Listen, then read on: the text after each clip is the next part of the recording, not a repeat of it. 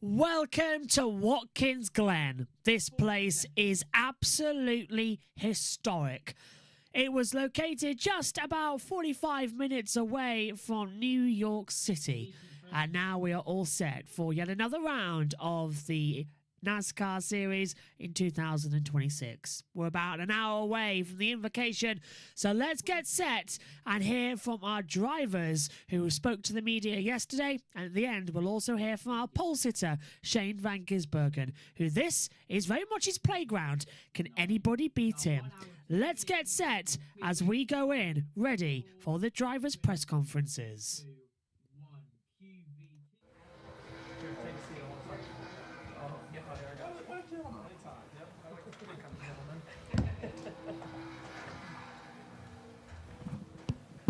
All right, we're going to go ahead and continue today's media availabilities. We're now joined by teammates at RFK Racing. We've got Chris Buescher and Ryan Preece. We'll just go ahead and open it up for questions. We have 15 minutes, so raise your hand and we will get a mic over to you if you have a question. We'll start with Jordan, then go over to Bob.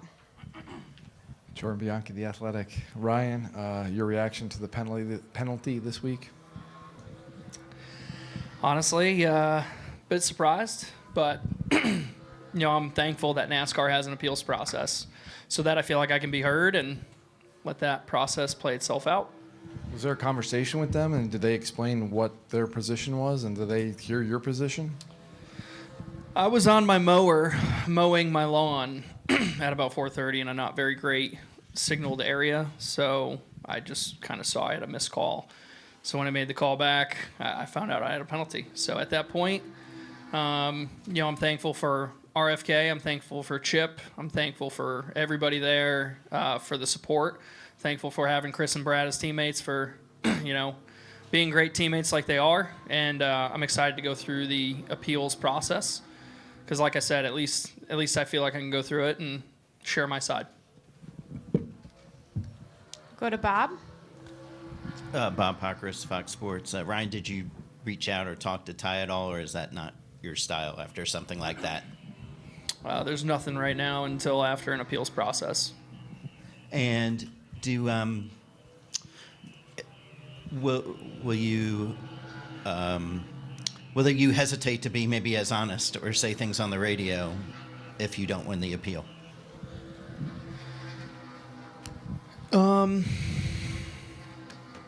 You know, at the beginning of the season, we were talked about being ourselves. So I'm not going to change being myself, but what I can say is I'm excited for the appeals process, and I look forward to going through that. Additional questions?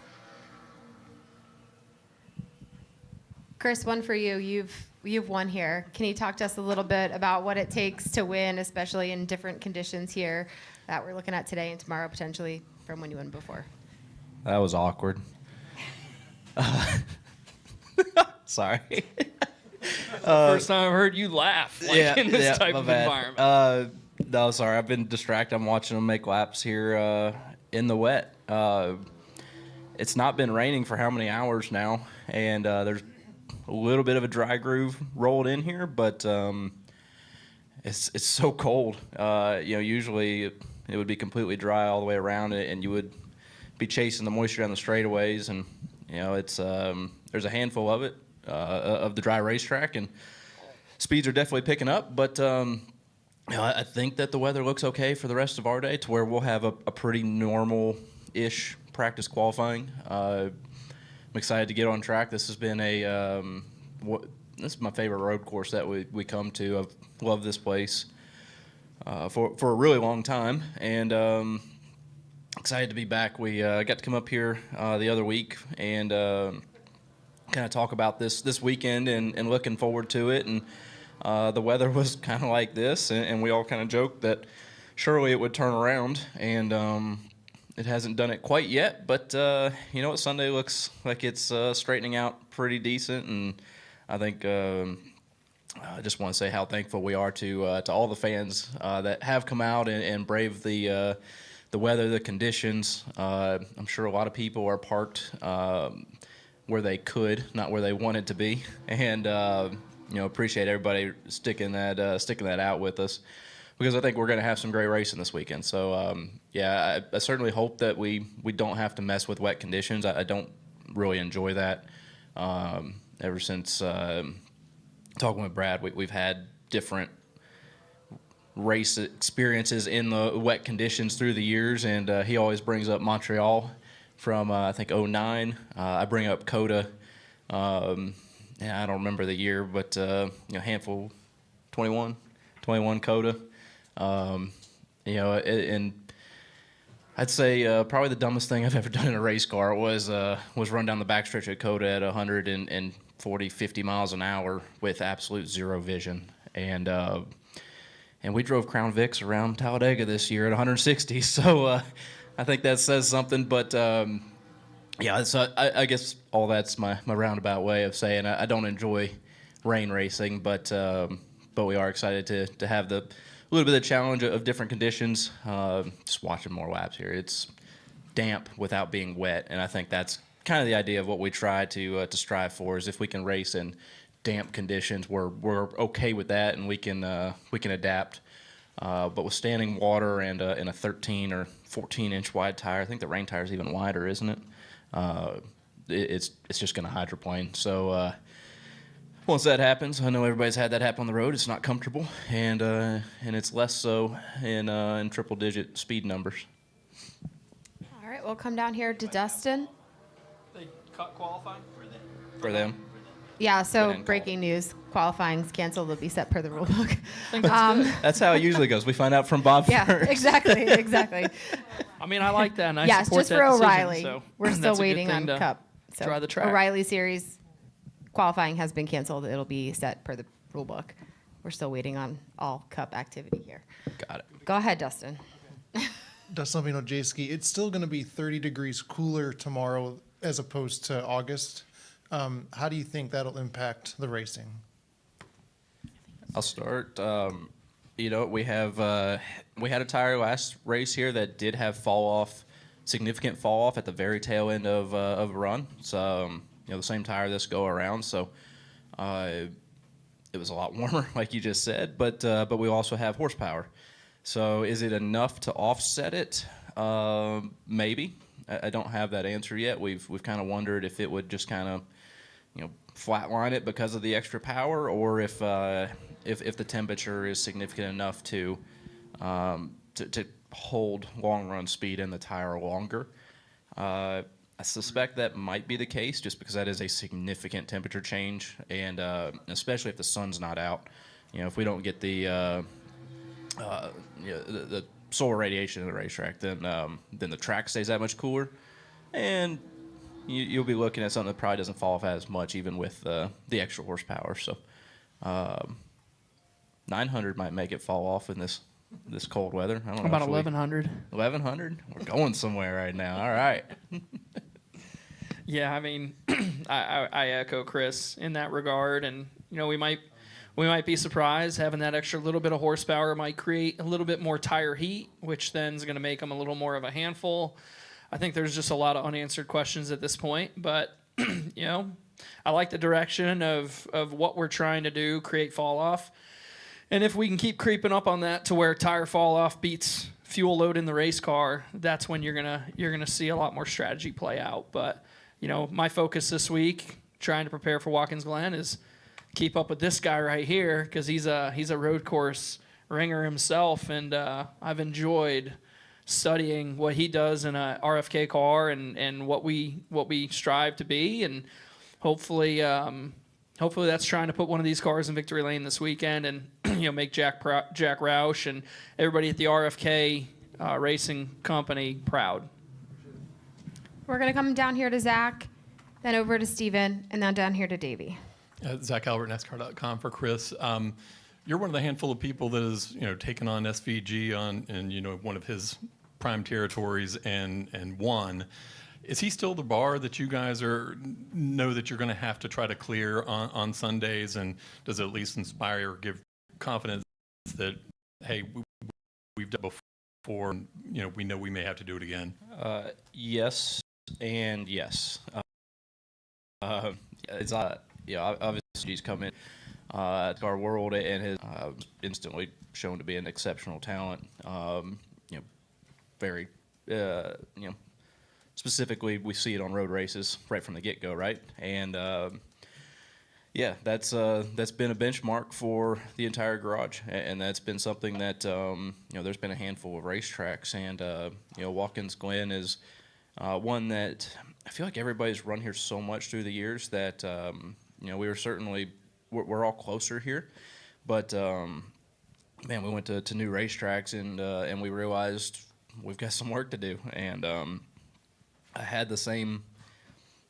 I'll stray a little bit here. So I was probably 13 or 14 years old. We were racing Legends cars. We started traveling a lot outside of Texas because we got comfortable with our group that we were racing with. Right, we could win every week in Texas, and we said, you know what, we need to move around. We need to be in front of different people. We need to race different racetracks, and I swear every time zone east that we went, they were 2/10 faster.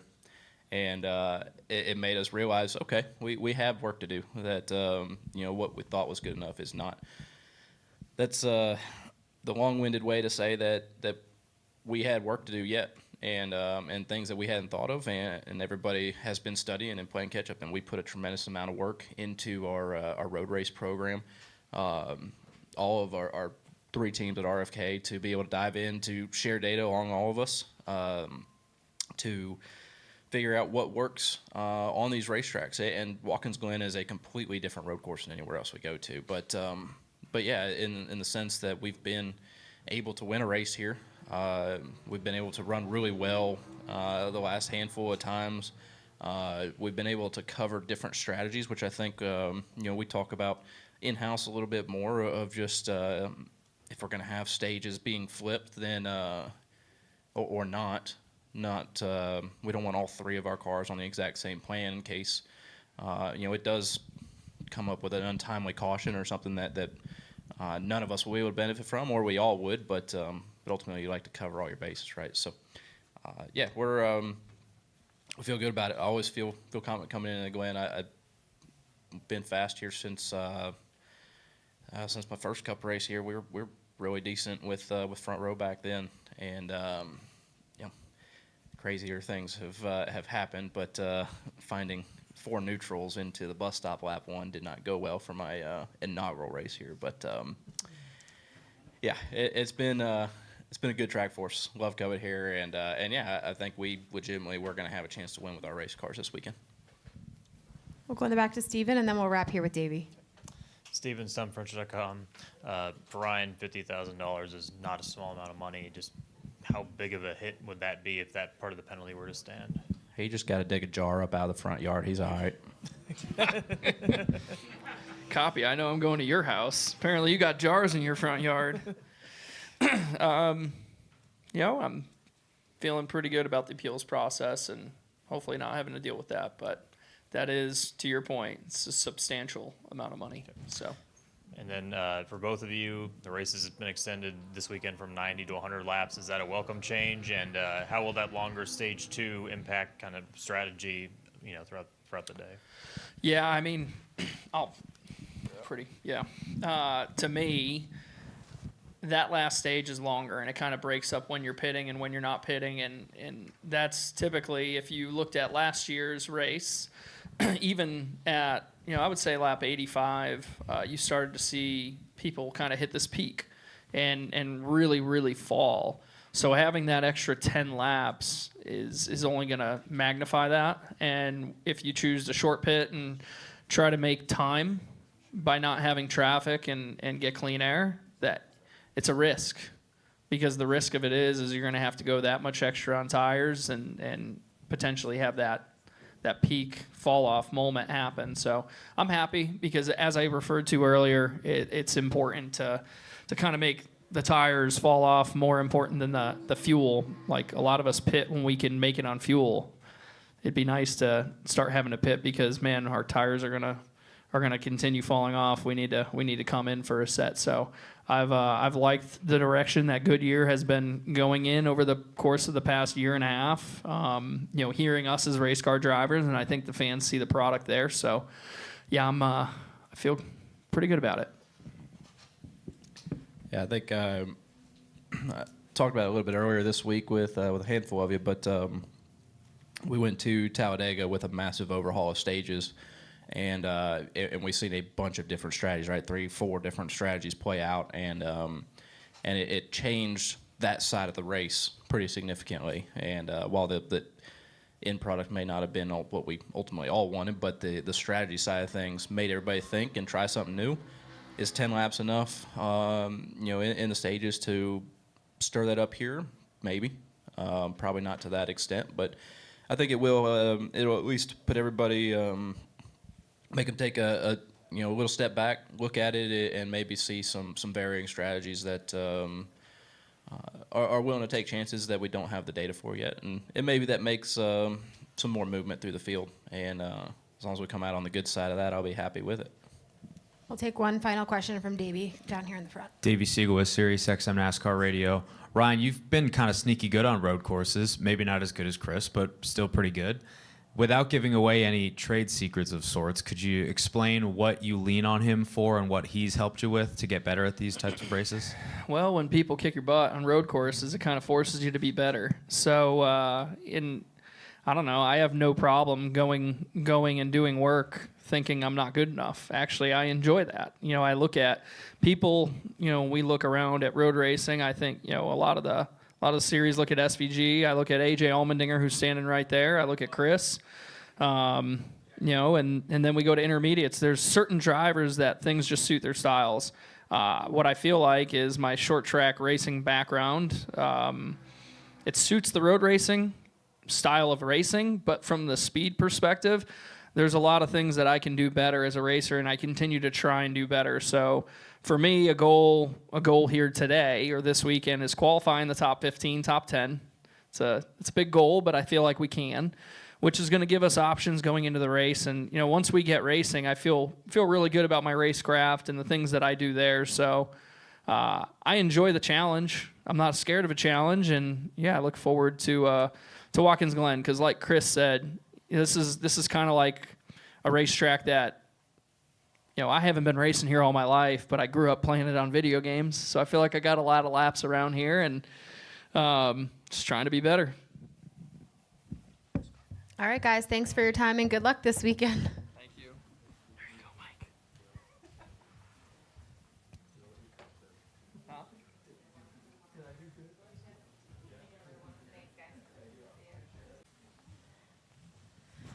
We're going to go ahead and continue our availabilities. We're now joined by Kyle Larson, driver of the number 5 Chevrolet for Hendrick Motorsports. We'll go ahead right into questions. If you have one, please raise your hand and we will get a mic on over to you. We'll start down here with Davey, and then we'll go to Bob, and then to Lee.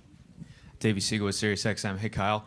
In terms of the tire packs and the restart zone that made a little bit of headlines yesterday, from what you were able to see from yesterday's race and what you're expecting today, how do you think that's all played out so far, and what you might expect to see from it tomorrow as well?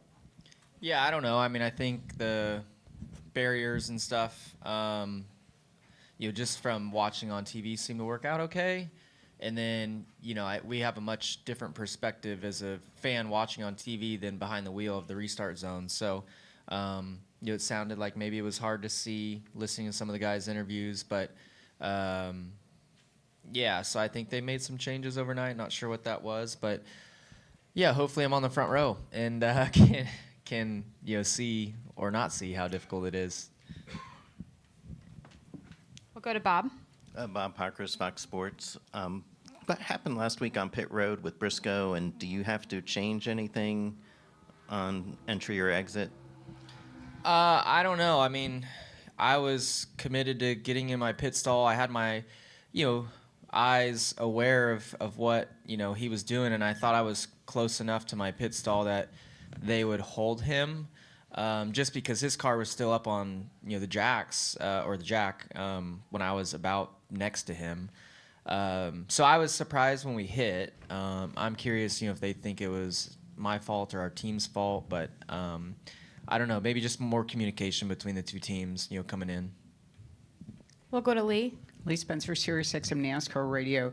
Catherine Legg was in here earlier, and she said it would be awesome to do the double. And I'm just wondering, somebody who has done it and had every, I guess, benefit of, the resources between the two organizations to do what you needed to do, what do you think the challenges would be facing her if she elects to try that?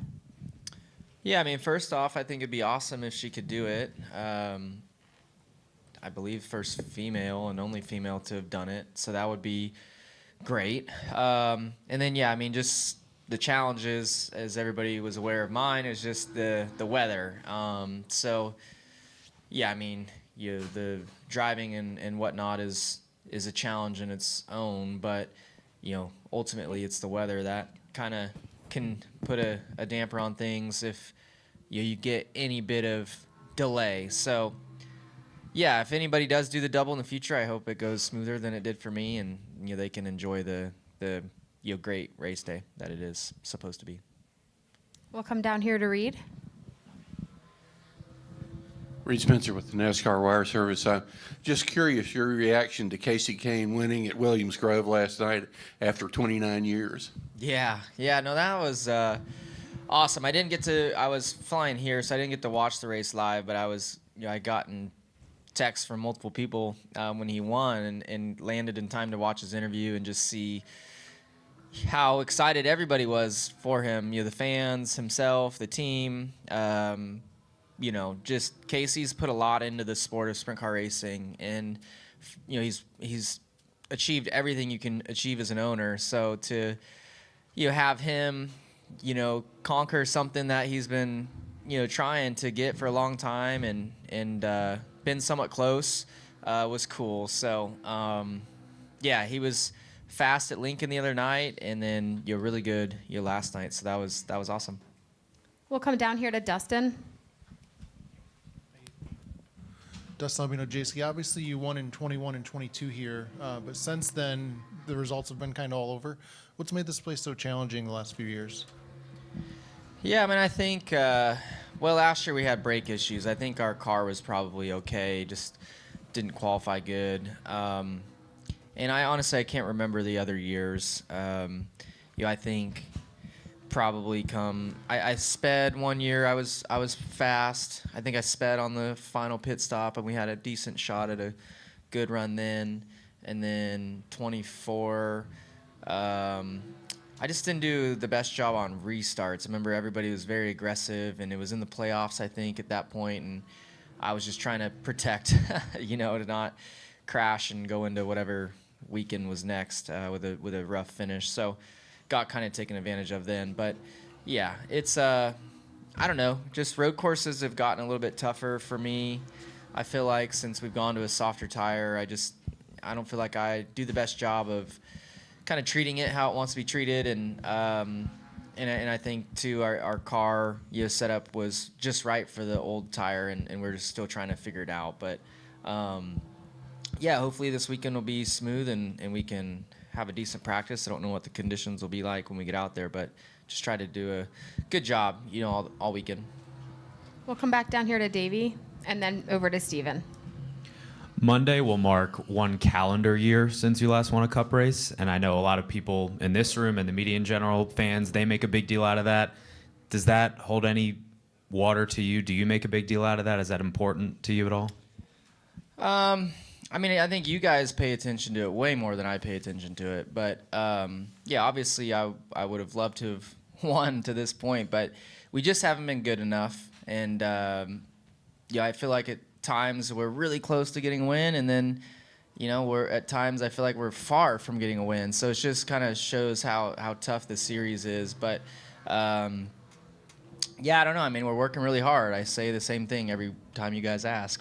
It's not like we're not trying to win. So we're just kind of searching to how to be better, and sometimes maybe search too much and get off track a little bit. But it's been Chase has had a good start to the year, but the rest of us have been kind of off. So still trying to work through it. But yeah, I don't know. Just keep fighting. We've made this sport, the Cup Series, look easy at times, and I've never thought it was. So I'm glad that we can show you that it's not easy. We'll go to Steven.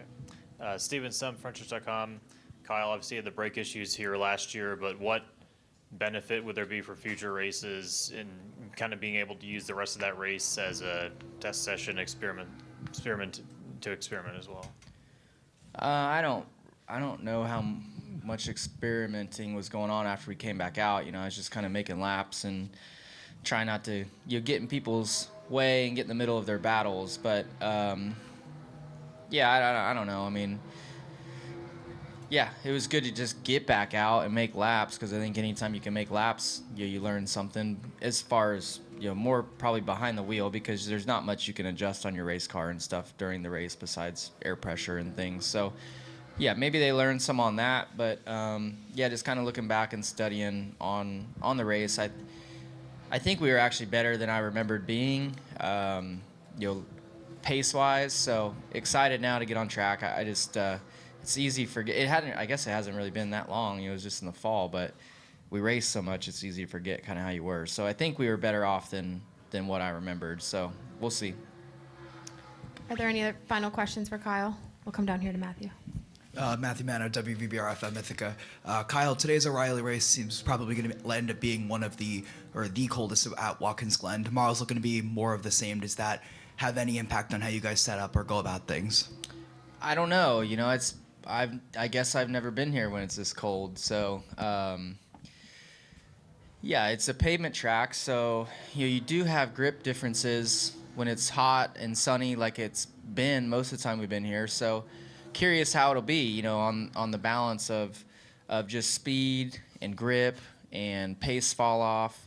If it was like an oval, you would say it's going to be much more gripped up and fast, but you also could potentially have more tire wear from that, so a higher pace fall off. So we'll see. We'll pay attention to the O'Reilly race and then try and make the most out of our practice laps to see what we can do to learn, and go into the Saturday night and just try to make the best decisions. Come down here to Jordan. Jordan Bianchi, The Athletic. I apologize you got asked this already. Have you given much thought to the All-Star race at all, the rules, the format, anything about it at all? I have not yet. It's kind of wild that it's here. I haven't put any thought into it. I got interviewed this week and they were asking me about the format, and I was like, I don't even honestly know the format off the top of my head. So yeah, we'll see. I think I don't know what to expect going there. I think that aero package is been a challenge for the Chevys. Just based off of what Bristol looked like. We had a good day, but I didn't feel good. And then the rest of the Chevys are really bad. So a bit skeptical on just how we will be on balance and pace. But it's the All-Star race, and you get to go for $1 million. That has you excited. So yeah, we'll see when we get there. Kyle, the double premieres here soon. Oh, yeah. Can you tell folks what they can expect when it comes out? Yeah, no, it's I'm excited for it to come out and have everybody see what it was like for me and our team, and the stress behind all the logistics and weather and all of that. And I was I didn't know what to think on how it would turn out because, you know, in my head before it, I was like, you know, it has to go good for this documentary to go good. You know, I need to finish well and all this and that. And then, you know, the weather and, you know, not doing as good as I wanted to. I was just super bummed because I was like, man, these guys have been following me for 3 years and now they've got nothing to produce something exciting with. But I think because it went so poorly for me and, you know, behind the wheel as well as the weather and the drama behind that, it actually made for a much better film than I think it could have been. So, yeah, I watched it one time and it was really, really good. And getting to see kind of the family and the kids, you know, growing up through it was awesome as well. So, yeah, it turned out well. I'm just excited to see what everybody else thinks about it. Awesome. Well, thank you for your time today, and good luck this weekend. Thank you.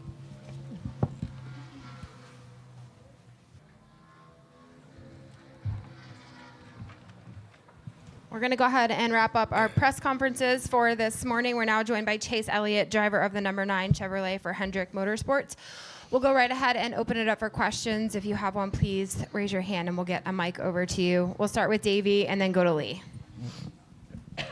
Davey Siegel with SiriusXM. How's it going, Chase? Good. Whenever you come into this place, a lot of people always bring up the memories of your first win. I know you talked to us a little bit on the channel this week about it. Whenever you do roll in here, regardless of the weather or how you run or whatever, I know you ran like a bucket of whatever in the past. Last year, for sure. Yeah. Do you still get those kind of warm and fuzzy memories of that first win and all that came along with it?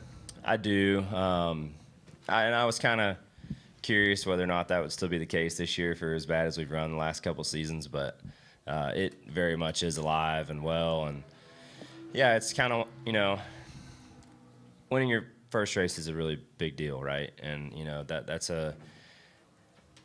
you don't pick where that happens. You know, if you're fortunate enough to get across that bridge, it just kind of does. And I think at that moment in time, whether you like a place or like a town or it likes you or doesn't like you or whatever that relationship is, you are immediately attached in some way, shape, or form. And I think that definitely happened with me in this place. And, you know, fortunately, I really liked it up here as it was. And, you know, it was a really great place to make a great memory and, you know, one that, you know, certainly I'll carry forever. So, yeah, I don't think that'll ever go away.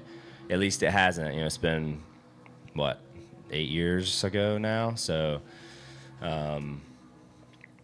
yeah, if it hasn't gone away now, I don't think it ever will. And, you know, it's, yeah, definitely a special thing to reflect on. And, you know, one you want to add to as well, right? Like, I'm not coming up here to reminisce. I'm coming up here to do a job. And, you know, certainly is a special place, but I also want to add to, you know, the success that we've had here. And we have another opportunity to do it, you know, again this weekend.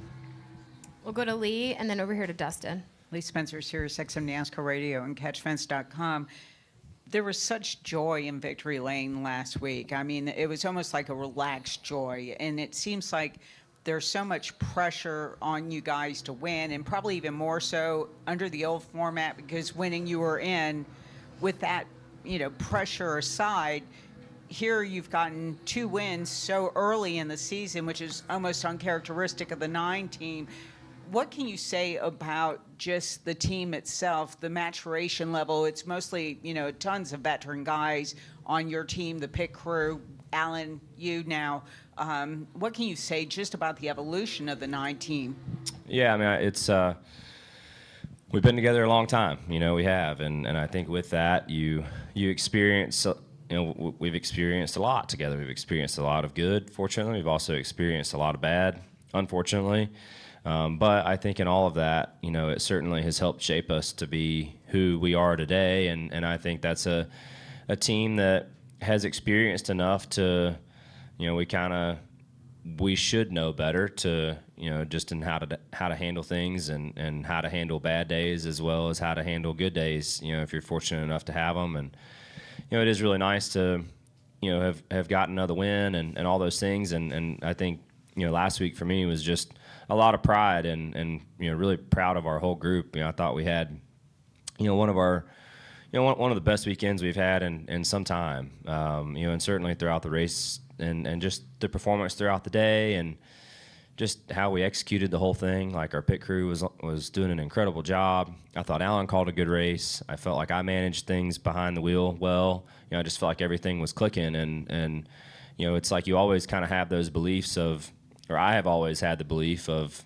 man, when we're clicking and we're all doing our jobs to the best of our ability, I feel like we can really be one of the very best groups out here. And when you have a day like that, it's like, man, yeah, we can, and we just have to keep our heads down and keep working. And I still think there's room for improvement, which also I think is another positive from last weekend. I think we can be better, and I think I can be better. And so it's just nice to check that box and have a couple wins this early. That is something new and something we haven't achieved. And anytime you can do something new, 10 plus years into this deal, I think is really special, and to do it with a lot of the same guys is really cool too, that we've all kind of stuck with it and continue to keep our heads down together and just go to work. We'll go to Dustin and then over to Larry. Dustin, let me know, JC, kind of off that, Chase, do you feel like this is the best start to a year that you've had so far in 11 seasons?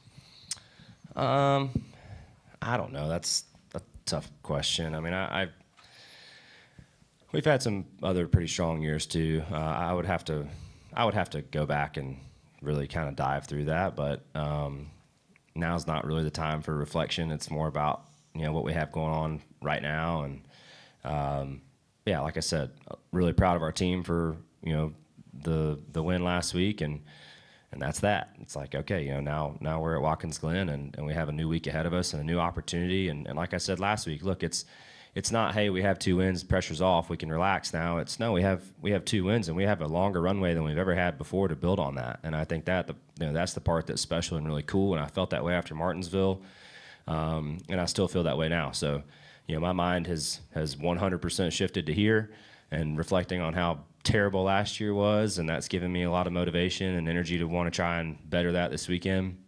And that would have been the case whether we ran first or 25th last weekend, as well. So.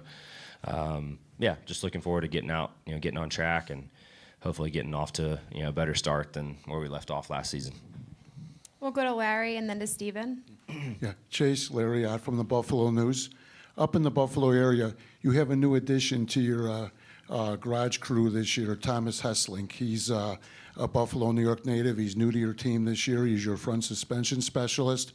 Obviously, 2 wins. He's certainly contributing along with the rest of the team, and I guess Thomas has given you some good suspension moments this year. For sure. He's been a great addition, and and a lot of our team has been the same. He's certainly a new add, and there's been a couple changes throughout the years. 10 years is a long time to be doing this stuff, but he has been a great add, and a guy that I think really fits our team well. He just has a very similar approach and mentality, I think, to a lot of us that have been there for many years together. So honestly, it was one of the most seamless transitions I think you could ask for from a road crew standpoint, and it's certainly been fun to have him, and I hope he feels the same way about joining us and being a part of it. It's been been fun. We'll go to Steven. Steven Stum, Furniture.com. Chase, last weekend at Texas was the first time you led the most laps and won a race since 2022. Is it surprising it had been that long, and how rewarding is it to seal the deal on such a dominant day? Yeah, I mean, I'm not surprised by the stat, I don't think, by just the performance, having not been where I feel like we want it to be and all those things. But, again, I think kind of going back to Lee's question, I think a lot of it is I am just really proud of our team for being able to accomplish that, right? Like, I think there's been enough bad days that it would be really easy to throw in the towel or get super frustrated and just not be putting the energy in the areas that it needs to be put into. And I think with the experience that we've gained over the years and being able to kind of boil off the things that don't matter and do a better job putting energy in areas that that do, I think that ultimately has allowed us to get to a place of being able to have a day like that, and just put it all together. So again, just really proud of everybody for that, and I think it's a great opportunity for us to continue to build on it, and that's where my head's at right now, is just how do we get better from there, because I think there's still room, and room for that. And I think that's really important, and it's still really early in the year. Like, we're only in May, give out the big trophy in November. So it's like, man, we got a long ways to go. And if we're not getting better between now and then we're going to be in a lot of trouble, right? So I think just having done it long enough to understand that and know that there's still a lot of racing left. And then Chevrolet is a new body this year. You've led the charge so far in the Chevy camp. Is there anything in particular that you like driving about this car compared to the model last year?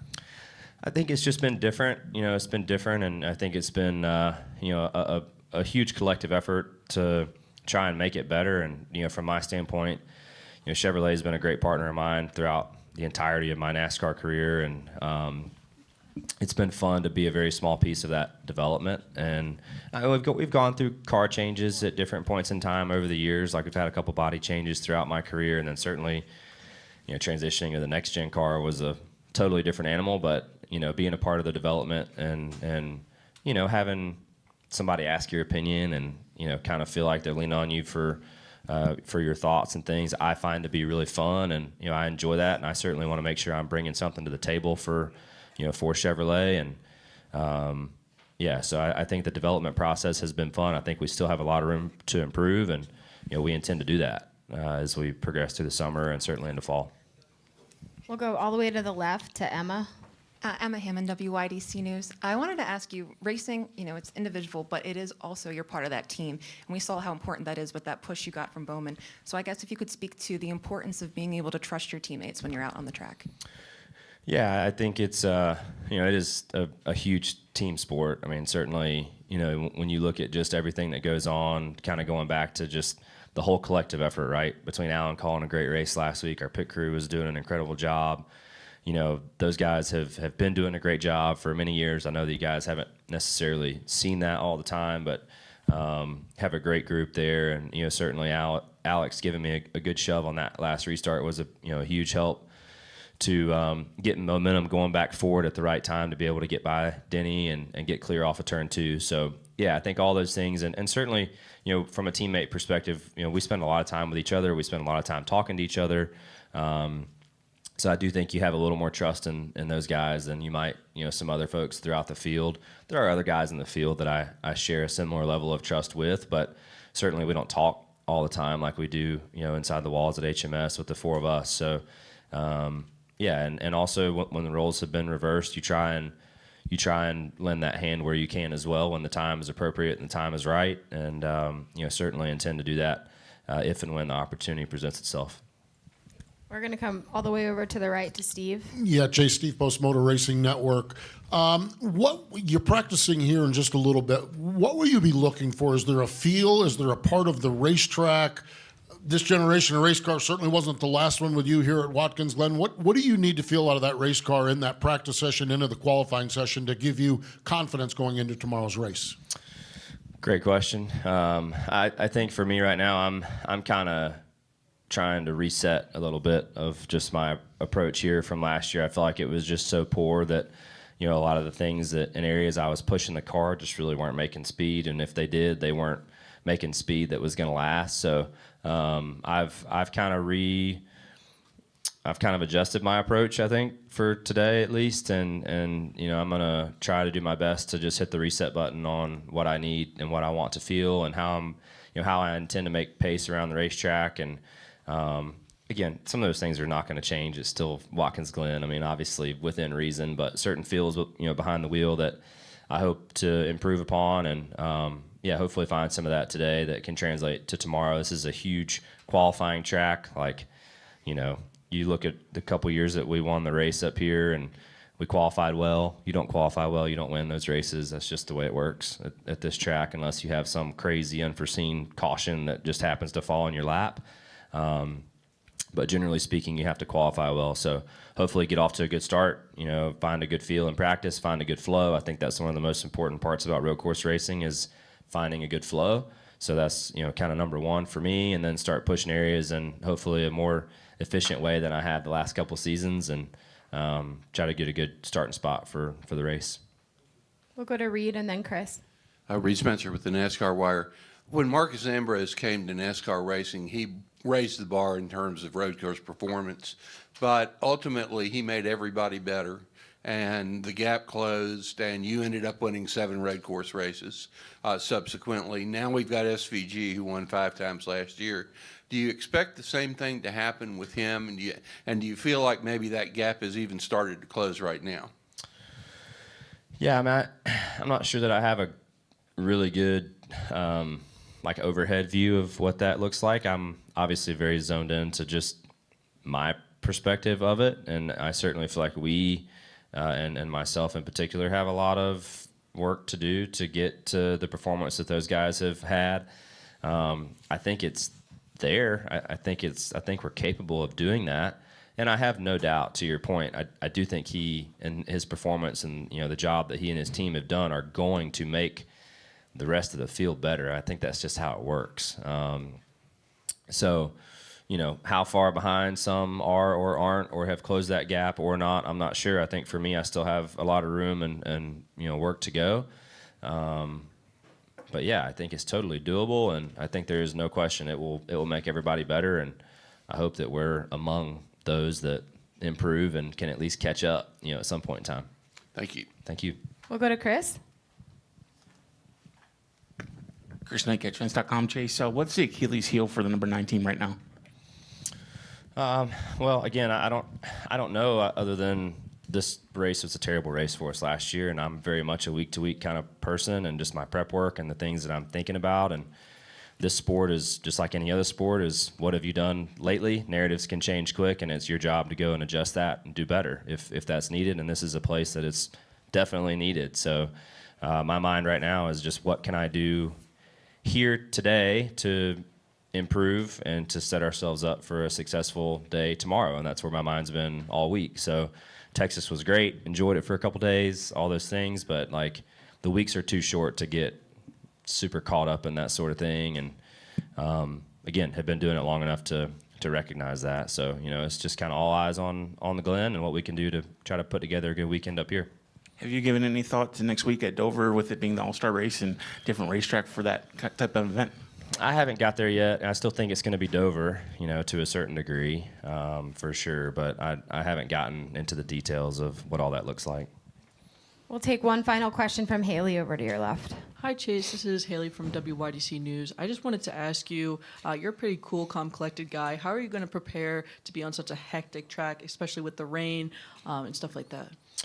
Yeah, I think the forecast certainly looks better than it has throughout the week. There was a point in time throughout the week I thought it was going to be a lot nastier than what I think we're going to get today and certainly tomorrow. So, yeah, I hope that calms things down some. I think as long as the track stays dry, I think it'll be a very similar, similar race to what we've seen in the past, and hopefully we're fast enough to, be a part of the mix. All right, Chase. Thanks for. Can I real quick talk about the Hall of Fame? You sure can. Vote? Absolutely. I know there's a lot of very deserving names that are on the ballot and nominated. I know some of you guys in the room are probably on the panel and vote and all those things. And I know, I'm not sure if a lot of the fans know this, but they also count for a vote as well, from a fan vote online. I think it's important for people to talk about that. I would be remiss to not talk about my Uncle Ernie, who, was nominated and on the ballot. And, I don't talk about stuff like this a lot, but you don't have to dig very far into the Elliott Racing story to recognize, one, how much of a family effort it was, how much of a team effort it was. And I don't think you would find anybody in the group that would tell you the story has the same ending today, throughout the course of the 80s, even leading into my career, that looks the same without Uncle Ernie and what he meant to all of us. And I think from my perspective, he means a lot to me personally. He's meant a lot to my career. He was building engines for our race cars, racing super late model races and all those things. So just very grateful for him, and just wanted to, I'm biased, but I wanted to at least just express, how much of an important role he had on my dad's career and the things and the success that they had. I don't think it would have been the same, without him. And I don't know that everybody totally understands that. And I get to have a lot of really cool conversations with him on Tuesdays and Wednesdays and Mondays throughout the week about, things he was doing to the 85, Winston Million engine, or the 87 Daytona 500 engine that you guys will never hear. And I take those things for granted, but I think they would blow your mind. And the ingenuity and the things that he brought to the table for them was really second to none. So just, wanted to make it a point to say that, while I had an opportunity, and those votes are out there for the gathering. And again, a lot of very, very deserving names on the list that will get in and should get in, whether it be this year or another year down the road. And but certainly I feel that he is one of the very deserving names on the list, and one that doesn't get talked about enough for the credit that he deserves. So it meant a lot to me. Appreciate his support throughout the years, and wish him the best on that. All right. Yep. Thanks, Chase. Thank you. Good luck this weekend.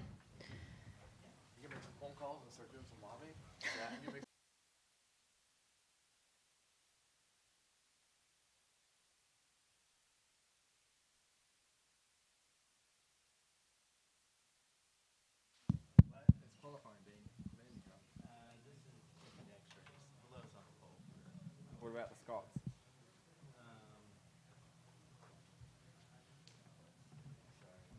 No stress.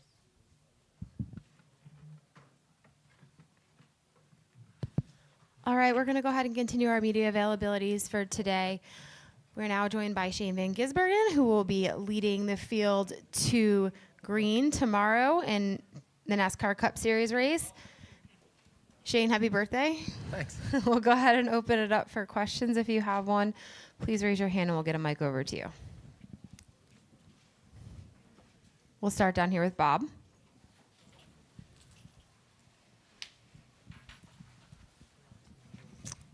Bob Pockris, Fox Sports. Just how different and or similar is it in the Cup car here with the track limits, now that you've experienced it? Yeah, only turn one I find different. You really have to brake a bit earlier and harder to stop the corner. And then you got no margin for error. Like, you're trying to stay relatively tight last year, but you could blow the corner if you needed to and still make time. So yeah, it has changed how accurate you need to be at turn one. And then, yeah, yesterday in the restarts, I really found how much tighter of a corner it was and how much you don't want to be on the outside, I guess, but sometimes you can't help it. So yeah, it's a tough corner. The carousel's not really different, I don't think. Additional questions? We'll go to Reed and Chris and Dustin. Reed Spencer with the NASCAR Wire Service. In following the ghost car on the chart there, it looked like you gained pretty much 2/10 in the bus stop, and that's where you beat everybody else. Was that a particular point of emphasis for you, or are you doing something different there that no one else is? I haven't studied it fully yet, but I did nail it on my first lap, and the first half of the lap was pretty average, I thought. And then my second lap, I had less tire grip, but it was a better lap. So I think I was ahead until the bus stop and then mucked it up. Like, my first lap was really good there, so probably got it right and maybe the others got it wrong. But generally, that is a reasonably strong point for me here, yeah. Go ahead, Chris. Chris Knight, GetTrends.com. Shane, did the sash bring you good luck, and what will you do with it? Not wear it again. Were you surprised when you got that? Yeah, but thankfully it's two other people's birthday on our team as well, so I might give that on to someone else. We'll go to Dustin. Dustin J-Ski, how much of a handful were the cars today out there? Yeah, it was odd. I expected it to be faster in the cold conditions, which it was, but then the fall-off was insane. I didn't expect that, and the O'Reilly car, it felt pretty good. You could push hard and not much fall-off, and then, yeah, the marbles and the fall-off was extreme today, so it was kind of like Bristol when it's cold. The tires would fall apart, so, yeah, it was very interesting. Like, we fell off 4 seconds or something, so, yeah, crazy. But it'll be a good race to watch, but probably a hard one to manage, yeah. Other questions? We'll come right down here. We'll go to Steven, Lee, and Bob. Yeah, Andrew Laguerre from the Elmira Star Gazette. Just how much of an impact do you think the added 10 laps to this race we'll have tomorrow? Not really sure. I think you'll still stay out the whole time. It'll just drag out that second stage, but some people might do something different to leapfrog them into the third stage maybe. There's an option there, but yeah, not too sure. It'll be cool to see how it plays out.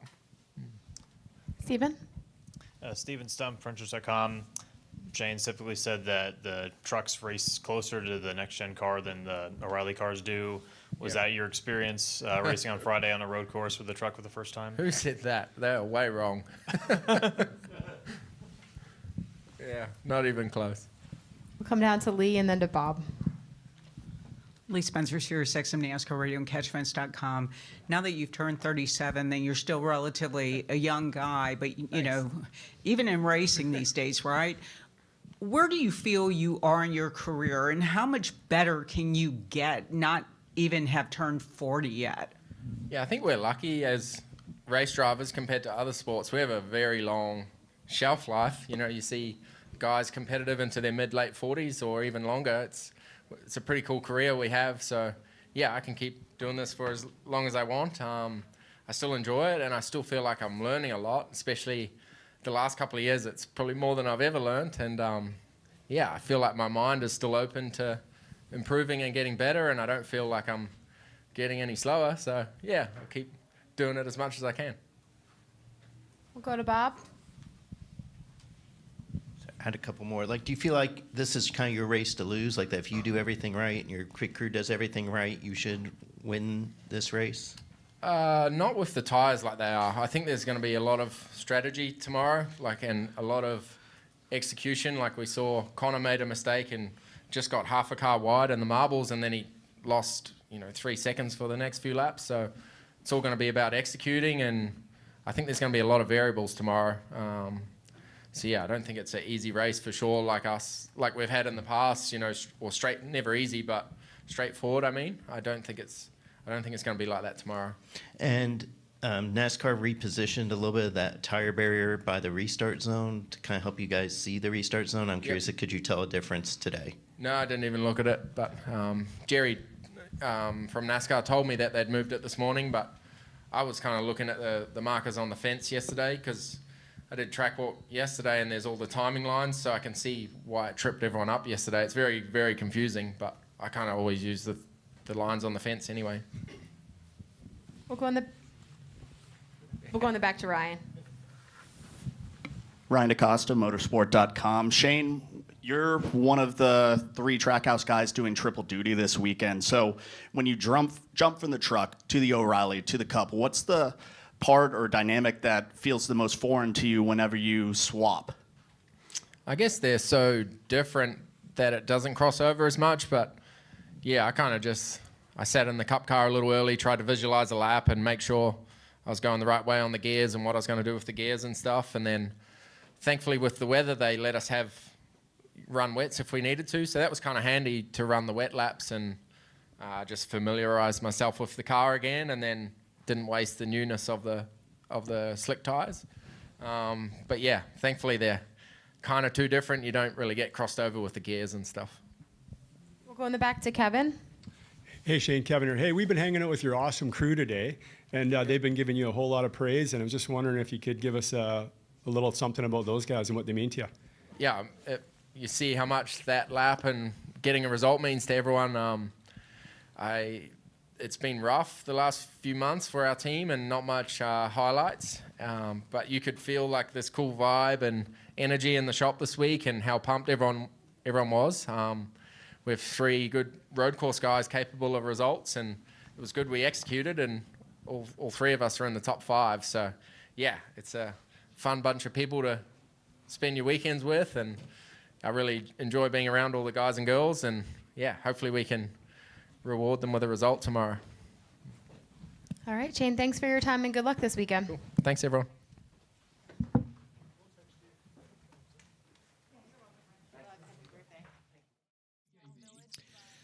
And we are getting set for 100 laps to get going here. The Go Bowling at the Glen. You can see the systems with Shane van Gisbergen starting on pole position. This is going to be a very interesting situation. And we've got a couple more things coming up. And JT's got some news for us. JT, good afternoon. Hello, good afternoon.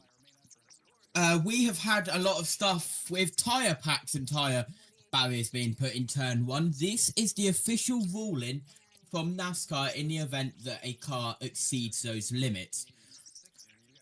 Race Control have said vehicles must run the full course at all times. If in NASCAR's judgment a car goes to the driver's left of the tyre bundles in turn 1 to improve position and or to gain time, NASCAR will require the vehicle to perform a stop and go penalty in the middle of the inner loop. And prior to exiting the inner loop, from a stop and go penalty in the middle of the inner loop. Prior to exiting the inner loop, they must come for a full stop and then go. That has to be done on the lap the penalty is announced by Race Control. If in NASCAR's judgment, if a car forces someone driver's left of the tyre bundle in an effort to stop them from passing them, then the car who forced the car off may be penalised. If the stop and go penalty is not performed prior to exiting the inner loop, then the car will be issued a pass-through penalty. If in the closing laps of the race and there is not enough time to assess the pass-through penalty, then a post-race time penalty of 30 seconds will be assessed to the vehicle's total time prior to posting of the race results. If a car goes straight on at the inner loop, the vehicle will be required to perform a stop and go. The vehicle must come to a complete stop in the middle of the loop before exiting the inner loop. If the stop and go is not performed prior to exiting the inner loop, the vehicle will be assessed a pass-through penalty. And the same as turn 1, if in the closing laps of the race and there is not enough time to assess the pass-through penalty, then a post-race time penalty of 30 seconds will be assessed to the vehicle's total time prior to posting of the race results. We're only a couple of minutes away from the pre-race ceremonies. That is everything from the track limits land of NASCAR. Okay, Jack, good afternoon to you. It's a chaotic one, isn't it? But good afternoon. What are you thinking about this one? Well, Trackhouse seem to have suddenly found out that they actually have quick cars this weekend, having qualified all 3 of their cars in the top 5. I think hopefully we get some competition rather than just the SVG show. This is going to be hopefully some more fun. Michael McDowell starts second on the grid. That's going to be an interesting one. JT, just coming back to you. You've done a lot of talking today. I know you're going to be more pit road for this one as well. But this is an actually exciting race because we may be at Watkins Glen. 5 of the last 6 road courses have been SVG dominations. But this is a circuit where he might be beaten. And he has been beaten here as well. Yeah, we shall see. He is on pole, however. Yes, and so he can run away. We shall see everything. Yes, Connor Zillage starts 5th. Yep, and stage 1's going to be 20 laps. Stage 2 is going to be 50 laps. Stage 3 is to the 100 laps to come into it. So keep an eye on that, how the stages will run. Pit road speed is going to be on 40 miles per hour. Caution speed is at 45 miles per hour. Still waiting on tyre sets and fuel windows to come through. But we've got glorious sunshine. We were expecting to have some rain coming into today. So that is good that we've got away with it. But if the rain does come and we have to go to the wet tyres, that's going to be around about 40 laps you can do on one single set of tyres. So it's going to be mainly fuel for that stage as well coming into it. We're getting set then for pre-race ceremonies to get underway here. Let's head down as we get the 2 national anthems and the invocations to get started. Please rise as you are able. Remove your hats. And veterans, render a hand salute as the New York State Police Troop E Color Guard presents our nation's colors. Here to offer today's invocation in honor of Mother's Day, please welcome mom of NASCAR Cup Series driver Ty Gibbs, Heather Gibbs. For this day and for the incredible gift of your Son, Jesus Christ, who was sent to die for our sins and bring us the gift of salvation.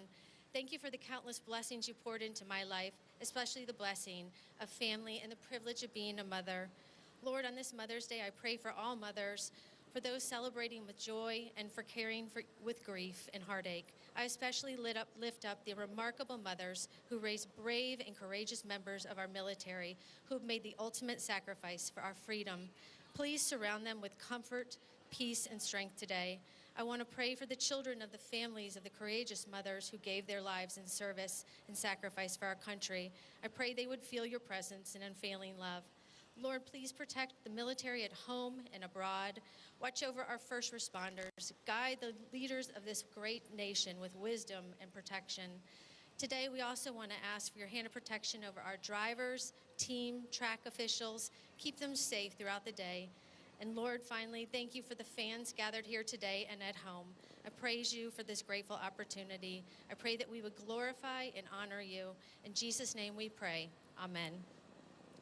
Here to perform the Canadian National Anthem, please welcome the Anthem Girl from Long Island, New York, Allie Burke.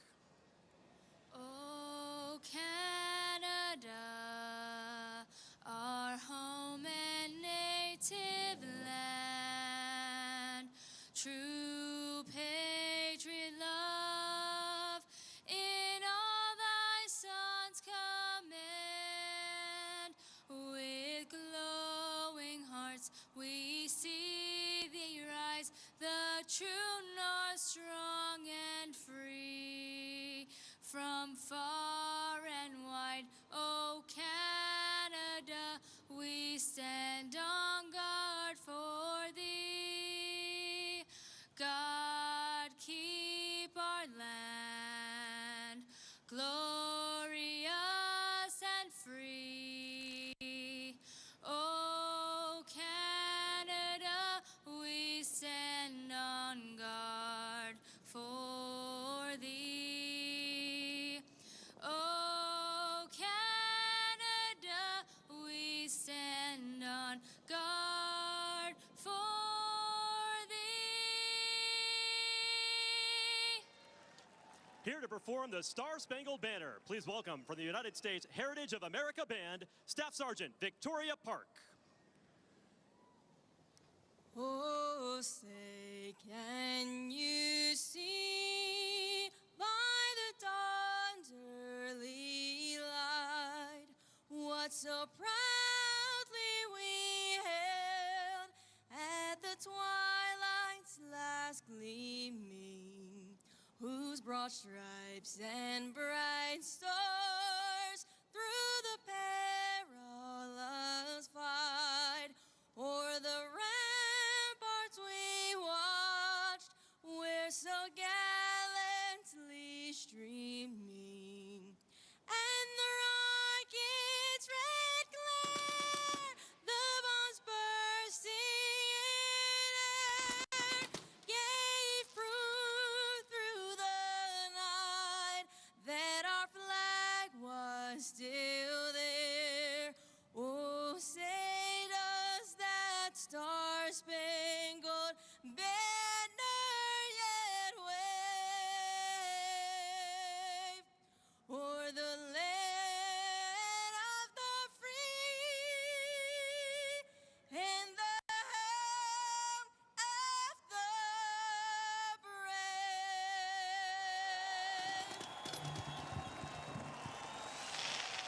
brave. The flyover being complete.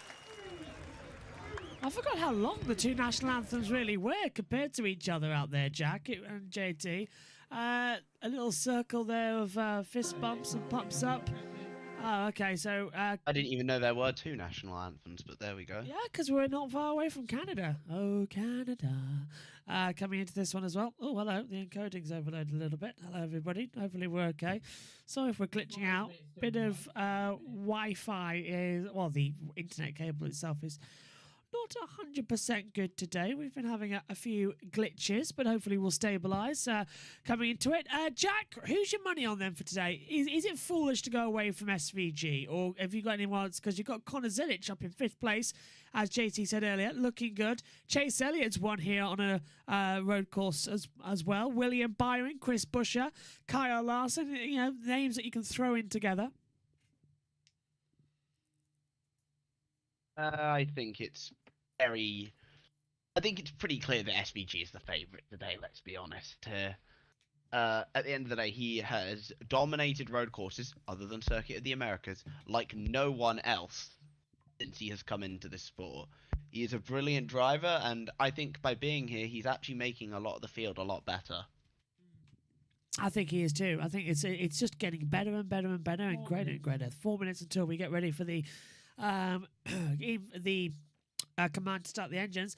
Yeah, just in case you're new here and joining us for the first time, for pre-race ceremonies we use the orbit camera in order just to keep together with the respectfulness of not showing any graphics on the screen. Eventually we'll hopefully have a better one as the weeks come in and out, but sometimes we have to stay on this screen here, which is our battle screen. Let's just go through them for the first time if you haven't seen them.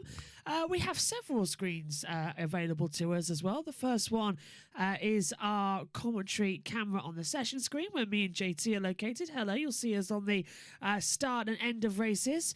There we then have the points as they come into it. JT will be giving us the information just afterwards, and you'll see that mainly post-race in these things. If things go really wrong, you'll see this screen, which is the Timing 71 backup timing monitors, just in case.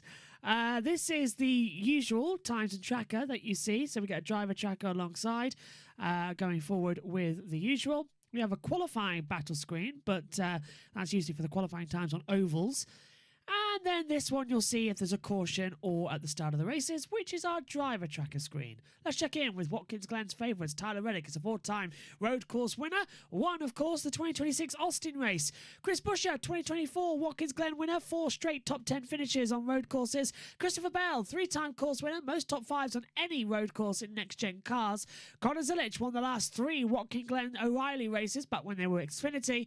And coming in with Shane van Gisbergen, won 5 of the last 6 road courses in the Cup Series. It's looking to be very, very interesting. Let's say hello to the Fox team. He starts on the pole. Hi, everybody. Mike Joy, Clint Boyer, Kevin Harvick with you. Love this racetrack, love this place, and lots of changes. Tire packs to keep drivers on the actual racing surface, more horsepower, a longer race length. But one thing is still the same. To win here, you have to beat NASCAR's most dominating road racer since Dan Gurney in the 1960s, Shane van Gisbergen. I couldn't agree more, Mike. I think when you look at SVG and the things that he has done on these road courses, it's just undeniable that he is the best road course racer that we've seen. Only other guy that I've seen that can break like him is Marcus Ambrose, and we saw that yesterday well on display going into the bus stop back there. But today, we have a lot of tire fall off, and that means that opens things up for a lot of strategy from the other teams to kind of put a damper into it.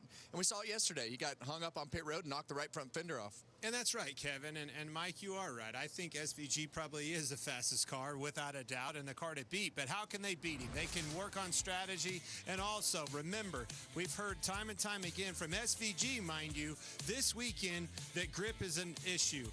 Rear grip is an issue, and the long runs, right? Tire fall off has become an issue for him and everybody else. That puts me in my mindset into these Toyotas and what we've seen in 2026, Kevin. We've seen a guy like Christopher Bell, Tyler Reddick, and all of his wins. You just saw his road course performance. Keep an eye on those two. If anybody can keep him honest, I think it might come out of those 2 cars. And I think that when I listened to Tyler Reddick, he was fairly confident in his car when he talked in a pre-race. So when you hear the confidence out of those guys, it definitely gives you some hope that there's more to it than what we just saw from the sheets yesterday.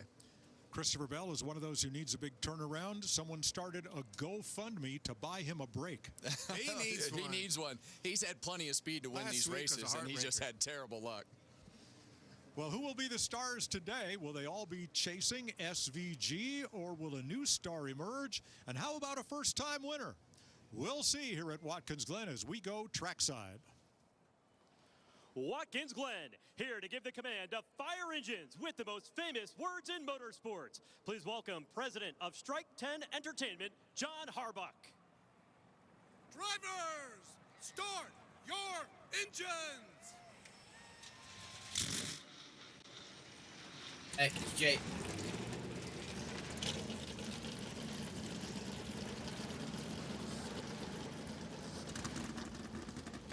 Will this be a peaceful drive through the country or 245 miles of mayhem? Stay tuned.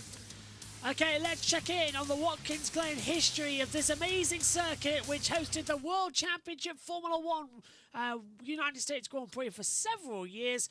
Kyle Petty should be able to talk us through everything we're going to expect as the cars begin rolling down on pit road. Hopefully we'll have it. I'm not sure if we're going to have it in case Premier took it away earlier on. Usually they put it just after the command, so we'll wait to see. They cut away from it. Okay. So they've moved it again and they've cut away from it, so we won't have Kyle Petty for this one. So we'll introduce the team. Jack and JT with me. JT's going to be in the pit lane. And we've got a road course to contend with, Jack, which is going to be 100 laps. Stage 1 is going to be at those 20 laps, which doesn't sound very long. But at Watkins Glen, it could easily go wrong. There's only 9 turns. I think the race is actually 10 laps longer than last year's race. It is. And I was in favour of a longer race. I always am in favour of longer races, unless it's about 4 a.m. or something. Yeah, if it's this time, it's fine. But no, but generally I am in favour of a longer race because we get more racing in, and it's going to be good. I think we're in for a very interesting race. I do think some drivers to keep an eye on, most notably Michael McDowell is definitely one to keep an eye on, starting second today for Spire Motorsports, right off the back a couple of weeks ago of their first on-track Cup Series win. So, yeah, look, but I still think SVG, easy favourite today. JT? Welcome to you, as we're just getting on with the 40 laps. We've got the fuel window, 36 to 40 laps, so that should be quite easy. So if it does rain, unlikely I know, we should be able to go, for an entire stage at this point. Yeah, absolutely. I had so many voices in my head right now. I had no idea what you just said, but yeah, no rain expected today. Fuel looking at 36 to 40. 3, maybe 4 stops, depending on alternate strategies. Pace car has eased off on pit road. We are rolling here at Watkins Glen.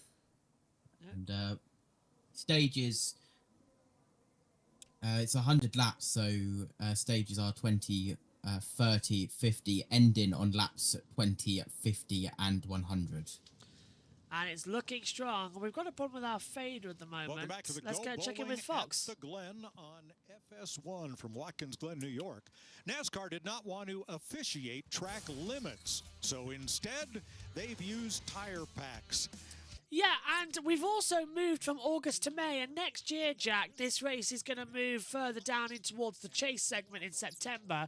What's your reckoning on this? How do you feel about moving Watkins Glen so much earlier in the year, and also this weird tyre strategy we've got right now on the circuit, which I'm certain is going to cause wrecks? Oh, for the first point, I am a big fan of them moving the race into the chase because I think we do need a road course in the chase. Big fan. I'm gutted that we don't have one this year, but I do think we need a road course in the chase. The second point, I actually like the tyres personally. I actually really, it's something I've been asking for a year or two now, is for them to actually have some form of enforcing track limits at the track. And it's definitely helped the racing, in my opinion. It's made turn 1 much more of an overtaking zone nowadays. As well as, so I'm a big fan of it personally. Yeah, the 5, 6, 7, 8 chicane coming through is still looking good, but they only count it as turn 4, really. Turn 5 is the carousel, and there's the tyre walk, the exit. Are we going to see a pile-up? That's the question.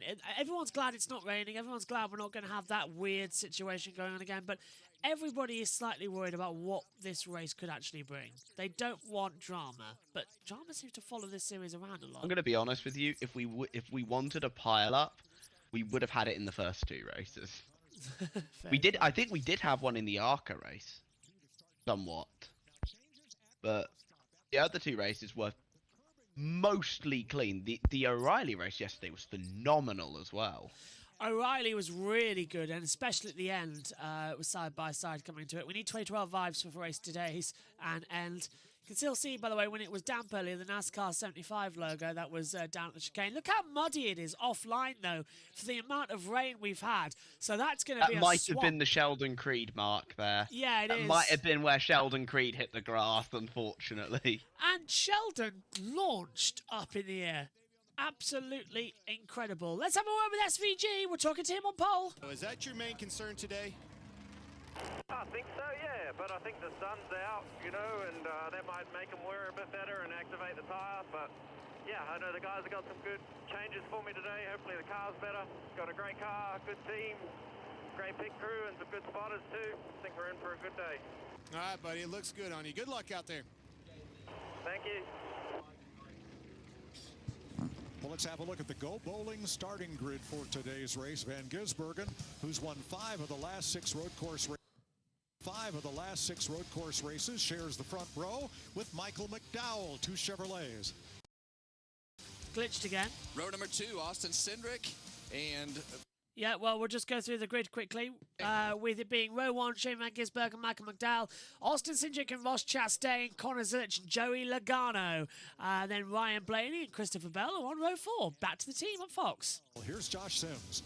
Well, hard to believe it's been nearly 5 years since the last time Ryan Blaney finished in the top 5 on a road course. But they've had competitive cars, they've had fast cars, to the point where they won the pole here at Watkins Glen last year and finished 6th in the race. So they brought a similar setup with some tweaks on stuff they've learned since that last road course race. Ryan felt good about the car yesterday. And one more thing of note, Jonathan Hassler, their crew chief, not with the team. He is celebrating the birth of his 4th child. So longtime crew chief Matt Swiderski is atop the pit box. Jamie? Well, Josh, it has been a tough month for Christopher Bell and all of his fans. He's finished 17th or worse the last 4 straight races. Talked to his crew chief, Adam Stevens, and he said, it would be easy to get down right now, but what's keeping us up is knowing that we are bringing cars that are capable of winning week in and week out. If we keep doing that, our luck will break and we will get up there for that win. They have yet to win this season, but they feel good about their chances today. Great qualifying effort in the top 10. He's looking for his 4th road course win. on row 5, we've got Chase Briscoe, and with his best Watkins Glen finish in 2023, Ty Gibbs. Row number 6, he's winning the whole country over. Carson Hocevar. How about a road course ringer, A.J. Allmendinger? Row number 7, the first of the Hendrick Chevys, that's William Byron and Chris Buescher, who won here in 2024. Here's a look at the highlight. Who do you have to beat? Well, take a look at this.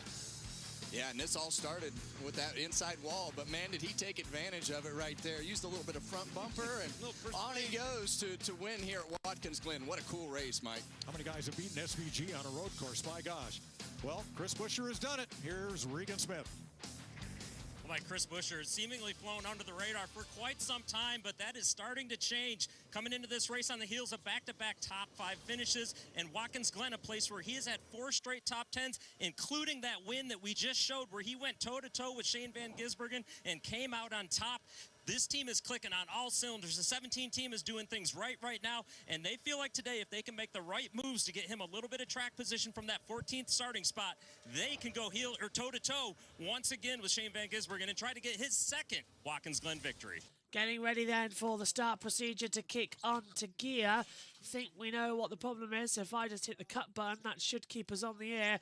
It's the hotkeys for some reason. That's just having a little bit of a problem. So it's going to be a bit of a weird broadcast, just to let you know, folks, today, while we keep up with some things. So you might see a little bit of glitching during the green flag moments. But we're coming to the start very shortly.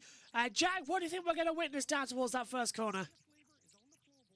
Hopefully no crashes. Fingers crossed. There's a 38-car field. Catherine, Supposedly, go on. supposedly the best stock car drivers in the world, so we shouldn't see that. Yeah, but it's the best stock car races in the world at Watkins Glen, a track which is very, very narrow. There's a reason they call this place Go Track that Bowling. has something they don't do.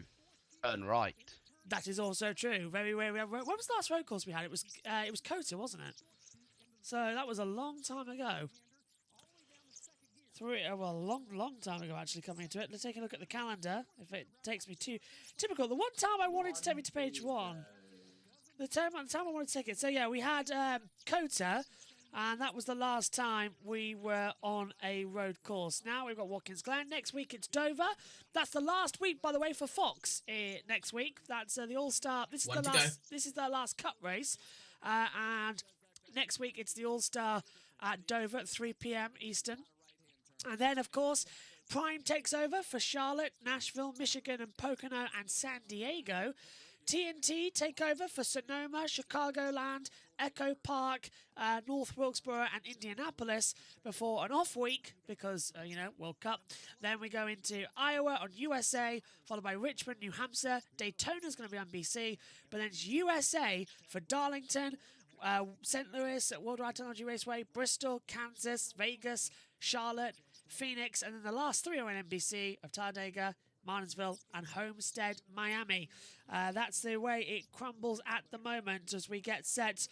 They're just coming around the backstretch. Temperature at 62 Fahrenheit, that's 17 degrees Celsius. 12-mile-per-hour wind blowing west-northwest, 19 kilometers an hour as they come around the carousel. Jack, I'm excited. I haven't commentated on a cup race before here in the lead position. I've been a pit reporter on USN, but this is something new. We're looking forward to this, to go bowling at the Glen.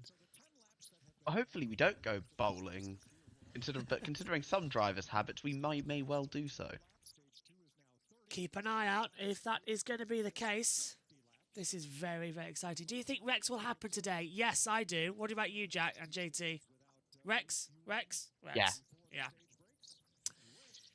This is the replay of what we're seeing for some pit stops and how bad it gets here. Kyle Busch last year whacking into his pit board. Chase Elliott, fuel getting dropped on him. It's on road courses, pit stops matter just that little bit more. And the time we had a loose wheel, exit pit road and get caught for a speeding violation.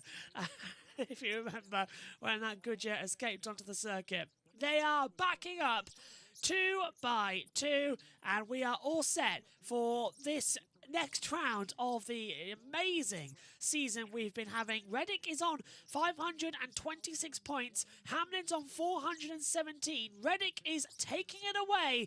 But now we come to a road course. Are things going to be the same? Is SVG going to have something to say? Michael McDowell's P2 after the 35-minute single qualifying. No groups, no anything. It was just all-out war. SVG brings them into the last 2 corners, will head to the line, make some noise is what they're saying on the big monitors around here. The fans are in very good attendance. It's a packed out stadium. We are all set.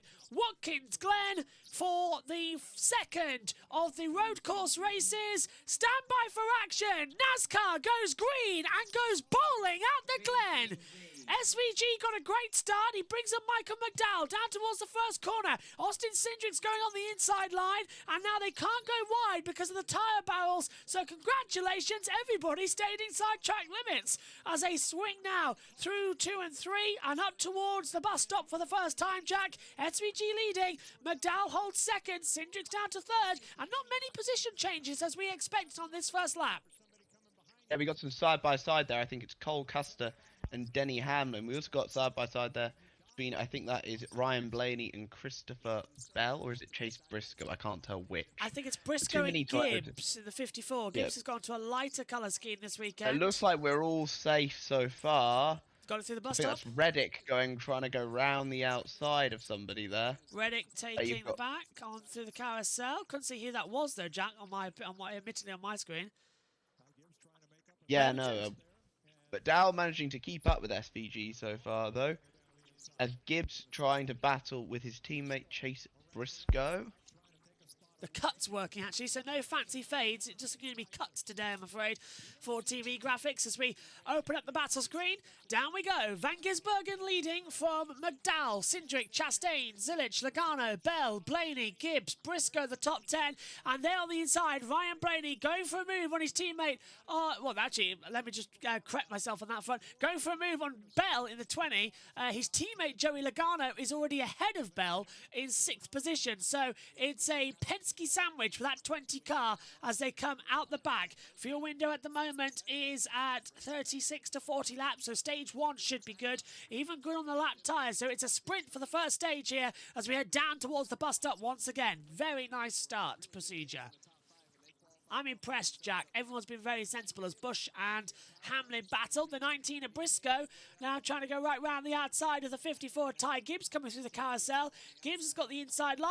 Little rear sliding from Gibbs. He's very nice. AJ nearly slid into Briscoe there. AJ very strong typically on these road courses. And he's going to stay ahead of Hocevar here.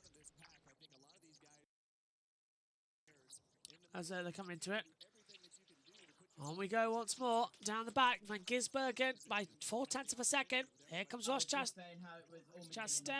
So it was Allmendinger, not Gibbs. Thank you very much, JT, correcting me. As Chastain getting alongside Cindric coming out through turn 1 and makes the move. Make the pass as we now see Chastain holding it with Cindric. They're almost in the barrier coming down the backstretch. Logano's being brought into it now as well. Connor Zilich is in. Remember, he won the last 3 O'Reilly races before moving on to the Cup. Down to the bus stop we go. Zilich looking on the inside. Cindric getting a nice little tap. Logano goes a bit wide. Zilich is going for the move on Cindric at the exit. Zilich staying in it. Yes, what a move from that. That is why we've been looking forward to a road course with Connor Zilich. And at Watkins Glen, there's no place better. Last year, he almost sent himself to the hospital with a concussion after he fell from the top of the car and slammed into the concrete in victory lane. But honestly, he's been doing brilliantly, and this is what we've been waiting for. Zilich versus Van Gisbergen is what we want to see tonight, the 2 track houses. I will say, at the very least, Zilich has made it to the Cup race, unlike last year. That is also true, yes. Last year, he did not after what happened. So it's fair and everything. But so far, so good in this one. As the action continues to push on. Now I know what's causing some problems. That's what I found out what's causing the issues and why the mic was so low. Apologies, we're sorting that now. Jack, Van Gisbergen leading massively. Yep, easy so far for SVG. McDowell able to keep up, but not enough to be able to make a move. So I found out what was causing the problem with our microphones, and I have now fixed that issue. Oh, hello. Ninja had control of our microphones, and it was bugging out OBS. So I have fixed the issue. Hopefully we should all be good now. So Micah McDowell is in the 2nd position as they come through down the backstretch. Hello, Bob. Hello, Wesley. Hello, Corbin. Hello, Sharky. And hello, everybody else who's watching the broadcast now. It's that 4 of 20 as we ride on board. That's with the gold bowling at the Glen 71 and Michael McDowell, and he's chasing down SVG. When did Michael McDowell become such a good road course runner? He has a win at the Indy Road Course in 2023, and he won a nation. What was it? Oh, no, it was Xfinity at that point. He won an Xfinity race at Road America in 2016. He also has a background in GT racing, I think.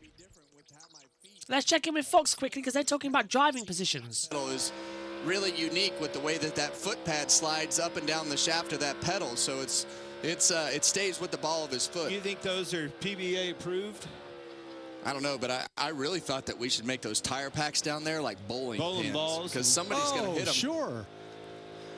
And there's that pad underneath his right foot at the top of the accelerator pedal, and it slides on the pedal so that the top and the ball of his foot stay in the same position all the time instead of your foot having to slide on the pedal. I like that. Yeah, and the way that these floor mount pedals, which means the bottom of the pedal is mounted to the floor of the car, it just has a weird flow to the way that the pedal moves. So you have to do something with the pad to keep it in the right spot. Shane Van Gisbergen and Michael McDowell Chevrolet have run away from the field by 4 seconds over Chastain, Zilich, and Logano.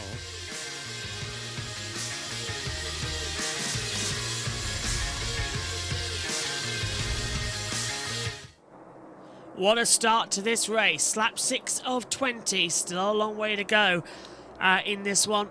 20, 30, 50. That's your stage lap times as well. Stage 3 is half the distance of the race course. It's 100 laps. It's 10 more than what it was last year to try and promote closer racing and stop the fuel saving that was going on. Stage 3 is going to be a stopper. Fuel window 36 to 40 laps, and if you're smart, Jack, you're going to try and flip the stage by pitting early with about 6-7 laps to go of stage 2, taking fuel and tyres, taking the caution period, and then trying to go deep into the second and third stages.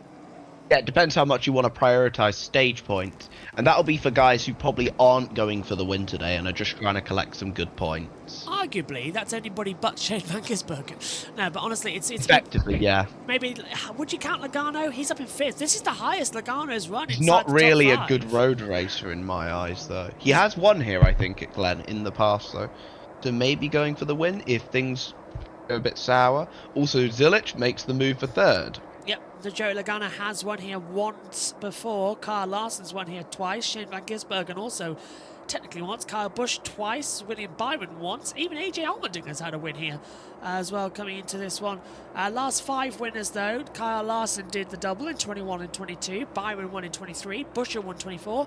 And Van Gisbergen won in 25. Just coming here the once this year as Watkins Glen now losing its playoff abilities and will be back, well, the chase abilities this year, but will be back next year in the chase. That's a very critical thing to remind people of as they come through the bus stop into the carousel now at turn number 5. And it is now Van Gisbergen and Michael McDowell 4.5 seconds ahead to Connor Zilich. McDowell really impressing me today. Now, last time we were here, we had 3 cautions only for 8 laps. 2 of those was for stage breaks, so only 1 caution out there was because of an accident. As they keep on the attack. Chastain now, now Van Gisbergen is 5 seconds clear to Zilich, and McDowell 1.4 behind Van Gisbergen. Times improving dramatically as Tyler Reddick goes for a move on the inside down at turn 1 on the 7, and a little bit of a bump draft coming through, so he's making his presence known for 15th place against Daniel Suarez. Suarez still holding outside as they come up down through the S's, down now the backstretch towards the bus stop, and Zilich, by the way, is now pulled that second to Chastain in the last lap, but Suarez stays ahead now as well. And yeah, well, that's a surprise, JT. Sorry, not JT, Jack. That was going to happen on that board. Yeah, I mean, he's super quick today, Zilich. Generally, I would say Glen is probably his best track. I remember in 2023 when he made his ARCA debut here, he led almost the entire race with a car with a broken track bar. He led the entire race bar the last corner. When he got bumped out of the way by, interestingly enough, second place driver, yesterday's second place driver, Jesse Love. Just let you know, the sunset time is 8:10. That's That is about 1:10. 1 a.m. our time. JT's on it. Jamie Little. Mike Shane Van Gisbergen continues to be the fastest car on the track lap after lap, but it didn't necessarily start out that way in practice yesterday. He wasn't happy with it. There was something with the tire that was throwing him off. Felt like he was on top of the track, and I talked to his crew chief, Stephen Doran. He said he softened him up for today, and they felt like they had a good handle on it. Didn't have to make any other adjustments, though. And Kevin was talking a little bit ago about what he does differently and how he drives differently than his competitors. He goes deeper in the corner, but his crew chief told me it's that brake modulation, how he uses the brakes and how he uses the clutch to really keep those rear tires happy and intact, and he doesn't burn them up as quick as others, Josh. the guys in the booth talked about how important of a race this is for Trackhouse. It's been a really good track for Ross Chastain as of late, 2 straight top 10s here. I thought it was interesting on the pre-race show talking to our Jamie Little. He told the team to make the setup like SVG, and he said, let me be the variable the rest of the way. Let me do what I can to make up for it and figure this thing out. So far, Ross has been quiet on the radio, started in 4th, still currently in 4th. And the team telling him the front of the pack is starting to put a gap on where he's at this last run. Regan? Well, Josh, as we talk about a number of drivers in this field trying to figure out what Shane Van Gisbergen is doing and how he does it differently, Joey Logano is one that's taken it to a whole nother level. Coming into this weekend, he had figured out how to heel toe, committed to heel towing, meaning that he was using his right foot on the gas and brake, much like SVG does. Started the weekend in practice doing that, but decided halfway through practice wasn't working out quite the way that he wanted to, so he shifted back to doing the standard left foot braking in this 22 car. It picked up speed, qualifying went well, and as you can see, up 1 position right now to 5th from where he started, guys. That is working better for Joey Logano right now, but these guys are all trying a number of things to figure out how to catch Shane Van Gisbergen. Thanks very much, guys. Yeah, this is what I was on about, Jack, as well. It's the fact that Logano very much is doing better than he has done all season long. He's running in 5th position. His lap times are looking strong, and he's got a pit crew right away with him. But do you want to know something that's quite interesting? I believe he doesn't have his crew chief coming in, or his spotter coming, because they have got a change around. I'll just get that data up now, because it came through from Bob Potcrass around about an hour ago as to what all the information was. I'll just find that for you so I don't make a fool of myself. Yeah, here we go. This is Ryan Blaney. Stenhouse has gone through the grass somewhere, though, Jack. I don't know if you were looking at TV pictures for a second, but Stenhouse is through the grass. No, I didn't see that. I assume that's that's elsewhere. Yes, I missed that too on my monitor. Maybe we'll get a replay. I don't think these next-gen cars get as damaged by grass as, like, all the others, though. Yeah, it's one of those things, isn't it? But Matt Swindisky is crew chief for Ryan Blaney today, in for Jonathan Hasler, who is on baby watch. So congratulations to him. Congratulations to him, then, I guess. Yeah, that's going to be a lot of fun, isn't it? We've opened up the stewards radio, by the way, just in case we need anything. Let's check in with Fox quickly. I'm going to execute all day long. Strategy will be a little bit varying today. You know, it's probably at least a 3-stop strategy. I don't see the 2-stop stuff being a play with the length of the race now, with it being longer and how the tires were wearing yesterday. Thanks, guys. I appreciate it. Let's go have a great day.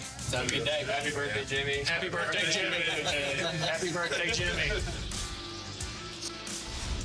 Do we say happy was birthday? second in Friday's truck race and won yesterday's O'Reilly race, taking the lead on the final turn. Of course, Connor Zilic took victory. I mean, just of course he did. He has been absolutely electric in these championships. Stage 1 then. We're past halfway with 9 to go in this first stage. There's the Stenhouse grass incident, which we got an incredible view of, thanks to Fox's elite camera work. When's Prime taking over? 2 races? Yep, okay. In good. 2 weeks, yeah. Thank God for that. Charlotte can't... I had something I was going to say and I completely forgot. Just a reminder that in-season challenge is going to start soon again. That was fun last year. I was enjoying that. Look, we've got the graphic. Literally, we've got the table, and we're going to have to sit down and work it out. But that might be a JB Motorsports live stream, to be fair. Watch as the team get the, you know, what's it called? Tables in together? The graphs? We might actually do that. We might arrange a date and just sit down and do it all. That might be quite fun. Get the USN boys in as well. Look at the marbling already. That's after 13 laps. These Goodyears starting to get a lot of traction. That's coming out of turn 2. Well, the car really holds on the left side. They're just rubbing the tyres away. Very nice. This is proper racetrack. I love Watkins Glen. I've always said I wish Formula E would come here. Could you imagine Formula E at Watkins Glen? It would be amazing. And we don't even use the full Watkins Glen layout. I know it would be insanely long laps, but we cut down after the carousel. We don't use the full track, as you can see on the track map where that goes. But yeah, I would love it if we could. Let's bring Formula E to Watkins Glen, please. We had Formula 1 here. That would be amazing. It's a good I'm going to be honest today. with you, I think we're fine at Miami right now. Miami was a bit of a boring race. It was over too quickly. Same Formula E. I mean, we're going to get the new cars next year, aren't we? So yeah, so a Gen 4 around this place. Yes, please. It's going to be so much better. And honestly, from what I hear from people, the Gen 4 is going to be on the list of around about a Formula 1 car pace. So that's scary. Look how Formula 1 have messed up. Inside here, Tyler Reddick. 3 wide into the first corner. Yeah, that's And he makes the move on Hocevar. Hocevar gives him a bit of a bump. And coming into play, there's another one involved. So that's Byron is dropped back. The 42 is in there as well of John Hunter Nemechek. Hocevar's dropped back, but that was a good move actually coming through because now he's jumped effectively 3 places. So Reddick is not messing around here. And don't forget, he did win at the Kota race. Yeah, because he got 3 in a row. Second, he has, I think, from my recollection, he has 4 road course wins in this series, Reddick. He is a solid racer on these tracks. He's got a good car. AJ Allmendinger, by the way, 9th, with no OEM support, by the way. Corlick have no support due to their deal with Ram. So, doing a hell of a job, AJ. If anybody is thinking about turning off the television, please don't, because you might remember Shane Van Gisbergen was leading in Chicago and then crashed out as well and lost the lead. So anything can happen in the Cup Series on road courses, and it's a more tactical race that we have to play with, but it is a lot of fun seeing these cars go around a proper road course that isn't the Circuit of the Americas. Well, let's face it, Jack, they look like they were salt shakers in the middle, you know, little salt grains in the middle of a table. It was massive compared to this. This is a proper racetrack. And this marbling is insane. And this is the shortened version. Yeah. That's in the carousel. The marbles are getting quite aggressive now after 15 laps. They've got 6 sets of tyres. Fuel window is between 36 and 40 laps. So 6 divided by 100. You know the answer. 20, 40, 60, 80 as well to take it. So we're coming up to the first pit stop, which is the end of the stage. So we're good, but it's going to get interesting when we go stage 2 for 30 laps, where they're going to have to go 5 laps longer on the tyres because we're going to spend a couple behind for caution laps. And then stage 3 being 50 laps, we're going to see 2, possibly 3 stops coming in. So it's really going to be fascinating how today's strategy works out. Fuel window as well is fine. So we're going to see more stops for tyres than we are for fuel. And that blows my mind at this place, because it should be the other way around. It's a fast, non-relenting circuit. There's only really 2 braking points on the circuit. But yeah, we're waiting for Ty Gibbs now. He's running in 8th position. And yeah, Ty's looking really good recently. Ever since he got his first win, Jack, he's got his mojo back. Yeah, at the end of the day, I do think that he has actually... Austin Dillon in the pit lane, by the way. He's trying to flip the stage with 4 to go. Not sure why. I don't think he's got any chance of the win, but you do you, Austin. But no, not Tyler Reddick. Ty Gibbs. Too many ties. Ty Gibbs is... I think it's just the pressure's off him. He's got that first win now. Larry. With 3 to go, you're going to see a lot of them come to pit road and do what we call flip the stage. That means they'll have the track position when the stage ends. So Larry said we're going to see a lot with 3 to go. So the leader to make it to pit road before it closes if you're waiting till 2 to go. Yeah, and I believe today, as we hear them talk, Larry, I think that the tires are wearing more than they did last year. I'm super intrigued to see what happens at the beginning of stage 2 when we have some guys that stay out on points, especially if it's one of these good cars like SVG or somebody, to be able to see how fast they can make up that ground and how these worn out tires refire. And that's what we saw at Coda. Chasing these points, we know every point is so valuable. Tyler Reddick on. Yeah, thanks very much. As we come into this, we're watching Tyler Reddick now coming into the pit lane. That's our race leader. He's now trying to flip the stage. In comes as well now Kyle Larson. So multiple drivers coming down pit road with 3 to go, Jack. They are now going to try and rotate that stage around. Yeah, by the way, hosts of are not happy with Suarez for running into him. not surprised, and that's why. Several cars down pit road, actually. Larson, Bowman, Zane Smith, Gregson, all coming down there as they shoot in. And there comes SVG to put a lap on them. So they're going to have to push really down, Jack, to get them out lap fast, because SVG is going to catch him within the lap and a half. Well, the 2 laps he's got left. And I think that's Noah Gregson who's going to catch first. So Gregson doesn't want to get the lap around, as in comes Connor Zilic. Start to this race right now, running in the 3rd position. That car for him just a little too tight through the carousel, and he told crew chief Randall Burnett that it's too tight to the right, too loose to the left. That should be something easy to fix. All right, Larry, now you're watching SVG stay out, 2nd, 3rd place. Other cars putting pressure on him. Do you stay out here and get these stage points? We're not even in the playoffs yet. But he might be the only driver in car that can score stage points, win a stage, and still win the race. I think he's the only one that could do it, especially here in stage 1. We got a long way to go. A long way to go indeed.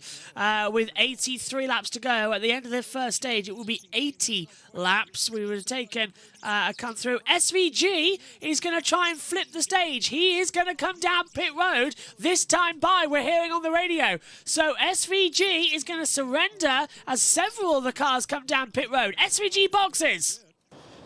Let's see who else comes in. With 2 to go. So many when in already. Crosses that start-finish line. Will Chastain come in? With 2 laps to go. And the advantage that he had taking the being a leader was he could wait an extra lap.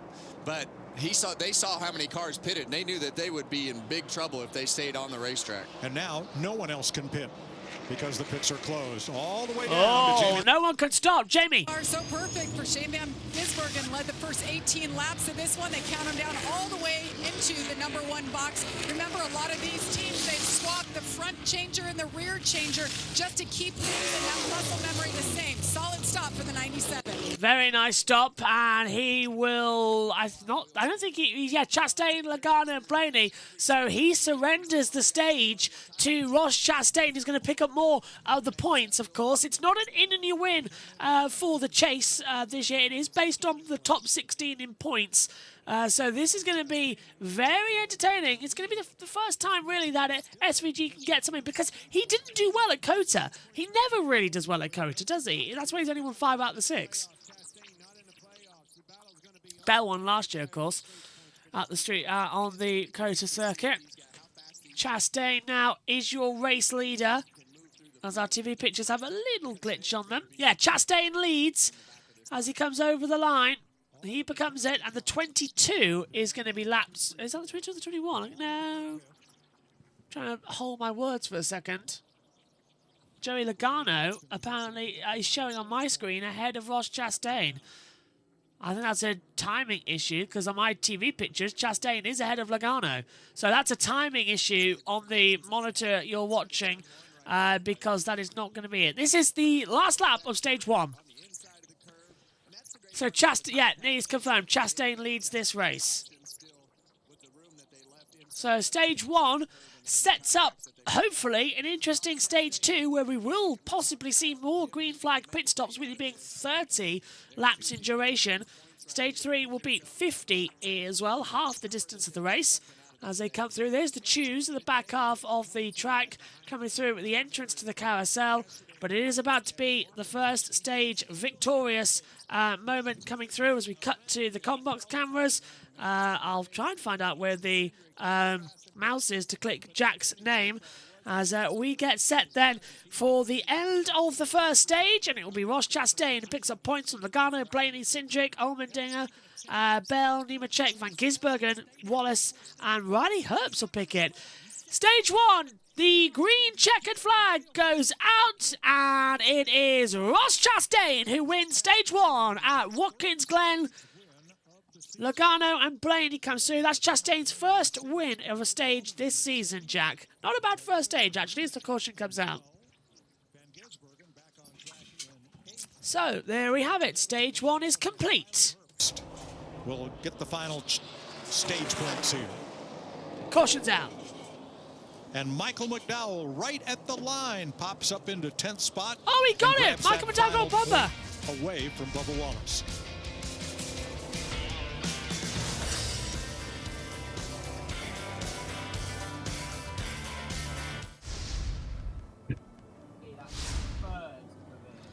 Third career stage win, first of the season for the number 1 of Ross Chastain. So that is now stage 1. So it's the top 10 with the 1, the 22, the 12, the 2 gets points as well, the 16 and 42. Also flying in there the 20 and the 97. So that's where SVG ended up, down in 8th position. Riley Herbst and Michael McDowell picking up the last ones on the board there.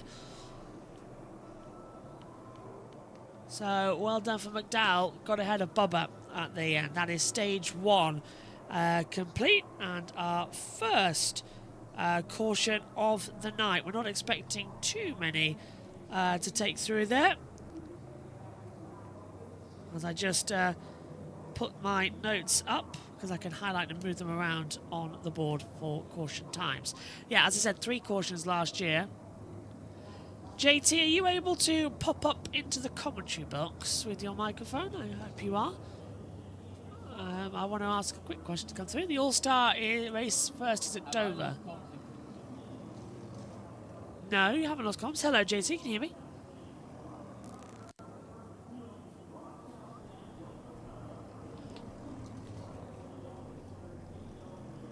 I think, okay, there might be some loss of comms. Okay, I'm back. Sorry, I had to do a mic check. JB, I've lost Video Ninja with you. Yeah, OBS is having a paddy. We might have to take a break to sort it out, actually.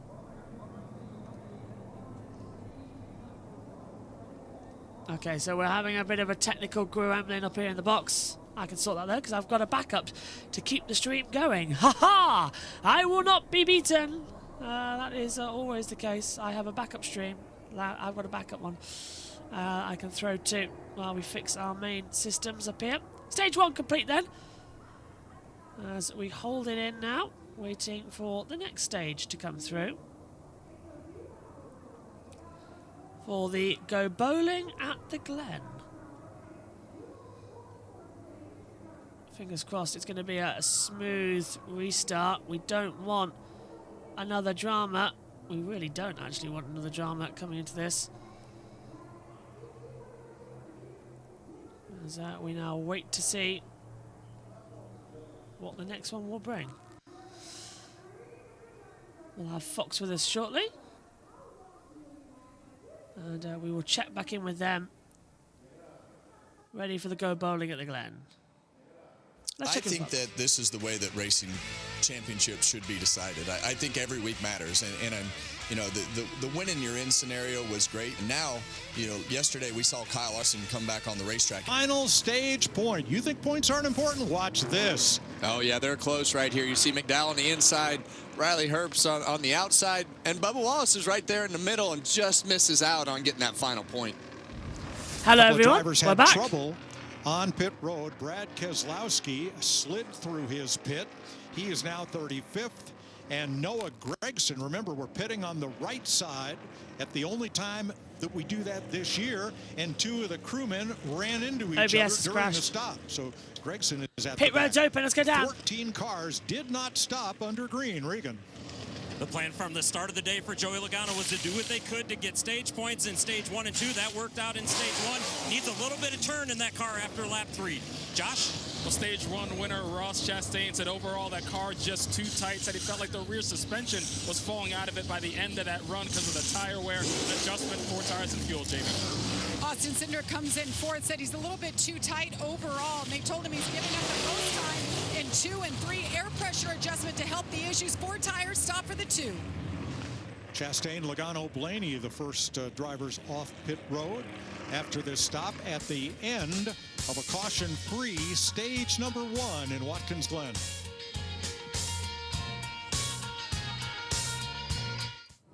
It has been just that, a caution-free first stage. We can keep going because we have 2 OBSs at once, which is handy when the main OBS system decides to go funny and crash on us, which is what we are just trying to fix up here in the booth. We've got no idea why it's gone funny, but that is television at some point. The systems go down and we frantically run around trying to fix them.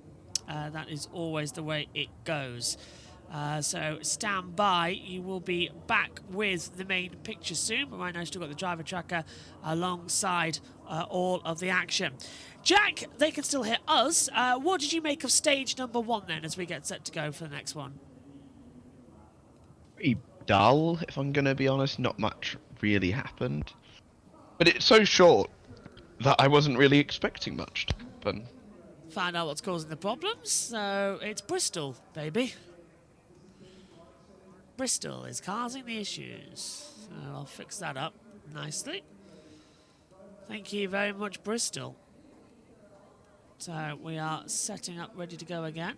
If anybody wonders what I'm on about with Bristol, it turns out the webcam was still active and it was freezing up our systems. So now that that's stopped, it's not loading an extra page. Give us a moment and we can get sorted once again.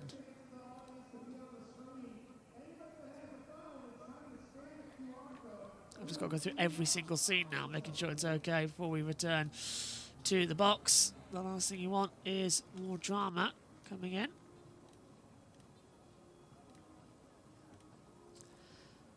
How is everybody's evening going? I hope you are enjoying the action. Hope you're all well as well. Happy Mothering Sunday, I should say. Happy Mothering Sunday to everybody over there in America. I hope you're having a wonderful Mother's Day.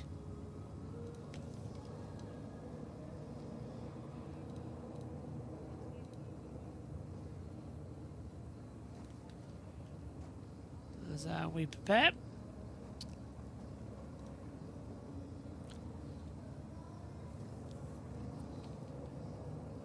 Just waiting for the restart to be given the confirm.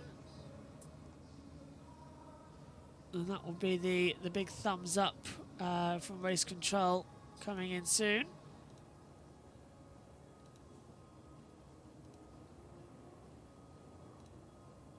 Got it. I can hear Shut Up and Dance with me in the background. That's quite nice.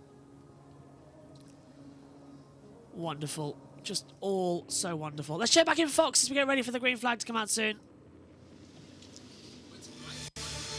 This summer, the biggest tournament on the planet comes to America, and you'll see it all right here on Fox. The 2026 FIFA World Cup kicks off June 11th on Fox and FS1. We're at the end of stage 1, the shortest of 3 stages at Watkins Glen. 23 laps now complete. Shane Van Gisbergen has led 20 of the 23 laps.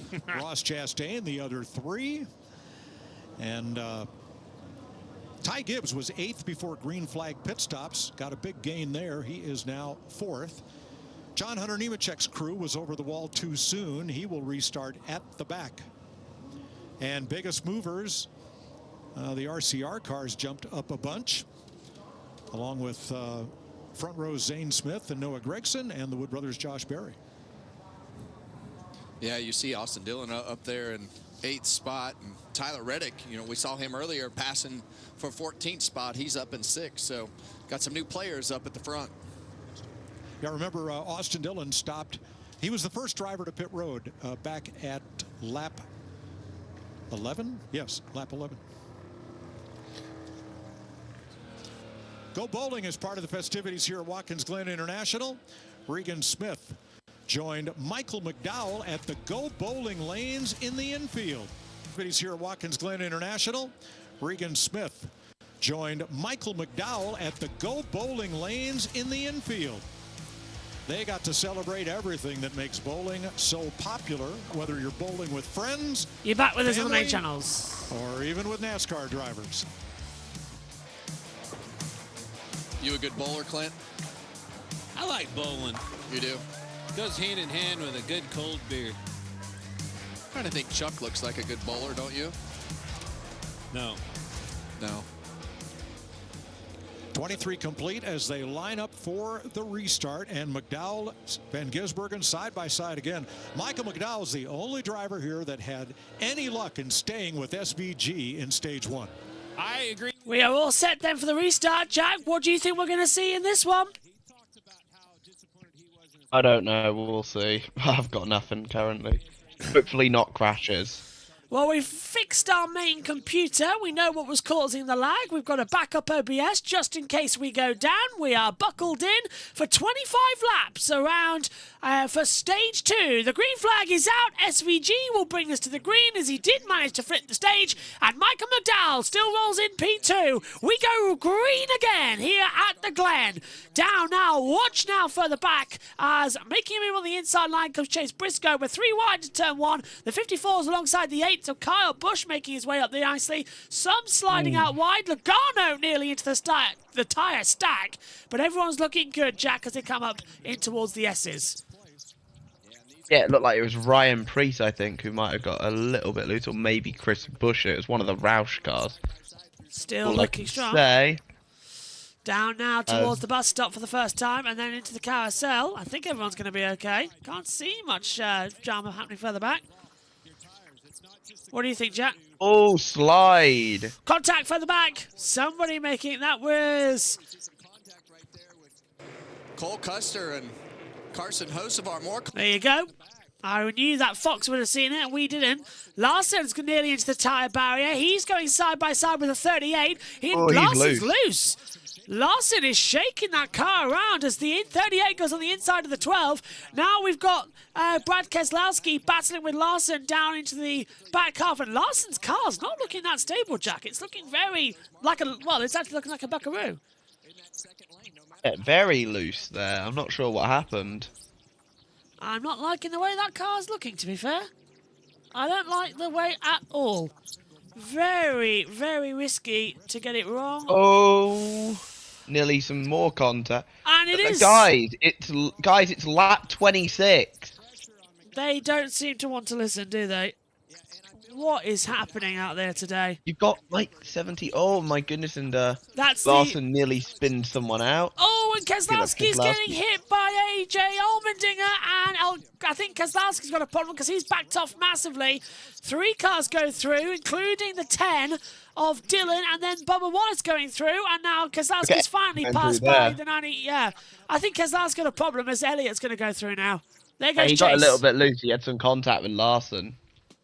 Chase He's is just going not through. recovered. Yeah, that's almost what happened to Kyle, but Kyle then hits Keselowski, and Keselowski comes off worse than Kyle did. So it's like it's not too dissimilar to racing on an oval here at Watkins Glen, where if you get loose and out of shape, you very quickly will be swallowed by the pack. So it's not going to be as late as you think it is. As Zilic looks on the inside line, trying to go for a manoeuvre, and he gets ahead of the 71 of Michael McDowell. So it's good moves, Jack, all the way round. Yeah. Somehow we didn't wreck there. I'm not quite sure how. Everyone kept it straight there. And is that Connor Zilic who's got ahead of Michael McDowell there? It is. It is indeed. I think it is, yeah. So Zilic... Connor Zilic up into second place. Finally, now this is SVG's attack that we wanted to see. Just get him on him. Go, go, go. Don't stop. Do not collect 200 pounds. Just push pedal to the metal. We want the drama, and you can bring said drama.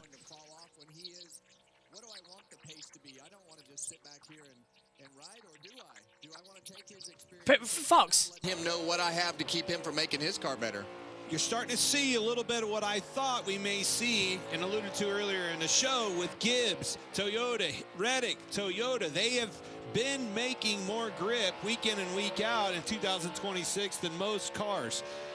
I think you're starting to see them inch to the front.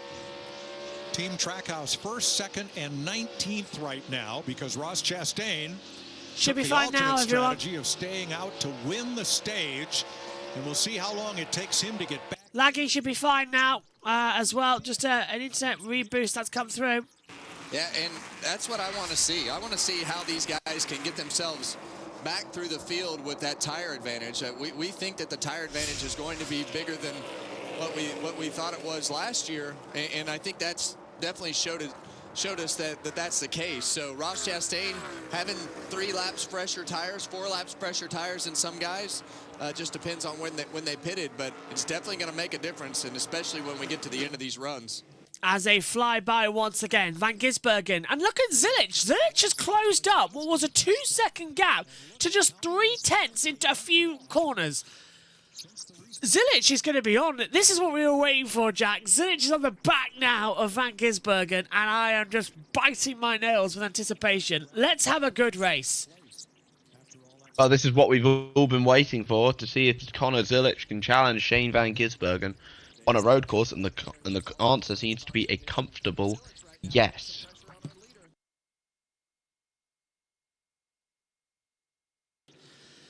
There we see Van Gisbergen. There then is Connor Zilich directly behind. This is a replay of the fans because Fox are going to commercials 4 laps after going green. Right as we're about to possibly get to a great battle. A battle we've been waiting for a number of years, and this is not good. Oh, and Ty Gibbs having to go defensive. He's had... Ty Gibbs. Ooh, he's going to have to go on the attack now, actually, because I thought Reddick was behind him. I thought, but it's actually Gibbs going for an attack on McDowell for 3rd place. Gibbs is on a roll today. Could he actually take a victory? That would be the ultimate surprise. Oh, come on. This could be something. He's not exactly letting them all go at the front, is he?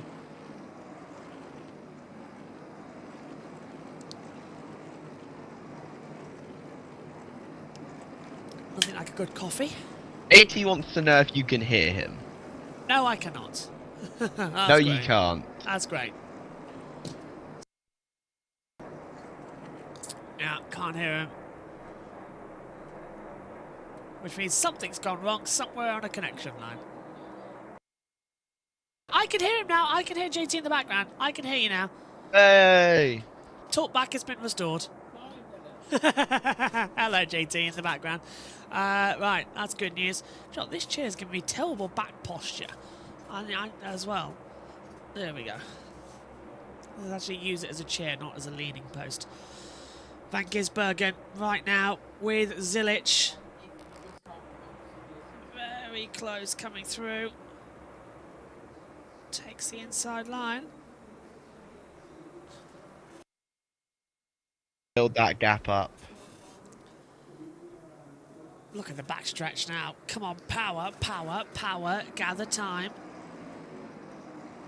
Imagine if Zilich wins today. He would be the 3rd first-time winner in the last, like, what, 5 races? That would be insane. Also, he would have... Well, Hocevar won the ARCA race and the truck race. Zilich won the O'Reilly race yesterday. It was Honeycutt, not Honeycutt, Hocevar. sorry. Speaking of Honeycutt, by the way, he won both the Cars Tour races yesterday as well. So he has won 4 races in about 32 hours. Oh, SVG was a little bit wide there. Connor Zilich is the type of driver who just races to the track itself. SVG's going over the curbs and losing several amounts of times. This was this wonderful feature yesterday that Fox did on their Prime qualifying broadcast, which showed SVG's pole lap alongside the 25 pole lap he had. And it showed that on the 25 one going off the circuit, he was 1.5 seconds a lap faster, but this year he's 1.5 seconds a lap slower, obviously. But Zilich is actually faster every single session he's done in this Cup car. The practice time, the qualifying time, the race times, they've all been faster. And he's right on the back. He's a scary driver, Zilich, because he's not only good on a road course, but he's good on an oval.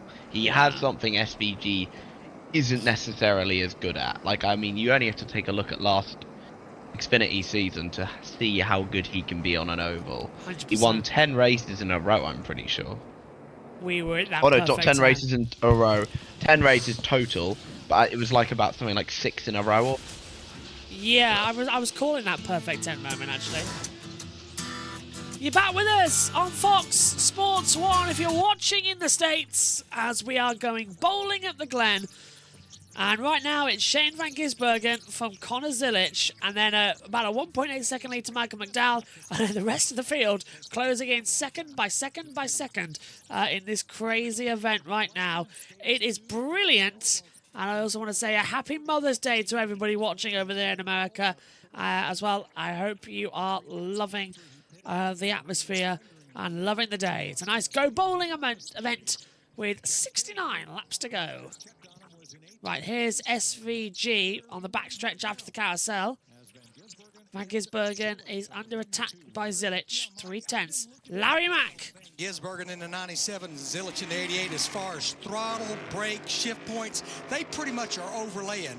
But when I look at differential around the racetrack, they're pretty equal. But just like qualifying yesterday, where Van Gisbergen has the advantages, especially from the middle of the bus stop off. He gets through it and gets off a little better than Connor Zilich.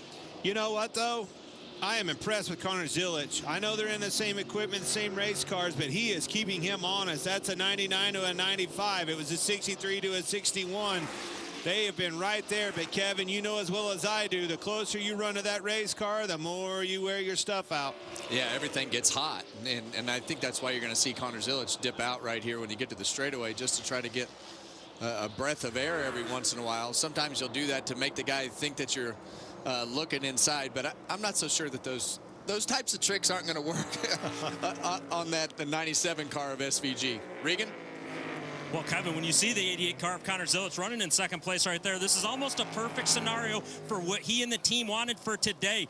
The goal was to get in a position to where they could be behind Shane Van Gisbergen, follow him, figure out exactly how to pace these tires in this Cup car, which is different than the cars that he's been running up until this point at Watkins Glen. Right now, he's just told the team that, yes, I am managing my brakes, I'm managing my tires. They've been on the radio continuously reminding him about that. And when you think about the pressure that 88 team is under to have a good performance today, they told me all that matters to us is to make sure Connor is having fun. The rest will take care of itself. Josh? Well, Ty Gibbs currently running in the fourth position. Traditionally, he's been good on road courses, but they've had their struggles here at Watkins Glen. Just one top 10 finish for Ty Gibbs here. So Tyler Allen identified a number of areas they can get better at, and one of those is setting up the car a little bit better. They've been too free in the past. Came over the radio at the end of that first run, said once again he was just too free to make the moves that he wants to in this race. The team also reminding him that this stage, 5 laps longer, preserve his tires, Jamie.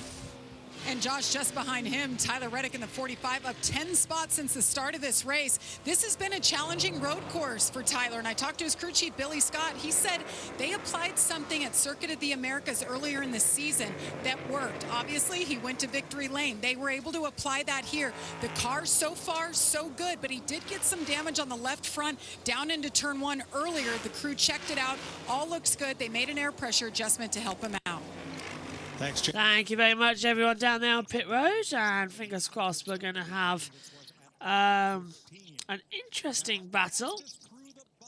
So SVG is on the attack right now to defend his race lead. I'm expecting this to be a little bit of a challenge, Jack, as they come in. Michael McDowell's holding back to Gibbs. Reddick in P5. He's 3 seconds back. So we've got 2 battles going on here for the top 3 places.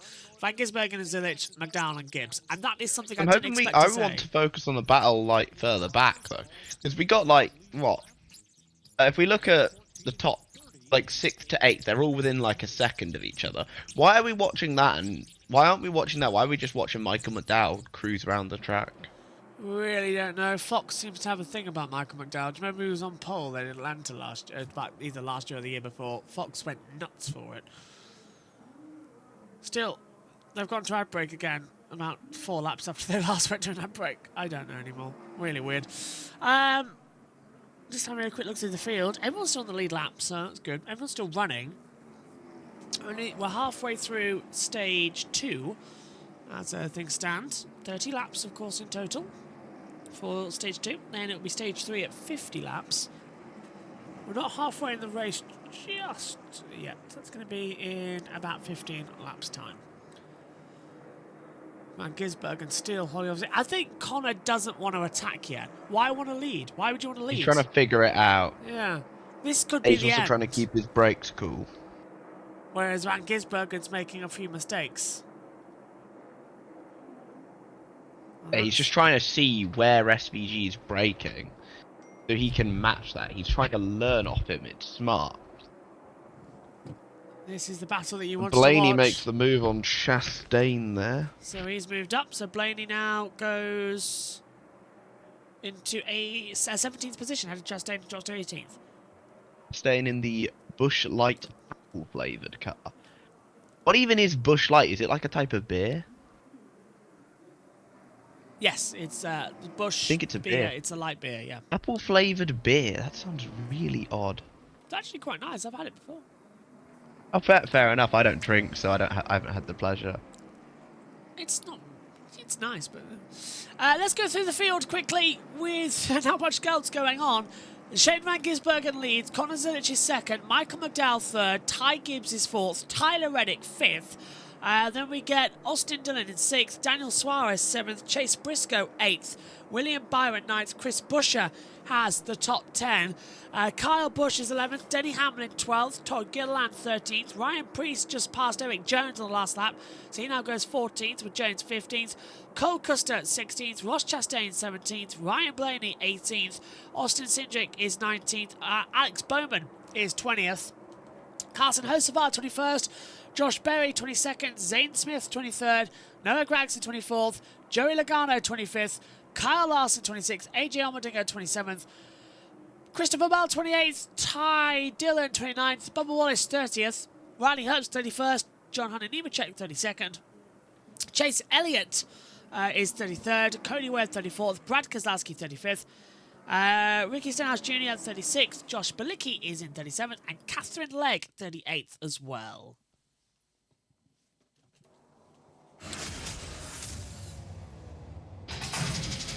Next weekend, NASCAR heads to Dover, home of the 2026 All-Star Race. The Truck Series kicks off the weekend Friday at 5 p.m. Eastern on FS1. On Saturday, the O'Reilly Auto Parts Series will hit the track at 4 p.m. Eastern on the CW. And Sunday, the Cup Series All-Stars will battle it out for $1 million at 1 p.m. Eastern on FS1.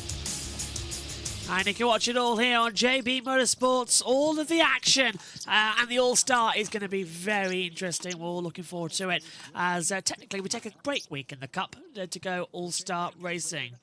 SVG leads by 4/10 to Connor Zilic, and we haven't really been seeing much of the battles elsewhere in the field coming into it. But the biggest, of course, Connor Zilic is up 13 places from where he started. Same, actually, for that of Ty Gibbs. Reddick up 14. That was all results of flipping the stages. Biggest losers, though, Ryan Blaney down 13. Austin Cindric down the same.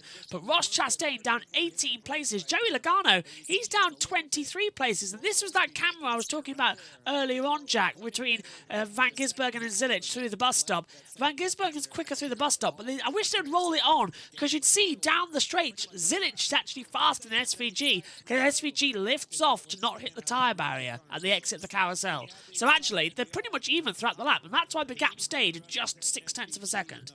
It's interesting as well, because these two guys have run all 3 races this weekend. So, they're obviously going to be the ones who are the favourites. Chastain, another one, ran every single race. Quickly, and Zilic won one of them. Pit road, let's ask some questions about what your moment was. There's yesterday. I think it's going to take a perfect day to win on Sunday. It's not easy to make mistakes and still win the race. You see it with Shane at the road courses all the time. He doesn't make mistakes. He doesn't put himself in silly positions. You know, the challenge of going out and trying to beat him is one that I really enjoy. If Connor Zilic leads a lap here today, it will be his first in the Cup Series. Here's his radio. Keep taking care of your stuff, man. We're going to go longer this run than the last one. Just remember that. Yeah, I know. I'm taking it easy. Copy that. No pressure out back. No pressure. The next car is 5.5 seconds behind him. Yeah, and honestly, that kind of puts a little bit of a damper into SVG's plans, because I think when he has somebody pushing him, he has to run a little more pace than he probably Caution's out, caution's out. Now. Oh, what's this Caution. for? Caution. So why have we got a yellow flag now? Oh, it's a tent. There's a tent on the circuit. What? I've never seen... What? Okay, I've seen parasails... NASCAR Oddities Chart Edition immediately. I've seen parasails fly onto the track in Abu Dhabi.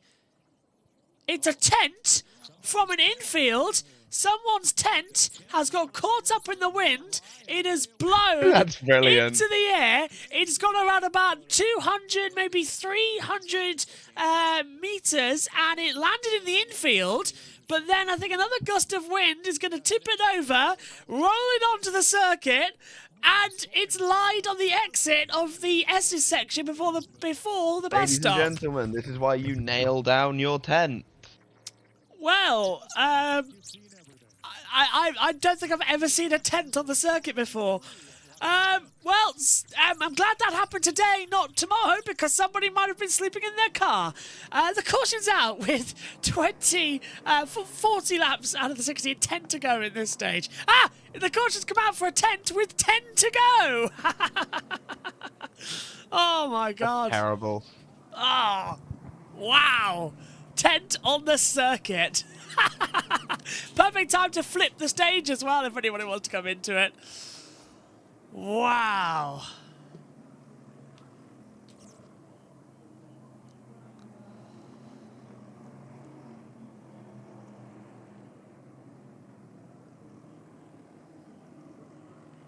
So, who's going to come in to change this time? This is the strangest caution I've ever written. Caution 2, tent on track. What? To tell you what, JT, if you can come on the stream just quickly, what are the guys saying about that on USN?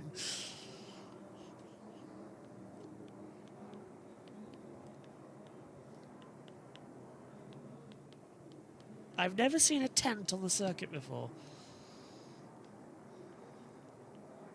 That blew in from the infield section.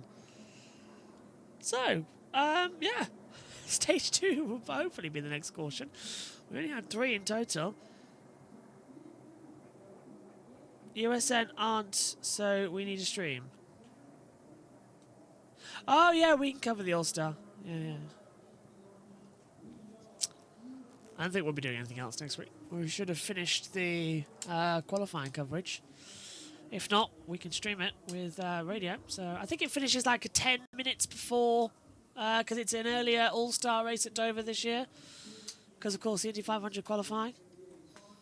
So we'll just we can start and then join in after for the All-Star race. So yeah. Right, should be a quick yellow from NASCAR here because they'll have to open up the pit lane. But should pretty much be okay.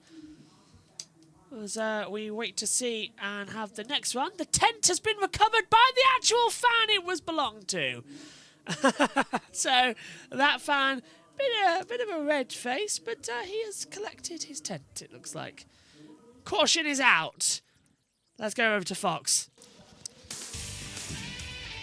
We're under caution at Watkins Glen with 10 to go in stage 2.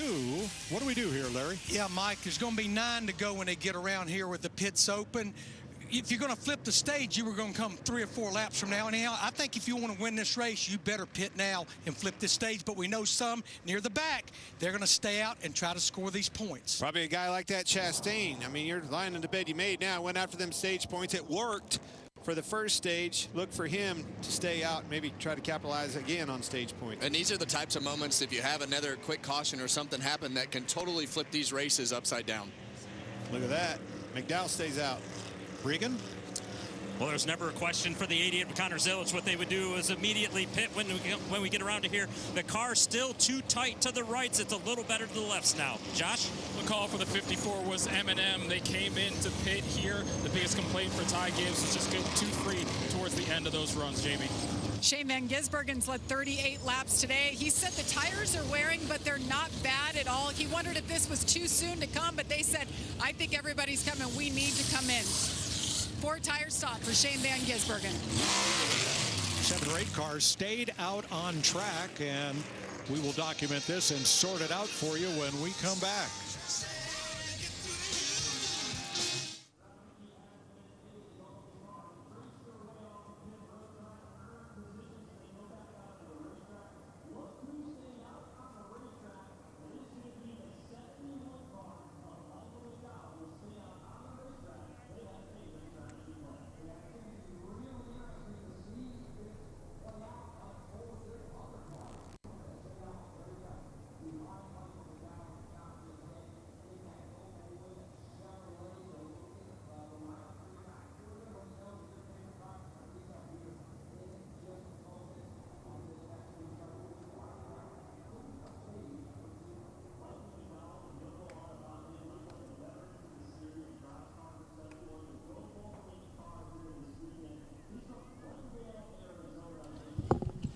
9 to go in this stage.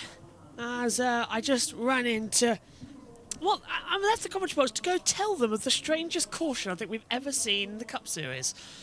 Tents on the track. No, I can name the strangest one. Oh, please, go on. What was it? Orange on the track. When was the orange? You remember the big orange that fell on the track? Oh my god, when was that? That was like 2004, I want to say. Hashtag Google time, people. Find As that it should be, orange. JT. JT confirms it has been added to Seth Eggert's NASCAR oddities chart. Was it? Oh yes, the big orange. I forgot about The big that. orange coming on the track. That was On qualifying, brilliant. yeah, the Tropicana.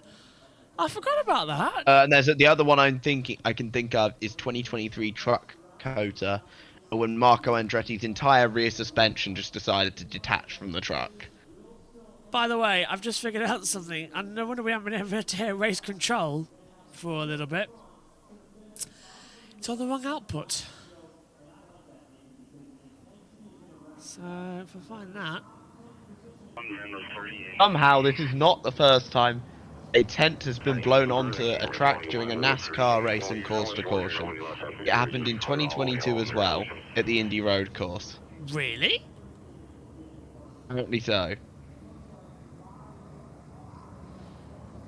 Okay, well, if I had £1 for every time a tent ended up on the circuit, I'd have £2, which isn't much, but it's strange it's happened twice. I think that's the moment we've all been waiting for from Hendrick Motorsports as far as the speed to go with. They did a great job at Martinsville, but they didn't dominate that race, and he took control of this race and made it happen. So great day for Chase Elliott. Won 2 races as early in the year as he's ever won multiple races in a season. So could be dangerous. Join Kevin and the crew every Tuesday and Thursday for Kevin Harvick's Happy Hour. That's true, actually, as well. The mannequin on the track in the IndyCar would always top. That was absolutely hilarious. Bell, Wallace, Nemechek, and Herbst. Michael McDowell questioned Travis Peterson on staying out, and here's what the crew chief told him. I want you to understand, this is the way we win this race. These guys are going to have to put 9 laps on their tires. They're either going to flip it again, just like we're going to here in about 7 laps, or we're going to have way better tires than them. This is the move. It was not going to follow them down and win this race. Well, you know, I think if everybody stays out on the racetrack, he's going to come out 31st or so. And most of them are. And it's going to be about 4 to 5 laps because they were going to flip the stage and pit with 2 or 3 to go anyhow. Yeah. That's going to be I don't know. We'll have to see how it works out, but odds are a little against you. Did you play marbles as a kid? I did. Well, it's no fun in a race car at this age. Listen to this radio remix.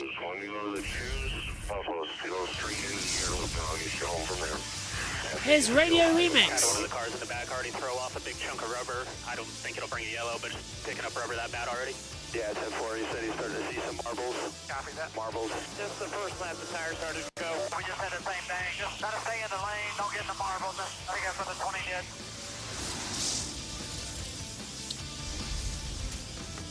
Well, there you go, and that's exactly what we were talking about. That's what we heard about and saw in practice. Rear grip issues on these long runs. Rear grip starts going away, get loose, and those marbles. You do not want to get on a restart too wide getting the marbles. They've picked a lot of them up. It kind of self-cleans a little bit, but look at them just coming off the tires as they're cleaning their tires up around that bottom groove. You can see all those That's marbles. the hard part as you go on these restarts. You have no choice but to go on the second lane into these marbles. So they clean them up the best that they can under the caution, but when you're double wide, you're still going to pick some up. And what happens there, those hot tires hit that, and it just kicks right on top of that, sticks to your tires for a couple laps, and it's like you're on ice. Well, here we go. Time for the restart procedure. Are we going to get this going, or is this going to be a little bit of a strange stage? All set then. Green light is at the ready. Green flag in the air. Suarez versus Michael McDowell. Bell, Wallace on the restart. 8 to go. It'll be 7 at the line. And we go green again at Watkins Glen to end stage 2. And it was a little feisty for McDowell. Pushed Suarez right up towards the wall, down towards the first corner. Bubba Wallace outbraking Bell in towards the first corner. 3 wide, coming back, car wide. And again, Jack round into the barrier. They just missed it. And that, unfortunately, is the 36 who has gone round. Oh, it's Nemechek was mean. Hang on, who's gone round there? I'm hearing different things. More contact further up here on the monitors. There we see again now the 19 trying to blend in. 3 wide down in towards the bus stop. Shane Van Gisbergen stays ahead of Bell. The cameras, there's Tyler Reddick. Caution, we're going to go round because the 24's around at the bus stop. Hits by the 12 of Blaney. Another car going backwards. No sign of the full yellow coming out, but surely they must do so. 34 of Gilliland gets going. Oh, he's just being bullied like crazy. Byron's going to get going. Will stay green, but Byron sent to the back then, Jack, at the end of that stage. Right rear toe length's bent. He's done for the day, isn't he? Yeah, likely a broken toe link then for Byron. So he is out of it as they come down to turn 1. That's Van Gisbergen now going on the inside line and getting ahead of Bubba Wallace. Tyler Reddick now trying to get some manoeuvres further back as he pushes off John Hunter Nemechek. And it's all going nuts. We stay green here in the event. No full course yellow is needed. Michael McDowell leads. 2 cautions for 6 laps. 3 different lead changes in this race so far. And now we're seeing again as Suarez keeps Van Gisbergen behind him for second position. McDowell has pulled out 0.908 of a second. Jack, what did you make of that spin down the bus stop as SVG's right in the back of Suarez? And in comes Byron now. Only got back and I just saw Byron around. Yeah, not the best, was it? Wait, why is Richard Childress racing in the top 10? What's going on? How's it? I didn't know they could be competent. Spire 1-2. Hendrick has been nowhere this weekend. Right, this is that replay again. Here we go. What do you make of it, Jack? Where's Byron? Third. Oh, he has some contact there, and he is spun around by a blue car. I didn't see which blue car. And somehow Gilliland goes around in all of that as well, in the pickle car. I think it's... it's the I think that is Ryan Preece. Yeah, it is. Yeah, it's Ryan Preece in the 60. It could have been Buescher as well, actually. Buescher got... okay, so it was Buescher who touched the back. So we think it's Buescher who spun round Byron. Someone just went through the bus stop. Someone just went through the bus stop. I didn't see who. It's come to a stop as well at the bus stop. It's... Bell, I think it is. I think it's Bell. Bell went straight on at the bus stop just now. Brad Keselowski's dropped to the back of the field as well. Just to give you a little bit of information. Well, if Fox could actually do their job and put on identification, that would be nice, because we are working off their TV pictures, and it's incredibly hard. You are spot on, Jack. It was Bell. Yeah, there it is. Christopher Bell in the Toyota. Credit to JT. But yeah, he gets how to drive for a second, and he ends up going down the bus stop down the straight. He has to stop though, as if you go off track through a shortcut, you have to come to a full stop and then get going again. Cindric on the inside line gets ahead of Suarez, so that 7 car has dropped back down now into 10th position with 4 to go in this stage. I really can't wait for Prime to get their coverage right, because Prime's cameras last year were sublime. We could actually commentate on the race. Fox, it's like... and there's SVG passing McDowell with so much speed. SVG can just lay...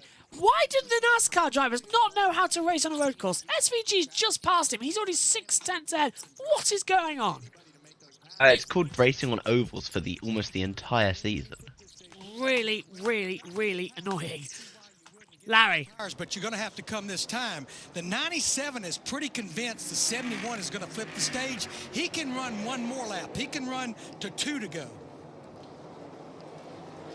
We don't even know who was involved in the wreck completely. because, unfortunately, Fox's camera angles were terrible.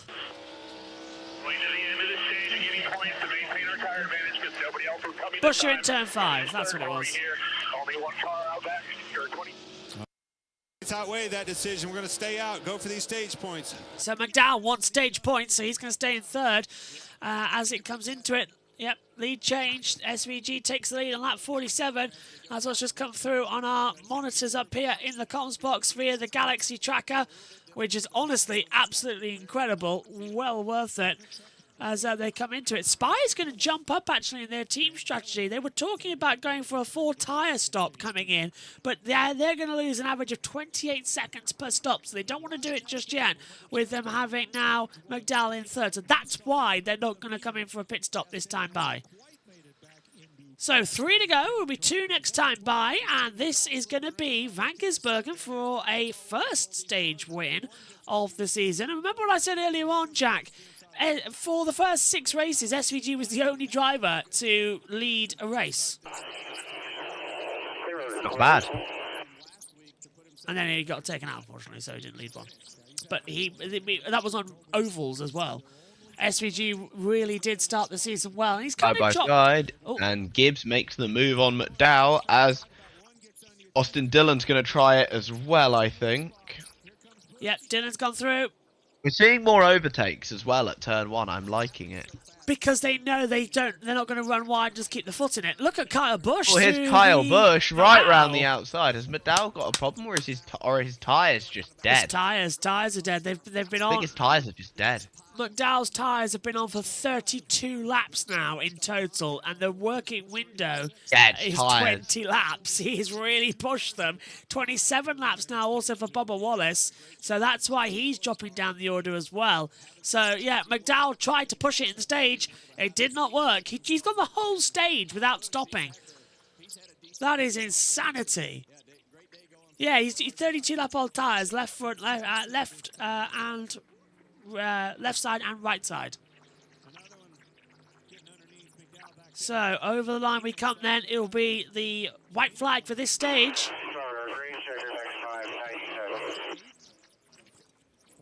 There's the confirmation. It is the last lap of stage 2 here. William Byron is now 5 laps down on my timing monitors up here in the box. As Zilic. In clean air, he was okay. When he got past and in traffic, that's when those old tires just went away. It's one thing if it was 1 or 2 laps. That's just too much to ask out of that. I'm actually surprised once he saw that slip up that he didn't pull him down pit road. Yeah, I'm surprised that they didn't come in either, Jack, because that was a lot for McDowell. He's now lost practically all the stage points because Zilic is going to have him quite crazy. In fact, he already has. Well, Wallace on him now. So, yeah, that's Zilic already up. Not the best. Stage 1 coming to stage 2. Oh, I'm getting electrocuted there. Ow. It's a staticky day. Shocking the races right now. It's that type, honestly. Ooh. Right, here we go then. It's time to get Shane Van Gisbergen a stage victory here in 2026 at the Glen. This will be another stage victory because he did have it last time out at COTA and then lost the final one. Checkered flag is out for the green and white, and it is Shane Van Gisbergen in the 97. Side by side at the back, actually, over the line. Briscoe got ahead of McDowell, and McDowell didn't make it. Chastain and Wallace got him. So, McDowell ended up McDowell ended up 12th, missed out on stage points. Shane Van Gisbergen wins stage 2 at the Glen. 4 will be the last one to go by. You read Elgin? Well, that was a surprise, Jack. That Mike and Dad fell down to 12th place. Yeah, and I mean, that just shows the tyre wear on those older tyres.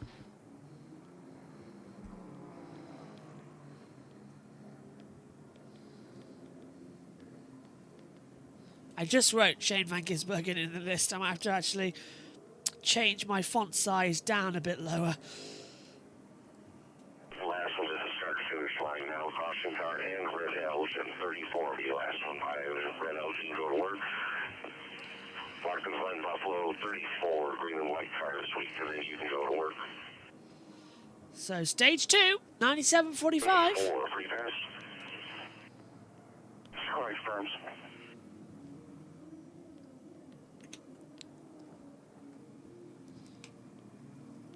Just writing down the stage victories and the running orders for stage points talk later on. Zilic managed to get some as well. He fought back up into 8th position. JB on Discord. Hello. Hello. I've just gone back to the Watkins Glen campsite to just get a little snack into the stage break before going back to my post ready for stage 3. Does anyone know where my tent has gone? Well, you're never going to believe this. It is funny you mention it. It's kind of on the circuit. Oh, how have you been finding it? Ended up on the circuit? What? Yeah. It was stolen by another fan, though.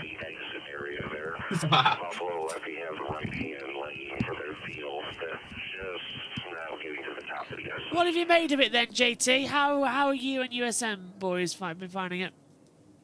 It's going well. I've got a lot of voices in my head right now. Well, here's it's a question. Incredible. Here's a question for you. What time is Dover next week? Because aren't we covering the Indy 500 qualifying with USM on a dual stream? It's like 1 PM Eastern. So it's before. It's before qualifying? Yes. That's a bit weird, isn't it? That is bizarre. All right. We'll get that sorted then quite easily. Let's head to Fox during... What about morning practice? We will have to work that out as well. Oh, that's easy. I've got the map book. Okay, let's set it down. And this was the line. And McDowell missing out by inches. All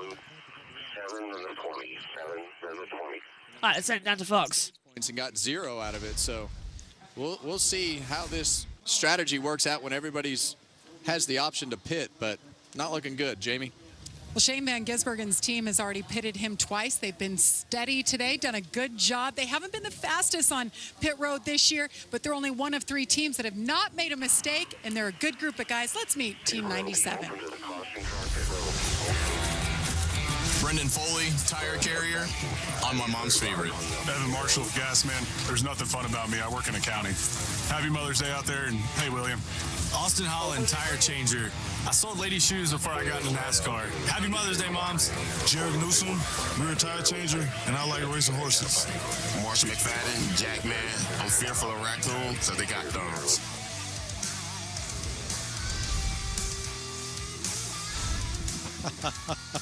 Hey, they're doing exactly what we needed them to do. Don't need you to be the fastest. I just don't need any mistakes out of there. Just what the doctor ordered. Perfect, guys. Accounting. An accountant and a women's shoe salesman. Yeah. Guys, I think we'll see some split stuff go on right here. I think if you're way back in the pack, you may come to pit road and get 4 fresh tires. But if I'm up front, I'm staying out. I'm going to get inside that fuel window, and then we'll make our pit stop. Look at here. Pits are open. Psych. Yeah, a little psych job there. None of the first half dozen or so come to pit road. No takers. I think that's Bubba Wallace, the first one onto pit road. Regan.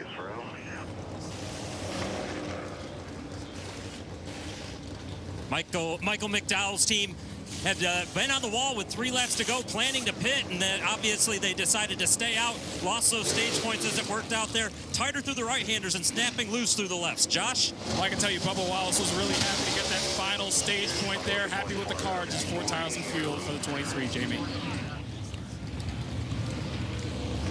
The leaders.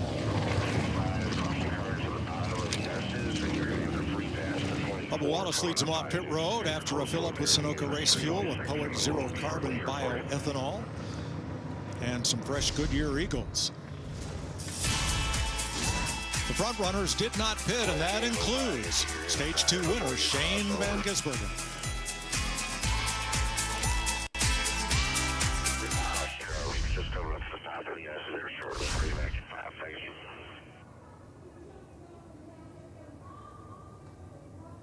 So, yellow is out as we start then the final stage of this one. 48 laps to go.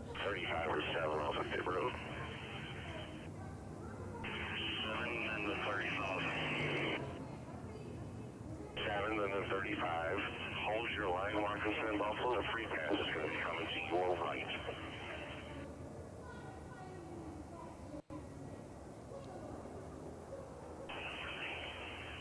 Just hearing the team radios coming through.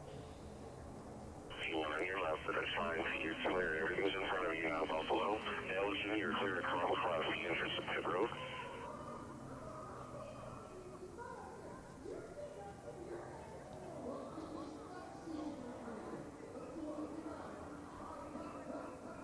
Interesting race day ahead for this one.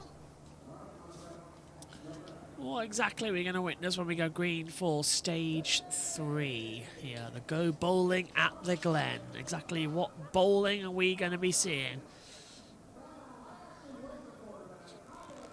Past half distance in 1 hour and 22 minutes. So now, double it.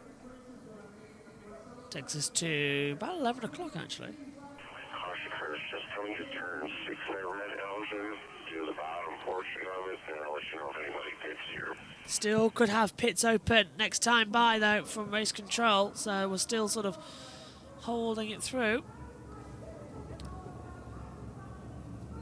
3 cautions so far.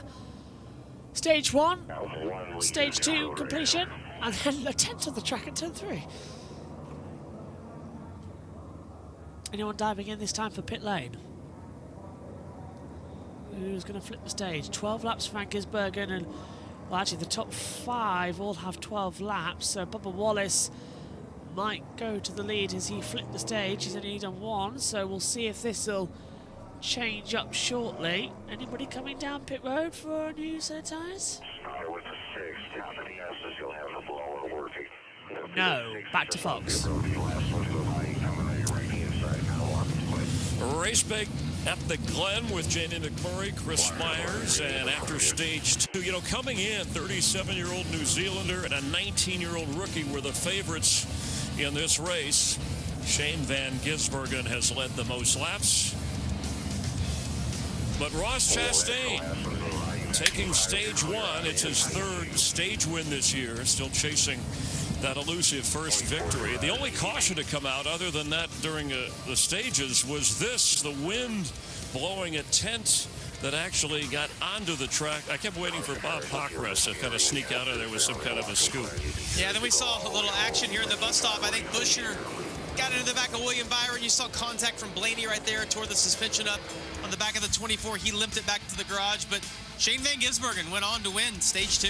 Yeah, so Connor Zilic and SVG, it looks like a 2-horse race the rest of the way, or does maybe Tyler Reddick have a little late race magic like he did on the last road course when he was first and SVG wound up 2nd? Don't want to count Reddick out for sure. I think you got to keep your eye on Connor Zilic. The other thing to keep in mind here is McDowell has pitted.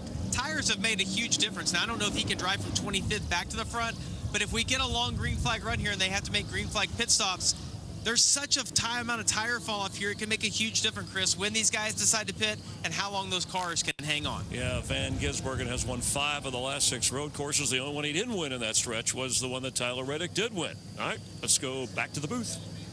Thanks, guys. Right, we're all set then. Inner loop, or the bus stop, there at the end of the back straightaway from our aerial coverage brought to you by Goodyear. Legends aren't born, they're proven.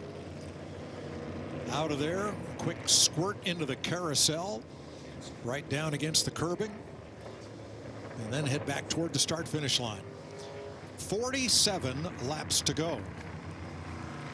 And Tyler Reddick has been one of NASCAR's best restarters this season. And Ty Gibbs is has one of the best pit crews. We've seen that crew gain a lot of positions on pit road. They'll have that in their playbook when we get to this pit stop when they decide to do it. There's going to be some strategy on in a big way for this 3rd stage. All set then for this final stage. It'll be 46 laps when we go back to green.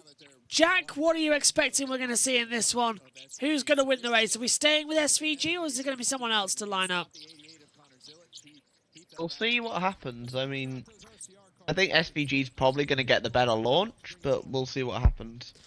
SVG and Tyler Reddick, well, the two ones dominated today. One's dominated all season long. If it stays as it is, Reddick will be on 570 points. Hamlin will be on 442. We go green for the final stage here at Watkins Glen. And it's SVG being closely followed by Tyler Reddick, who's trying to go around the outside down towards turn 1. Gibbs and Dillon going in battle. Gibbs goes in deep. He'll get the acceleration. Dillon sent out wide, getting over the rumble strips. We're 3 wide further back as Joey Logano tries to make a move up with Ryan Blaney and Carson Hocevar as they now go single file. Little bit, 2x2 still with Cindric side by side with Briscoe as they come down towards the bus stop. A clean restart, now a single file. SVG by a 1/10 of a second to Reddick, and it's 2 wide, about 10 rows back. Down into the chicane, and they all make it through just about.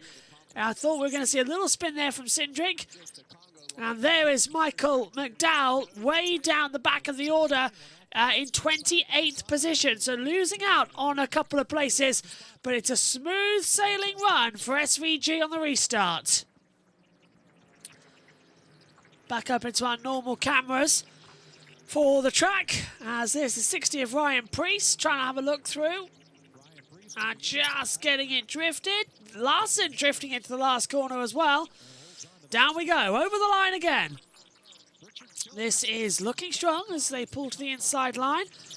Heavy on the brakes. Pit road. Mentioned right now for Richard Childress Racing, the 3-car of Austin Dillon. Been pleased with the car since the start of the race, has told crew chief Richard Boswell such. And when you think back to Texas last week, maybe a little momentum builder for that 3-car. They started in the rear, got a solid top 20 result out of it. And then the 8-car of Kyle Busch, much similar, has been very good all day. A little bit tight early on, but they've been making good adjustments on that car. He's liked where it's at. And that's another team that last week, I know the race didn't end that it wanted to, but Andy Stree had mentioned that things went well and it motivated all these guys and had everybody pumped up all weekend. It is showing on track right now. It is. The SVG pulling out at the moment, but all cars met minimum speed, as we just heard from race control. As Austin Dillon now 0.9 back as well as they go on the attack. JT confirming that in my ears. That is what I heard. Thank you very much, mate. As we get now a single file run around this place, just holding it together. Right, all's fair in NASCAR Cup, it seems, at the moment. They're all just keeping it sleazy. Down to turn 1, Dillon defending hard against Busch. Lock up as well from Buescher. And lock up then as well from just in front. It's the 43 and the 12 go side by side. So that was Ryan Preece locking up. Jones and Blaney battling hard. Logano trying to pass Noah Gragson and Zane Smith coming through the apex. This is a very dramatic second opening to stage 3, actually, as they come into it. Haven't had a caution yet for incident. We've only had a yellow flag that flew out for a piece of debris on the circuit, and that was literally just a tent that came on. So they've all kept it very clean today. Missed that radio. But, Connor Zillett. Right side. Zillett on the inside on Buescher. Whose teammate Preece is 12th, and team leader Brad Keselowski having a tough day, 37th, but hanging on to the lead lap. Yeah. Now, Tyler Reddick running right with Shane Van Gisbergen for the lead, Jamie. Yeah, and I have both of those drivers, so I've been listening to both radios. Under caution, Shane Van Gisbergen asked his team what was going on with Reddick. How good was he? They let him know that he was behind him. Reddick, though, listening to his radio, he said the balance is really good. He said, honestly, I don't know what I can do to be any faster. So got a good car. It's just a matter of handling it from here. Adjustments for air pressure, and that's it. Yeah, not looking too great out there. Thanks very much, Jamie, as we continue on. So it's 43 to go. Lap 58 of 100, 57 complete, and it's SVG leading the way. Jack, what have you made at the start of this one? Reddick is not letting SVG go. You said about how good he was on a road course, but he's got Ty Gibbs right behind him. It feels like it's a different racetrack out there today. Yeah, SVG dominating the way easily so far, but we got 43 laps, coming to 42 laps to go, so things could still shake up here. We'll see what Zillett can do once he gets past Busch. A little bit of rubber being flown up from the backgrounds there, so we keep a little bit cautious, like just hold your hands up. Hopefully it's all going to be okay. 21 going around the outside now as well. So SVG from Van Gisbergen, that's it, Van Gisbergen, then Reddick, Gibbs, Dillon, Busch, Zilich, Buescher, Cindric, Chastain, Briscoe is your top 10. The car's getting very close to the tyre stacks. Exit the first corner, don't like that at all. Biggest winners on the start, Buescher up 2 places since the restart. Up 5 places, however, since that restart position is Zane Smith. Down 9 was Bubba Wallace, up 15 Todd Gilliland, up 11 for Jonathan Nemechek, up 10 for Ty Dillon, down 11 for Cole Custer, down 12 for Joey Logano. We're watching that battle now as he's stuck Logano with Riley Herbst, Josh Berry, Cole Custer and Ty Dillon, and he's almost at the back of the field, Jack. This has not gone well for Logano. It hasn't really gone Logano's way so far, to be honest with you, all season. As is that, hold on, that is Stenhouse making a move on Bowman. That's two drivers who aren't often near each other on the track. 47 plus it looks like, who's that behind him? It's a blue car, that's all I can see. That is the 51 of Cody Ware.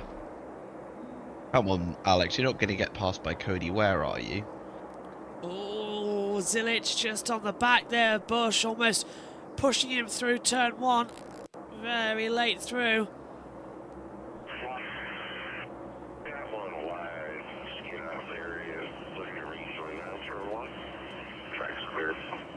Track. Oh, that's Logano off. That's what I was hearing from race control. As with the commentator. Yeah, Joey Logano's gone straight on. We were just hearing the radio from the race director, and then Logano's gone straight off, and he's got a flat. Front right has gone down for Logano, and that is pretty much afternoon done for him. That's so disappointing for the 3-time champ. And this might bring out a yellow because he's smoking now. Has he broke this? No, it's just a tyre loose.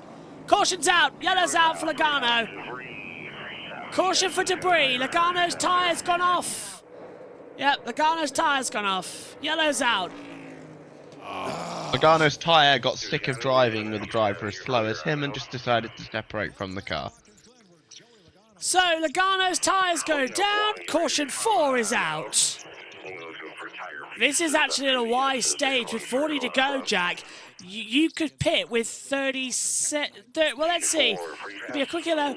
You could pit with about 38 to go and make it to the end of the race. And he just locked up and it went at turn 1, Jack. Yeah, I think his tyre's already gone. Larry Mack. Things up in the old pit box, doesn't it? Well, we got 40 laps to go. We're probably about a lap or 2 from opening pit road. Gonna go back racing probably with, what, about 36 to go? I think you got to come here and try to save a little bit. A lot of cars still on the lead lap. So officially the caution is for debris. Logano makes it to pit road to make repairs. Everybody's still on the lead lap except William Byron, who will get the free pass, Regan.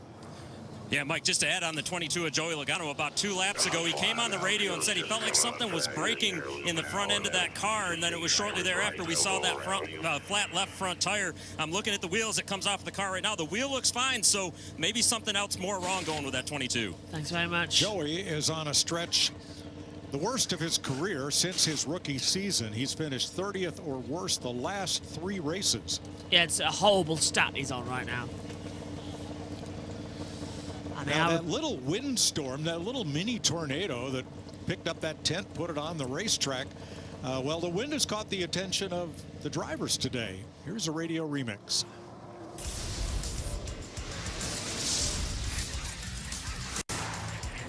There's like a mini tornado going on here, and it was picking up everything in its sight. It picked up 2 tents instead of 1 on the track. Dang, that thing was high, too. No, it was not. It was huge. It was throwing all over the place on the backstretch. Gnarly. Oh, do you see this tornado in the infield? Yeah, I'm watching it. So on top of the S's, there's a tent that's flying.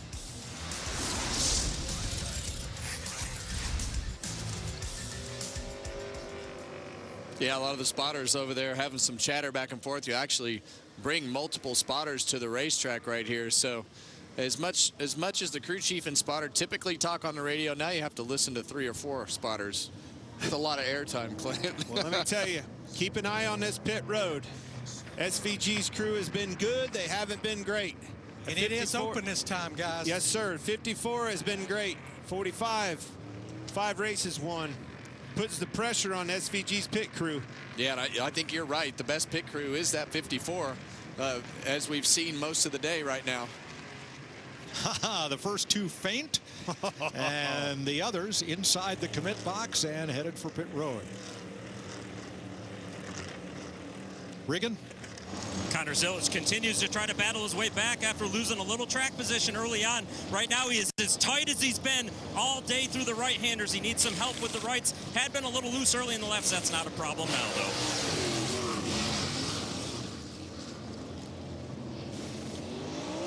Larry, do you like it?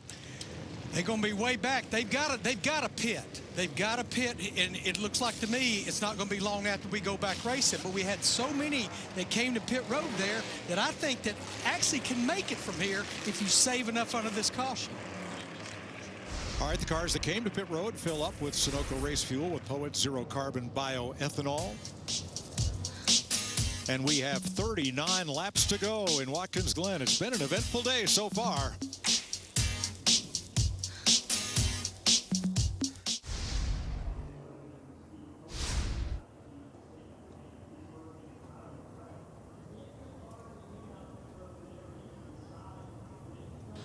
Is SVG going to come in? He's done 21 laps on these tyres. He now runs the risk of being out of position. Jack, what would you do?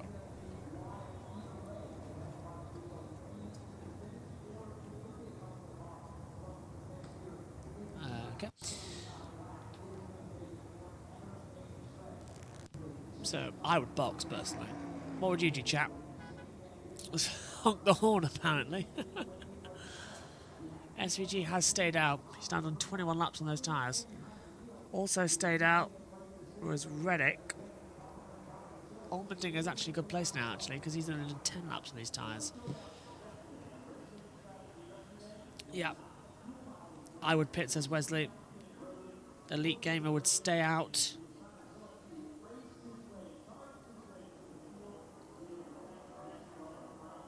Can we start? How do I start a vote?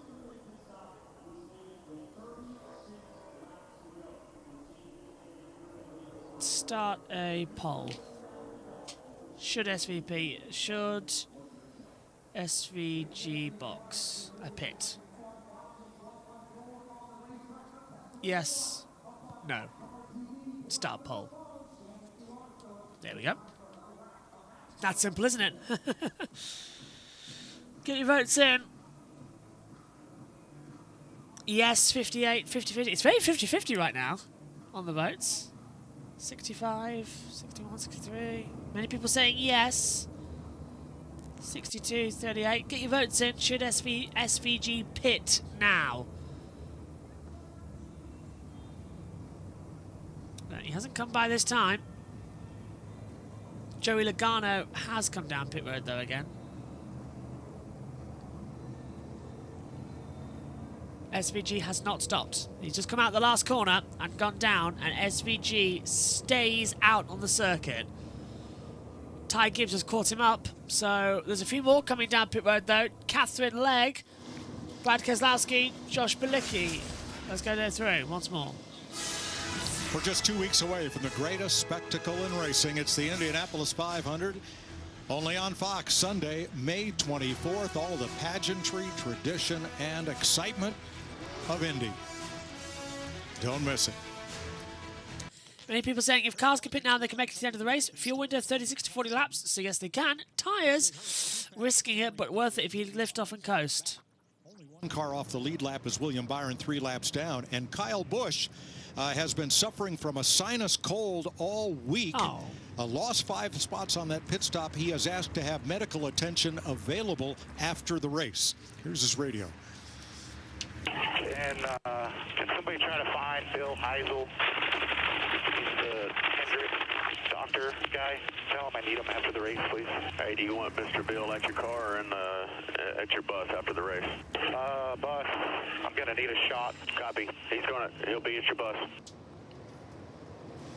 Racing can't be any fun. So Kyle Busch's radio. Pit road is closed. I'll end the poll because that's it, really.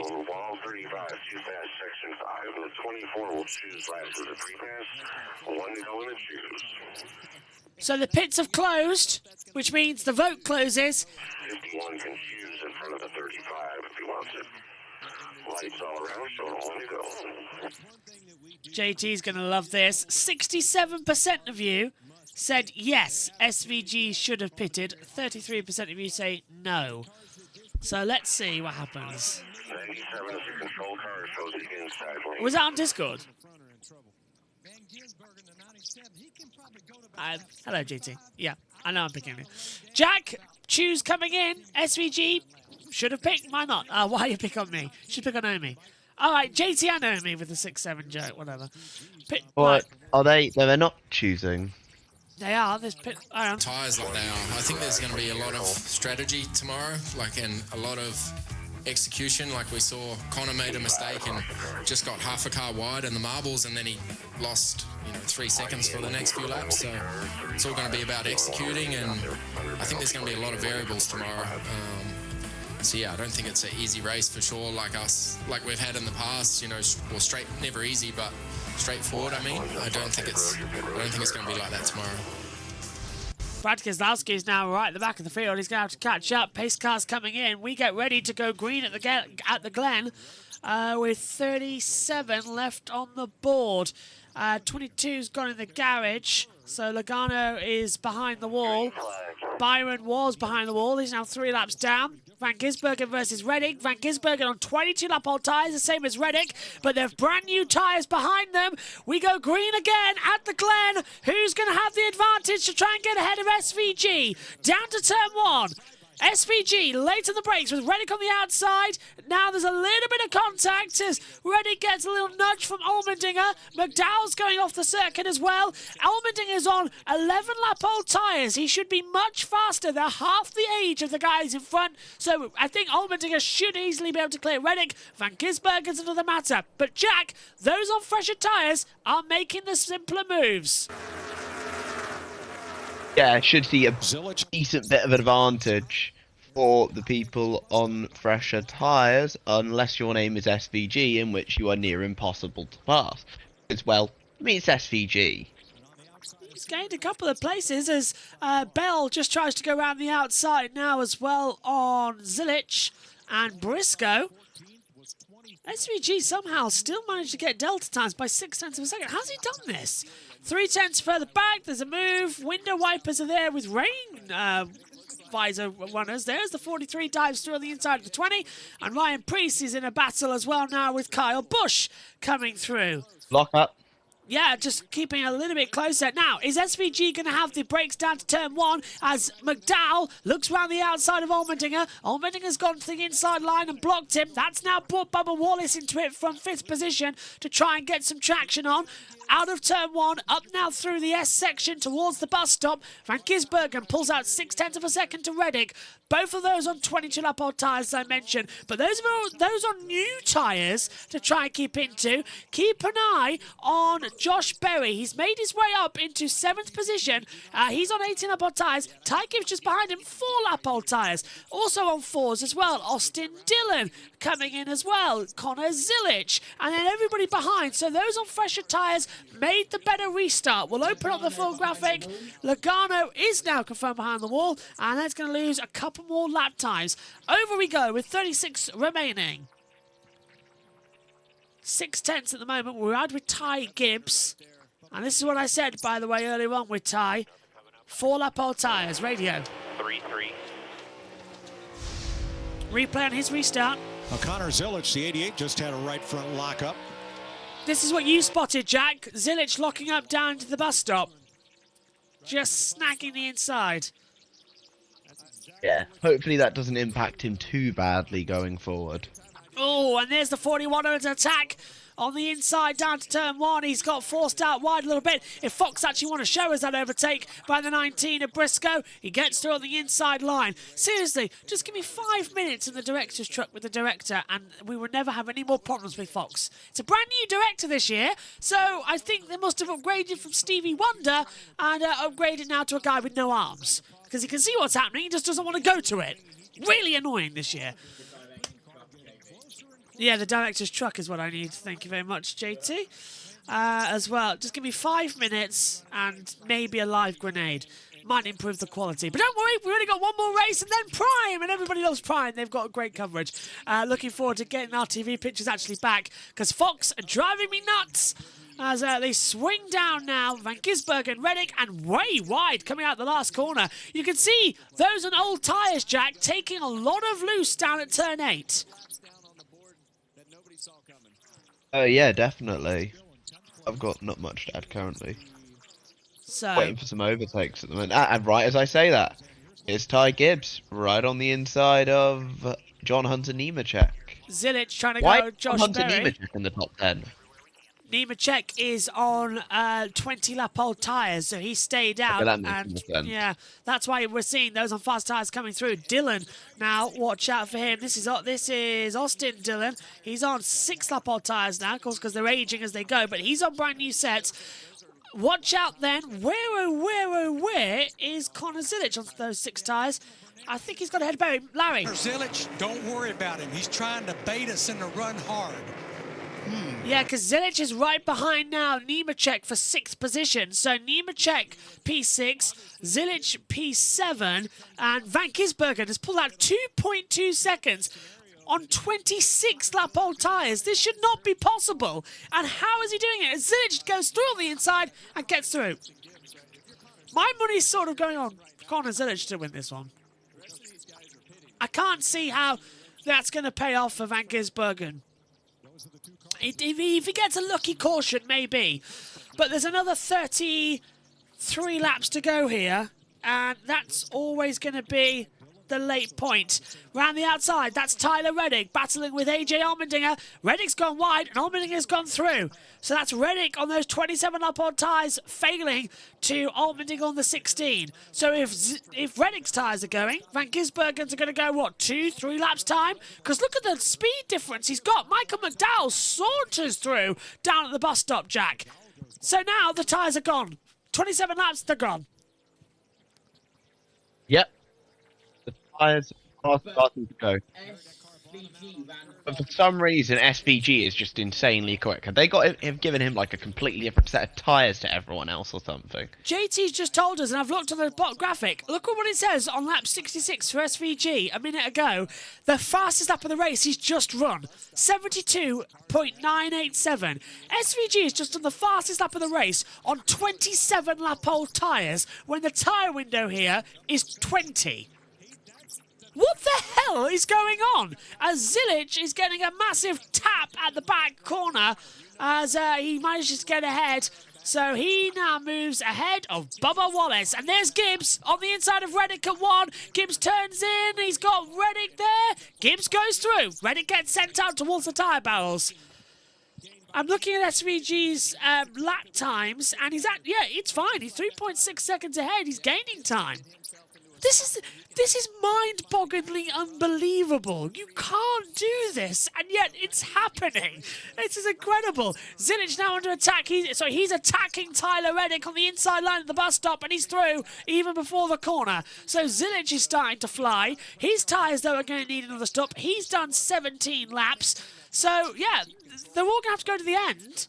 Who's really looking in the greatest position with 32 to go? Taking the 40 laps, that's a risk, but that's a tight game. Everyone's going to have to stop again. This is exactly how. Take advantage of opportunities. So, Larry, when SVG does pit, if he has to pit under green, it's how far from the start of pit road until you exit and get back to speed? Yellow line to yellow line. That doesn't include slowing down to get to the yellow line or getting up to speed, but yellow line to yellow line, including the stop, is somewhere around 40 seconds. We're hearing right now, they just told him about 3 or 4 laps ago, about 10 more laps. So we expect to see him in the next 6 to 7 laps.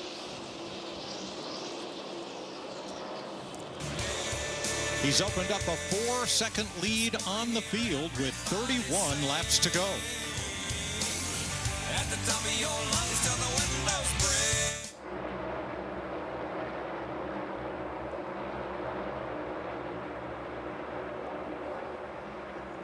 So this is looking very tantalizing. 31 to go. I'm just trying to do the calculations. For SVG to make it to the end, he must pit when these tyres, are you ready for this, are 34 laps old.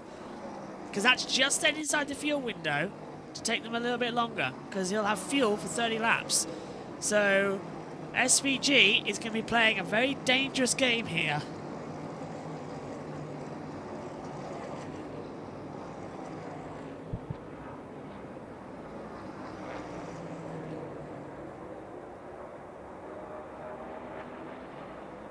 Just letting the ambiance talk for a second. Still confirming that maths.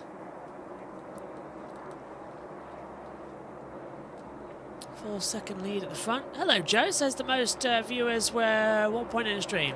In total, I can tell you, for this broadcast, we've had 20,000 viewers. Hello, Sam. Says SVG is just different gravy.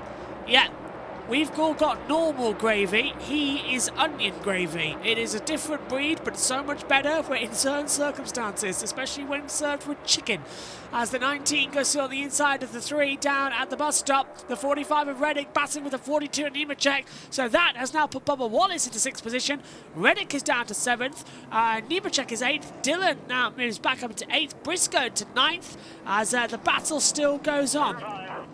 SVG's old tyres, by the way, equals Palou on blacks. 100%.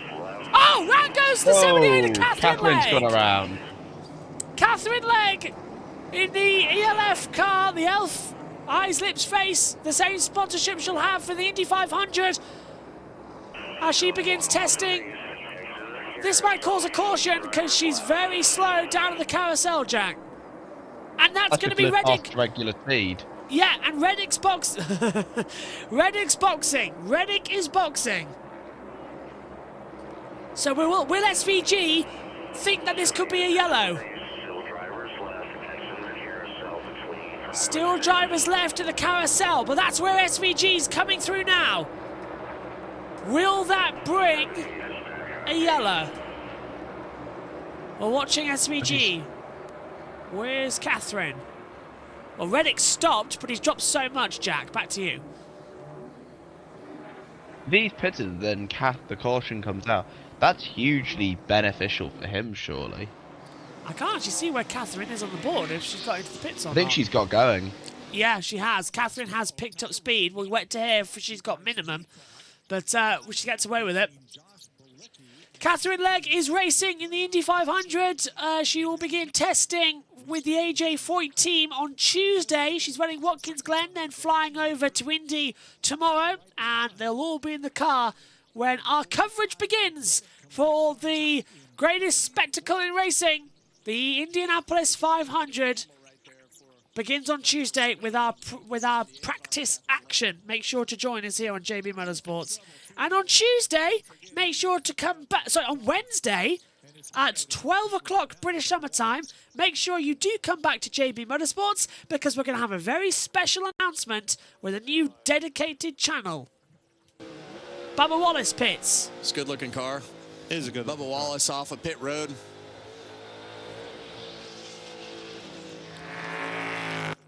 So, what are we going to have now? SVG leading by around about a week. Larry. Caution, do I have enough to make it to the end? And I'm worried if I'm like Shane Van Gisbergen, Allmendinger, McDowell, if we don't get a caution, I don't know if we can make that kind of ground up because they've got to come to pit road. Yeah, have and to. the other drivers who are in that boat, as you look down the laps since last pit, are Nemechek, Berry, and Suarez. Also probably going to need a stop. Cole Custer as well. I mean, I'm in trouble. I'm worried regardless. Because even if the caution comes out, it's only going to help their cause. Michael McDowell on the inside of Allmendinger to turn 1. Carried so much more speed. Michael McDowell goes back to 2nd place. And here he comes. Connor Zilic right on the back. This is going to get very entertaining as they fly in. 27 laps to go. We're watching Ty Gibbs now. He's on the run, pulls to the outside of the 16 and just repasses him. Gibbs goes through. Where is Connor Zilic on this run? This is a very energetic race. It's bringing it up now. Larry. And run the gears long. But what are they telling Michael McDowell? Because he just took off, made the Go, pass basically, on go. Allmendinger to move up to second spot and is pulling away from these cars. McDowell, you heard Travis Peterson telling him what their plan was, what the strategy was, and now it looks like they've taken the reins off and McDowell's taking off. Yeah, McDowell has been having 22 lap on tyres. Larry. I thought we were going to hear more from Larry there. We didn't. Okay, they're not even talking over there, coming through. That's a surprise. Great coverage, folks. Don't even start talking. Right, taking a look at the monitor. They've all got 22. They're going to be in soon because this would basically be about splitting everything in half. Yeah, 50 laps, so 25 down. There you go. So if we do see green flag pit stops in this stage, Jack, it's going to be around about now with half the stage to go. Will SVG finally come in? He's done 34 laps on these tyres. That is a full fuel window. 36 to 40 laps is all you can take it. SVG must come in the next 4 laps. I've just found out, by the way, Catherine's spin wasn't even her fault. She got dumped by Bilicki for some reason. Josh Bilicki, honestly. The battle of the mid was taking place there. Sometimes with Josh Bilicki, you do wonder why he races, because he just nothing but just cause drama. He did that a couple of weeks ago. Right, Larry Mack, That's the start of the season too for him. Yeah, is SVG going to pit onto green? Unless everybody else has to pit. Here's Connor Zilic's radio. Still need more if we're going to have to make it to the end here. That was a 4.45. Need like a 4.6 though on average. Oh. McDowell is in. Right, Michael McDowell comes in, and that's a surprise. Michael's only done 22 laps on these tyres, so maybe he was pushing because he was on a lower fuel run. He changed his tyres. Which did he actually change? Was it a four-wheeler? We only saw half of that from Fox on the top picture-in-picture, so I'll have a look at my timing monitor and see if it confirms to you what Michael McDowell has changed over to in just a moment. But so far, he's running quite well, actually. He's got a good gap coming through the next stop. It should be good, as the pit stop window is now open. Shane van Gisbergen has done 35 laps. This is his 36th on this set of tyres. Fuel window is 36 to 40. Is he coming in now, or is he saving fuel? He's very wide down at the bottom. I thought SVG was going to make something there. Jack, he's not coming in. What's going on? He's boxing. He's in. SVG pits. The race leader comes in after a mammoth 36 laps on those tyres. Pit road. Long way to the end of pit road, where he has pit stall number 1 down at the bottom of the hill.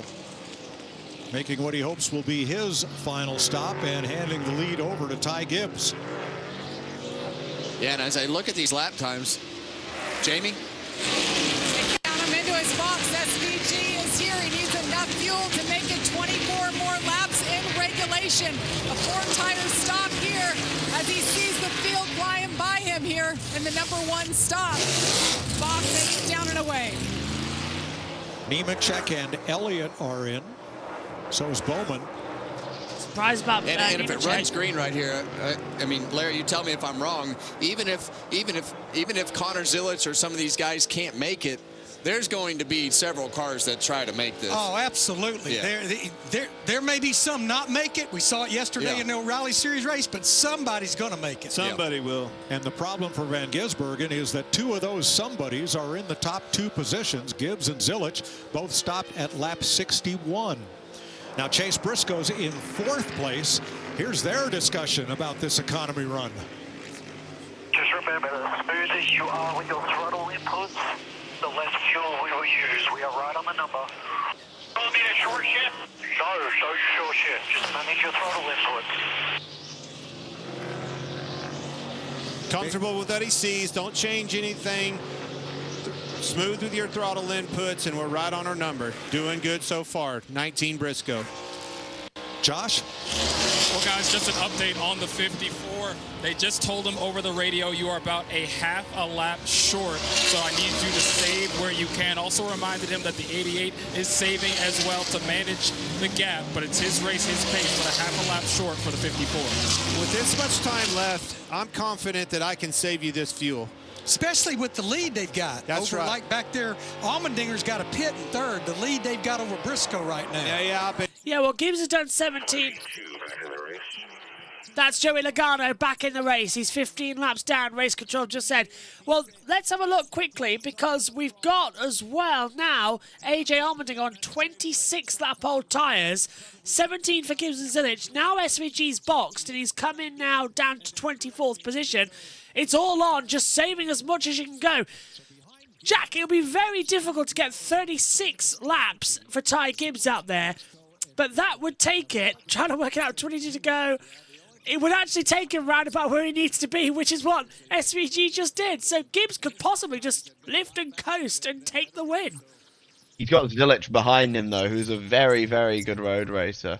He too on 17 laps. SVG also has to pass all those cars in order to get to Gibbs, so he might have his work cut out for him.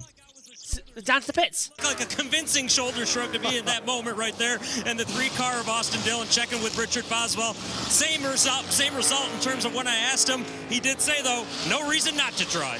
That's right. At the end of the day, maybe they don't know, but that's the play they're playing. Yeah, and that was kind of my point to Larry earlier was somebody's going to try it. His answer was exactly what I thought it would be. Somebody's going to try to make it. And these guys aren't in the Gibbs and Zilich position like Briscoe and Dillon. They've been back there just saving gas from the beginning of the run. So Shane Van Gisbergen came back on track around 24th spot. He is up to 21st, and he needs to gain 1.3 seconds a lap on the leader to have a chance of getting there before the checkered flag waves. Here's his radio. This is SVG. We just need our pace for 23 laps, so we'll get most of the ones, and the ones that are backing down we'll probably get to. Yeah, I think you're going to have to go get most of these guys. They're saving. Tires are older. Well, this is getting interesting now as SVG Zilich is is gaining, by the way. Zilich is gaining. Gap now 1.662. 21 to go at Watkins Glen.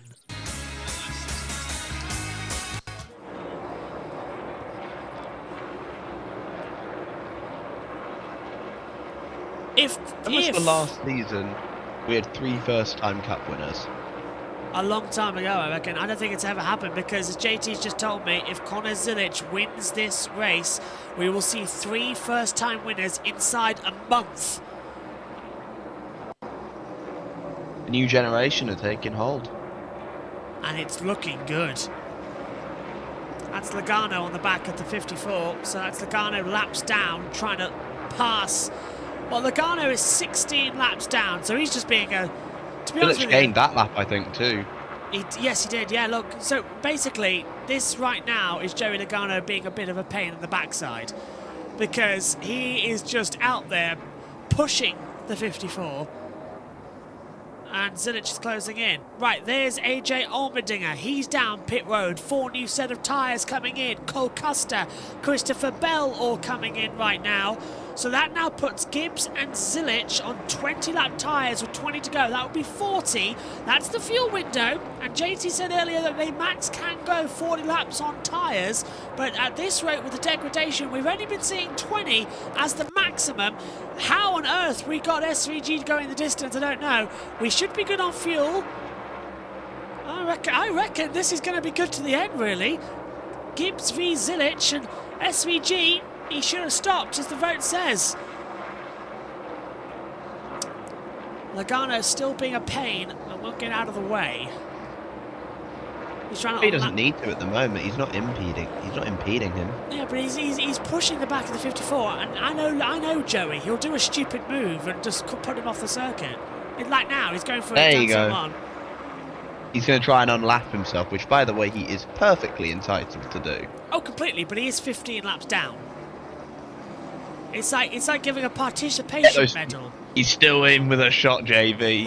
He's still in with a shot. If the entire field crashes and burns in the next 3 laps, I'll give it to you. No DNFs yet today, by the way. No, just Logano, 15 laps down. Byron's 3. Leg is only a lap down, so if there's a caution, Catherine would get back on the lead lap. This has actually been an incredible race. Hats off. We should have been put on SVG's on board. Yes, I want to be given that right now. Is it according online? to Eric Estep, it's very entertaining.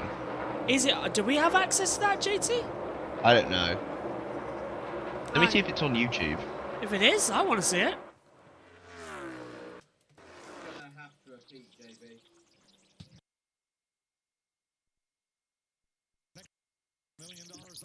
Next Sunday, $1 million will be won as the NASCAR All-Star Race will take place at Dover. And then, straight after, it's qualifying for the Indianapolis 500, both on Fox and both here live on JB Motorsports. So as soon as we finish the All-Star, you'll be redirected to the Cup race. Pain. And we haven't got it, that's a shame. Yep, pain. Looking stronger and stronger as we come into today.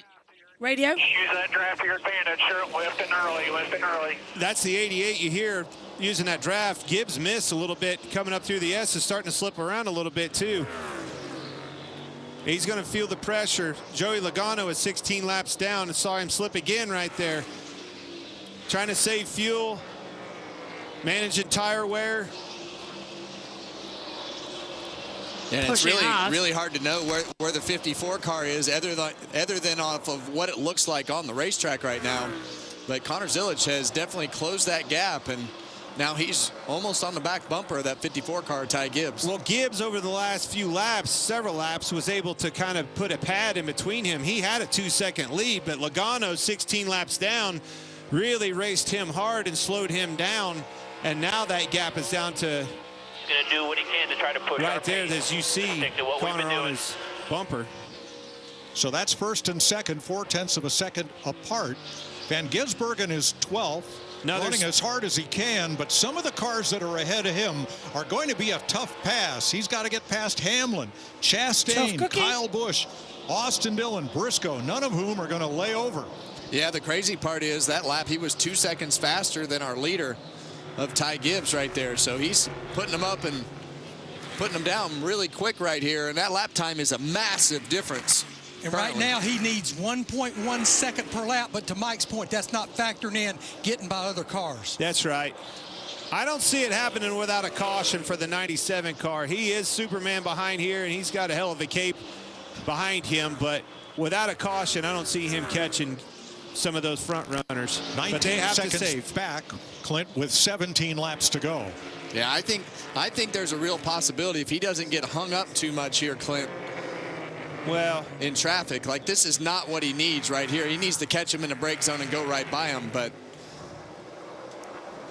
this is what from him catching him is catching him in the wrong spot like he did with that 77 car. 16 to go in this one. They are closing in more and more battles. I'm absolutely loving this race here today. I hope you are as well. No sign of the caution yet. SVG is in 12th position, trying to find his way back up for Trackhouse. But is Connor Zilic going to be the other Trackhouse? Where is my mouse? There it is. I was looking to see where it was.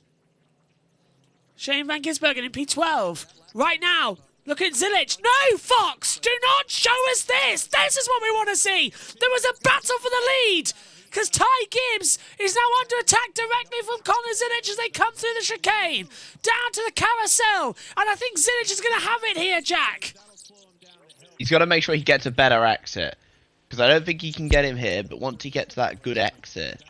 It's not going to take too long if I know Connor Zilic. With 15 to go and a possibility of Hamilton on the stop, he want to clear Gibbs and try and get as big a gap as he possibly can. So this is now the younger generation, the next generation, doing battle in the Gen car as they exit the last corner. Gibbs had a slight oversteer moment there, but look at this. Zilic is on him down towards turn number 1. Is there going to be a late move as we cut to a 3 wide? And we look at SVG. Get to the point, Fox! My God! Did Zilich make the move as SVG now gets a practically glorified spot on the centre screen? What is Why going are we on? watching SVG and not the 3 wide that was happening as well? Yeah, I'm going to pull my hair out at this point. I want to see the 3 wide. 3 wide sick. Don't even know what that 3 wide was about. I think it was McDowell, Hamlin and Chastain who were 3 wide coming down out the bus stop towards turn 7 and 8. Why are we still watching Shane van Gisbergen? Why are we currently he's on course to win. He's 10 lap tyres. Oh, Bubba's round! Bubba's round at turn 1. So can he get it going? Yes, he does. He's got it restarted.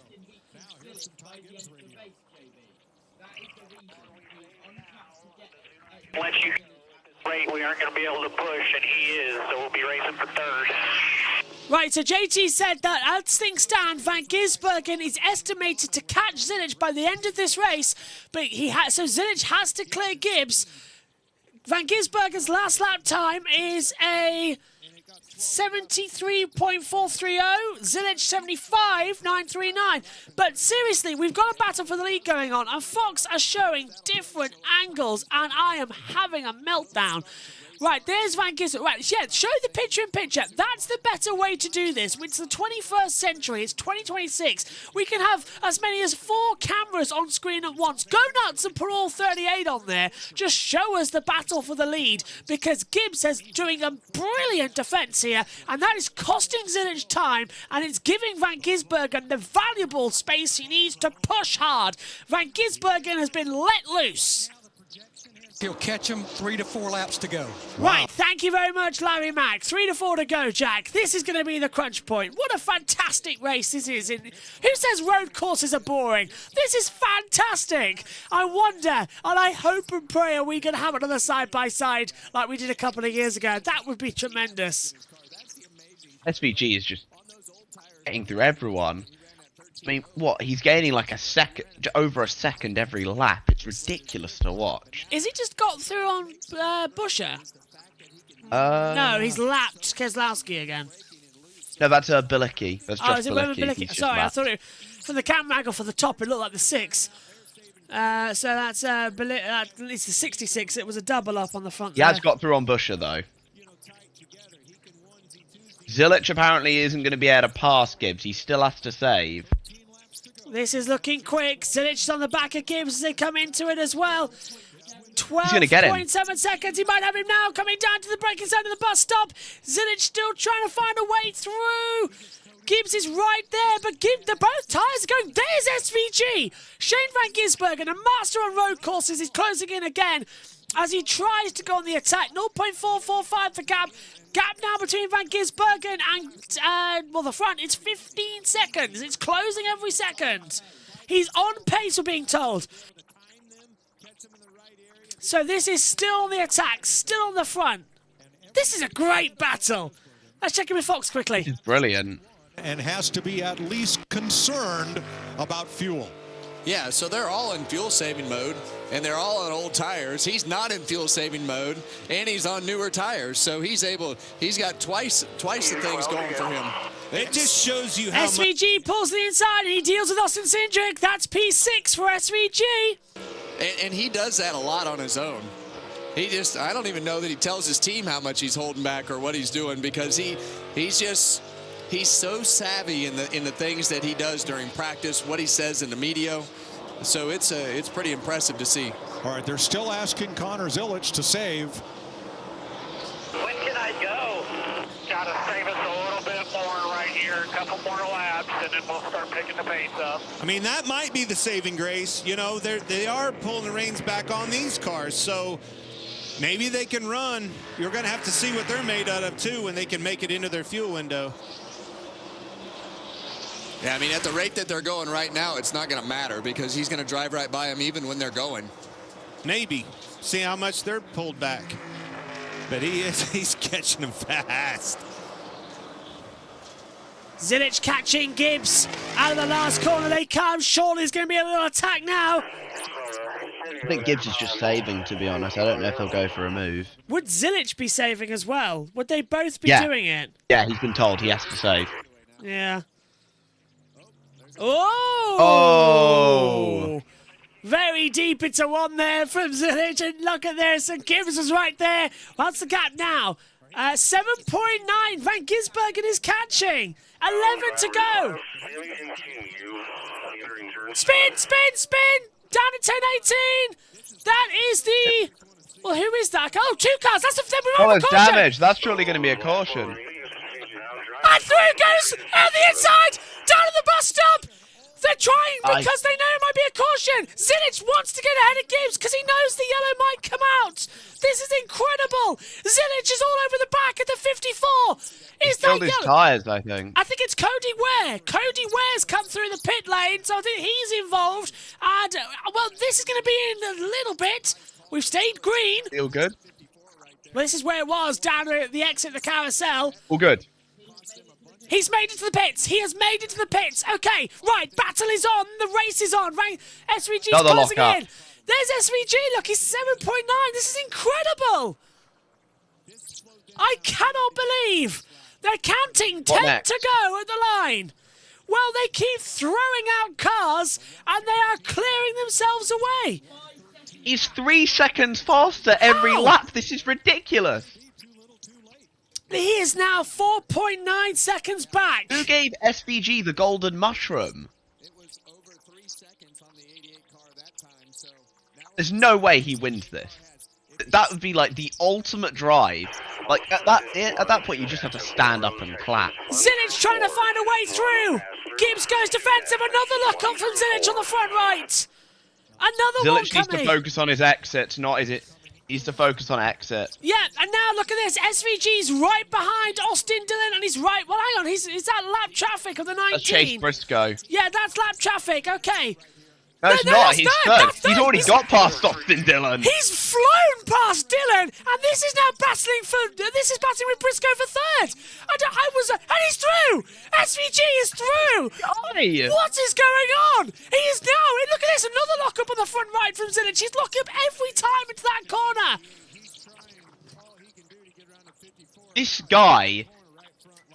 Someone drug test SVG after the race, please. This is pandemonium. There is 9 to go. And another lock-up on the front right from Zilic. Shane Van Gisbergen is 3.2 seconds back. He is 3 seconds a lap faster every single lap.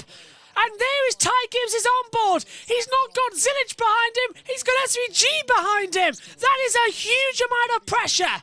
SVG is Jaws. Look, Zilic is dropping back. He knows. He knows. He's going to have to defend this and let Gibbs just go away. SVG is the greatest road racer I think I've ever seen. I have never seen... Oh, and Zilic got loose! Zilic got loose! His tyres are gone! And Shane Van Gisbergen takes second place at the carousel! Well, there it's done then. It's done. Zilic has got a puncture. Zilic has a puncture. The front right tyre has finally given way, and he's going to have to box this time by. Zilic with the puncture. Jack, I don't believe it. And Fox missed it. Fox have completely missed that he's got the puncture. It's So there he is. gone. I can see him in the background. You can see him in the background. He's going to get Gibbs. This is ridiculous. So it's a front right puncture for Connor Zilic. He's right on him. Fox has completely missed it. And now Shane Van Gisbergen is catching the back of the 54. He's going to have him before the bus stop. Now we're watching Zilic's pit stop because they can't get it up. Here comes SVG. He's lining up the 54. Gibbs is sliding everywhere. The 97 will go through. He's on the inside. He's late on the brakes. And Shane Van Gisbergen leads at Watkins Glen. That was unbelievable. 3 seconds a lap faster on that stint, and he leads. And Zilic has dropped all the way down to 30th with that puncture. Unbelievable. I cannot believe what we've just seen. Ty Gibbs are going to have to stop. He's done 32 laps on these tyres, and he's pushed them to the maximum. He's going to have to stop this time by just to try and save position. So would Briscoe, so would McDowell. They've done similar lap times. My brain's Dylan melted. even, sorry. McDowell's on 18 lap on tyres. Shane van Gisbergen leads with 7 to go. It's ridiculous how fast he caught him there. That was insane. This is like that Schumacher 4-stop strategy in, was it 99? Yeah, at France.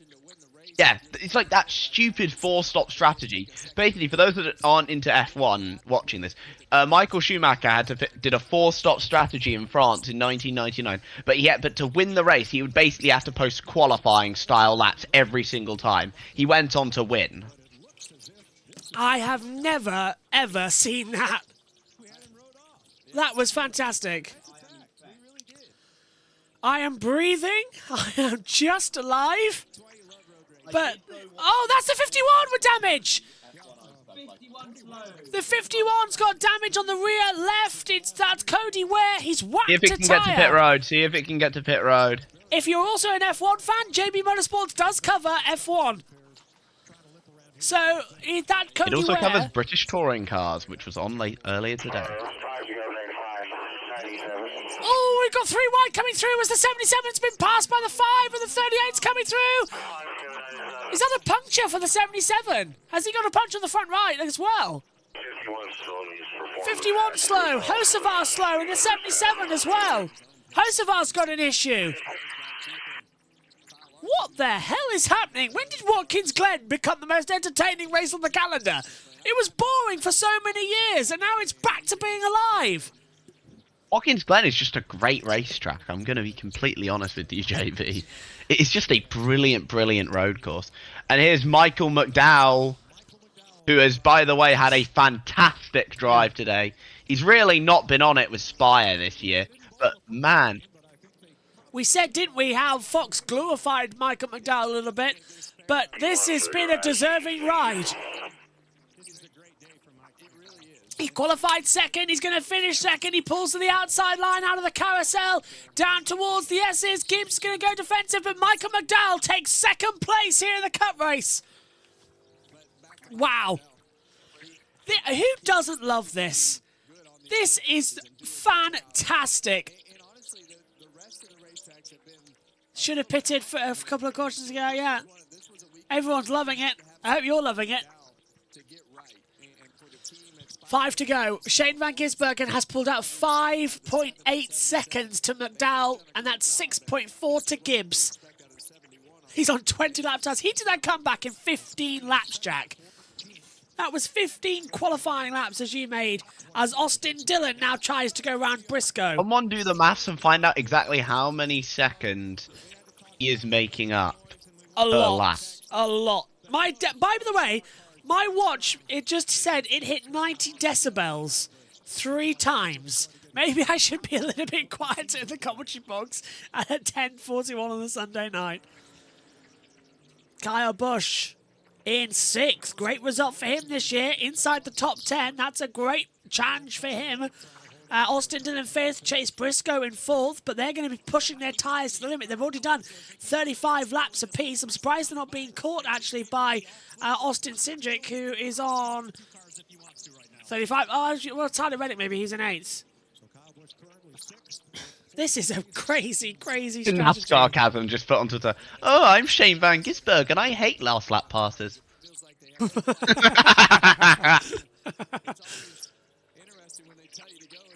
I wish he could have waited to the last lap. SVG just like, oh yeah, I'm just going to hang back for it. Last lap just bulldozes past both of them. That would have been so entertaining. Our viewing figures would have gone up for that one as well. I would have paid for that. He's already got a 6-second lead. This is stupid. Shane van Gisbergen. Man is too overpowered. We need to someone nerf SVG, please. How about at the end of every caution, Shane van Gisbergen has to start at the back of the field every single time. He was racing on those laps like me when I'm on F1 25 and I set my AI difficulty to 0 because I'm terrible at the game. It may as well be set to 0 today. I'll tell you what, actually, what I would love to do, let's just put Shane van Gisbergen at Daytona and have him race to the circuit. That might then work. He'll probably still win. Wow, what a special talent. You can't deny Shane van Gisbergen was a multiple champion, one of the best there ever was in the Australian Supercar Championship. He's come over now, and he is just doing brilliantly in the Cup Series. His counterpart, of course, Scott McLaughlin, he's going to be challenging for the Indy 500 once again, and he has a good feeling he might be able to win it. So I wonder if that's going to be the case. You can tune in to JB Motorsports and our Indianapolis 500 coverage. Practice starts on Tuesday. The whole day live. Because M3 Racecar says, if you want to see how long this track has been entertaining, take a look at the Insta reel NASCAR made that I put in the Discord. I will take a look, my friend. Last race I saw, I tell you what, the last gripping race I remember seeing at NASCAR in terms of Formula One was when Lauder and Hunt were doing a battle together here at Watkins Glen. Because James Hunt won here, of course. Oh, I think this is the right race to end the day on. By the way, this is lap 97, and it's going to be led by the number 97. It will be 2 to go at the line, and SVG... There you go. It's white flag next time by here at Watkins Glen. It's simply lovely. It's a domination. Trackhouse are going to win on a day, actually, they've had quite a successful run, because in MotoGP earlier as well, they had a very entertaining race with Ayagura finishing on the podium, completing Aprilia's first ever 1-2-3 lockout in MotoGP. So Trackhouse got a podium earlier on in MotoGP, and in NASCAR, they're going to get the win with Shane van Gisbergen. I like that. It's a great day to be a Trackhouse fan. SVG still coming in close. He's pushing. Jack, he's not stopped. His last lap was a 74.889. Michael McDowell 75.166. He's still pushing 0.4 a lap faster. I'm going to be honest with you and just say that at the very least, Shane has made this entertaining. Oh, yeah. He's going to lap... Okay, it's Ty Dillon. It's not that impressive. Ty Dillon. He's lapped Ty Dillon. If he laps Bubba, that'll be impressive. We'll come up to the comms box. White flag in the air, sponsored by Credit One Bank. For the goal bowling at the Glen, it's going to be S3G to win. He's going to cruise now, but this has been a great comeback and a great race. And Watkins Glen has sealed itself as another thriller. It's a shame we're pushing it to the chase next year, because I actually think it does work well where we are right now. Higher temperatures, higher degradation on the tyres, more action in the zones. I think where it is right now, it kind of works. If we can have this race in September next year, that might be better when we return for the chase in 27. What do you think, Jack? Just looking at some stuff quickly. Bubba Wallace's spin, by the way, was the result of John Hunter Nemechek forgetting how to actually have talent. And Cody Ware's and Josh Berry's spins were separate incidents, by the way. Into the last two corners, the checkered flag is being made ready. It's going to be Trackhouse's day, but more importantly, Shane van Gisbergen gives us a fantastic return. The checkered flag falls. Shane van Gisbergen wins at Watkins Glen. As the 21 has got some damage down there, the first corner, as it starts its last lap. But Shane van Gisbergen does the donuts and wins a tremendous race. That was fantastic. Shane van Gisbergen, once again, the road course king. Burnout. He's still got tyres left to do it, Jack. He's going to just try and burn out across the entire track, isn't he? Yeah, I've got tyres to burn. That's fine. Whoa. Has he blown a rear? Oh, no, he's just dropped the net. Apparently, Berry spun at turn 1, but he has continued. Yeah, we saw the 21 round. I didn't know he was spun off. Hit the third tyre. Berry hit the third tyre pack. Thanks, JT. Feels more like last time, but I can't remember too much from then. So tyre wears, but it's really good. Let's take a look at the spin then, Jack, for the 21. Oh, hang on a minute. What are we seeing here? Oh, this is the move for the win. The 97 on Which the was 54. rather uneventful, to be honest. It wasn't as good as Lundgaard's move for the win yesterday, but it was a good move nevertheless. I think it was in the IndyCar race. IndyCar oh yeah, was Ty great. just got loose. His tyres were done. IndyCar was a fantastic race, actually, and this was a Oh, fantastic IndyCar race. was brilliant. Plus Lundgaard won. I'm obviously happy about that. Obviously. McLaren actually, we can find victory in one series finally. 4 cautions in total, and Shane van Gisbergen is the winner. Who is Shane's crew chief? I need to find this out right now. Shane's crew chief is Stephen. He's won the last 4 out of 5. I'm just selecting it now. It is Stephen Duran. Well, he needs to be given a pay rise, because what a strategy call that was. Yeah, he was crew chief at the Glen, Texas, Talladega, Kansas, and Bristol. Oh, did he have a swap? Yeah, he's been swapping a couple of bits over the last couple. Fair play to the guy. Give him a raise. Let's bring JT in for a second if we can. JT, what did you make of that melee out there tonight? Don't know if you can... Oh, his mic's live on USN and he can't talk just yet. Yeah, he's unavailable right now. Well, we'll hear from SVG as he does the burnouts on the start-finish straight here at Watkins Glen. Stay with us here. We'll hear from all of the drivers and get all the post-race show underway. So stay with us here on JB Motorsports for the post-show. But Shane van Gisbergen... Oh, don't... Fox have now cut away as Kyle Busch has, for some reason, gone back. And SVG is reversing over the line and burning it up. So you're right, Jack. Oh, that's beautiful, that is. His stereotypical burnouts. Drone cam getting in there. And Glad we have a drone cam, not a guy on the track nowadays. Yeah. I can't even see him anymore. Sam says Lundgaard was the... Lundgaard was the move of the weekend, but thanks for another great stream, guys. Another great race, cracking weekend. On to the next one. Thanks, Sam. Stay with us, everyone. Let's head down to Fox and hear from SVG. Tires, boys.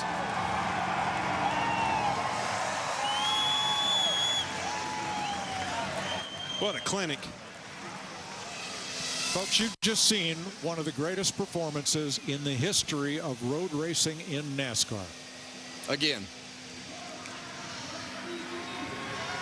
SVG wins at Watkins Glen. He's captured the hearts of these American fans. The New Zealander, birthday boy this weekend.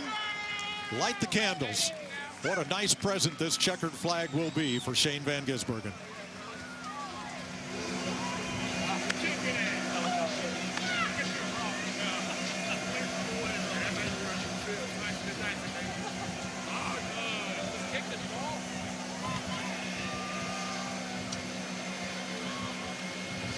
I see Jamie Little down in the midst of that celebration. Jamie? He gets his helmet off. All the high fives. What a day for this entire team. There was this pit crew, talked about the job that they did today. They executed when they needed to.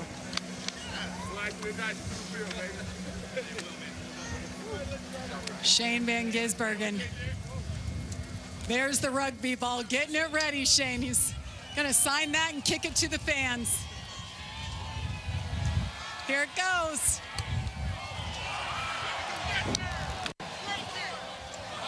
And the kids got it in the front. Shane, you had to come in and pit. You blended in about 26th with 24 laps to go. You absolutely put on a clinic. How did you do it, especially this time in a number that means so much to you, your first time winning here in the 97? Yeah, you're right. Unbelievable to win with 97. Yeah, Super Foal Chevy was great. Thank you to Trackhouse. We weren't very good in practice, and then qualifying was amazing. Good tweaks, and then today, so what a race car. And then Stephen made great calls. I wasn't sure how it was going to work, and then to run them down like that, very, very special to do 2 in a row. There's Stephen right there, his crew chief. You know, you've been working on your racecraft in NASCAR, learning these ovals. That's what we primarily do. But when you come here and you get to run on road courses, how much fun is it to show everybody here what you're capable of? This is your wheelhouse. Oh, for sure, but it's not easy. Everyone's really good. There was a lot of pressure there, and I think McDowell was good, Connor was good, Tyler Reddick. There were some really good guys and a lot of pressure, so just stoked for these guys, you know, to execute every facet of our game. And speechless. It's so cool. Nice birthday present. Congratulations. Shane Van Gisbergen wins at Watkins Glen. He came from 29.2 seconds back in 18 laps. Look at that. That's pretty amazing. I mean, you look, 26th position right there. And he won by 7.5 seconds. He just absolutely put on a clinic. And I think that his ability to be able to pass, I know he had better tires, but being so efficient with the passes and being able to make those so efficiently just puts him in a great spot. See the whole field right here pretty much except for he and Reddick decided to pit, and we thought he was in big trouble at that point to be able to put all this together and didn't know if he had enough time left to do exactly what he did, but he did it, and it wasn't even close, Clint. Well, I think it was a combination of the job that he can do behind the wheel. When he took off, right, he really showed his strength and how fast he was on the old tires. He got up through the field, and the fact that they had to save and come back to him, it just put him way out front. Not even close. There was only one driver who could race anywhere near Van Gisbergen today, and Regan is with him. Well, and that's right, Mike. Michael McDowell had to make up a similar gap at the end of the race there to get yourself all the way back up to second place. Up and down day, had some strategy stuff going on, a little bit of everything. It's been a rough stretch for this number 71 team. How good does this result feel? Yeah, Regan, I mean, it's great. It's great to get this Go Bowling Chevrolet in the top 5. You know, there was moments where I thought, maybe we can hang with SVG, and it felt like he was just pacing himself off me. He'd take back off. But, you know, in that second stage there, we got a little bit off strategy, and then we recovered well, which Travis did a great job of getting the track position when we needed it. Just not quite enough to run him down. Like I said, it's just tough, man. Second is awesome. It's great to get momentum back on our side. We needed it after a rough, few weeks, but we wanted to get the victory lane. But proud of Spire, proud of my guys. They worked really hard. Happy Mother's Day to my wife and all the mothers out there. Great day. We'll build on it and hopefully get ready for, Charlotte 600. And I would have liked to have made that all-star race, too. That would have been another plus to win. As you were getting buried in the pack a couple times in the middle of the race there, what's going through your mind? Did you think second place was even a possibility at that point? We restarted there 27th. I wasn't sure how that was going to work out, but we made pretty quick work to get near the top 10, and then it cycled around again, and then we got a little bit of track position. But, I don't know, even if we restarted right behind SVG, if we had the pace for him. That last stop, we came out right with him, and he still had a bit of pace on us. So we got a little work to do, but it's a good building block. Our road course programs really, come around. Top 5 at Coda, top 5 at Mexico. So I feel like we're building on it. We just need a little bit more. All right, solid run for Michael McDowell today. Josh?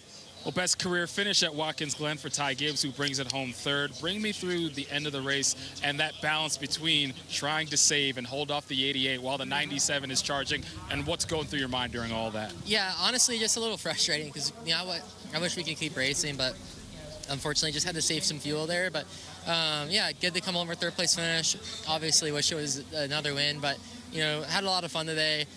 Always fun to come to Watkins Glen. So I want to say thank you to Monster Energy. I want to thank you to my team. I want to say thank you to Oakley and my trainers, Johnny O'Meara and Justin Brayton. So it was a ton of fun today. We'll just keep working hard, keep going for it, and had a lot of fun. So a lot of positives from today, and thank you, Toyota.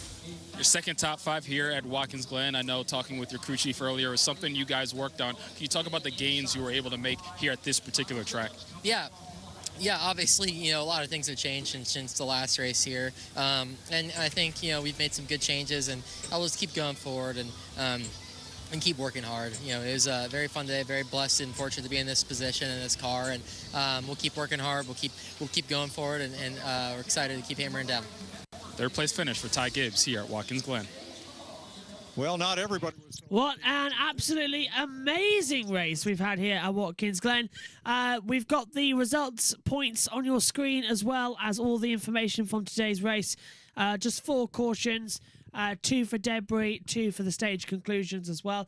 Reddick will now be on 567 points. Hamlin 438. So that's a huge gap in the top of the standings.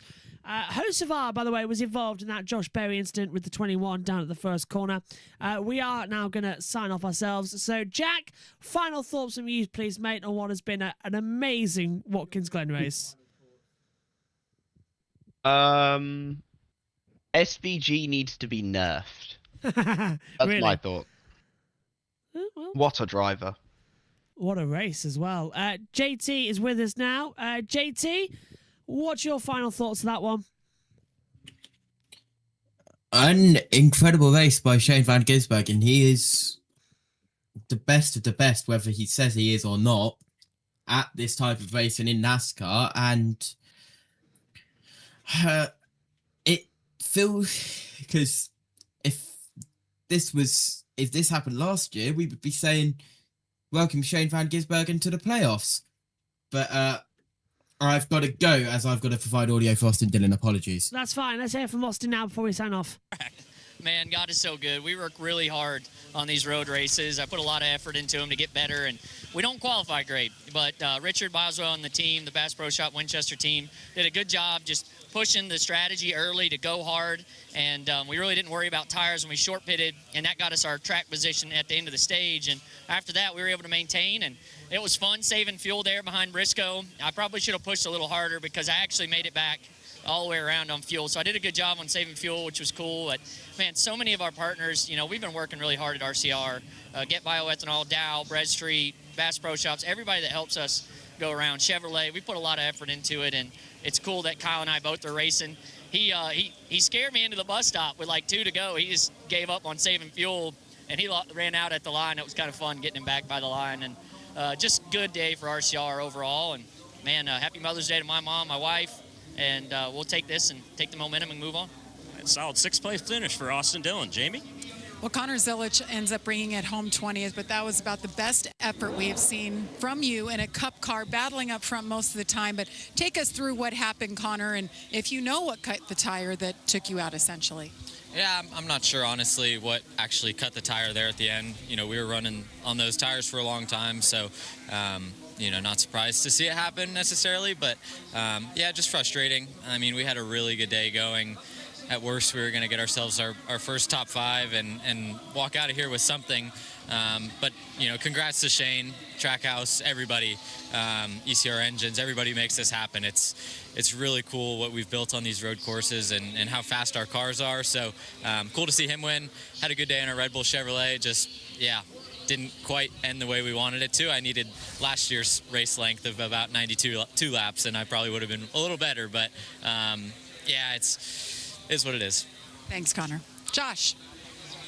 Best career finish for Chase Briscoe here at Watkins Glen. Brings it home 4th. You're another one of those drivers that was trying to conserve the fuel towards the end of the race. Talk to me about that battle there and how you were ultimately able to come away with a good finish.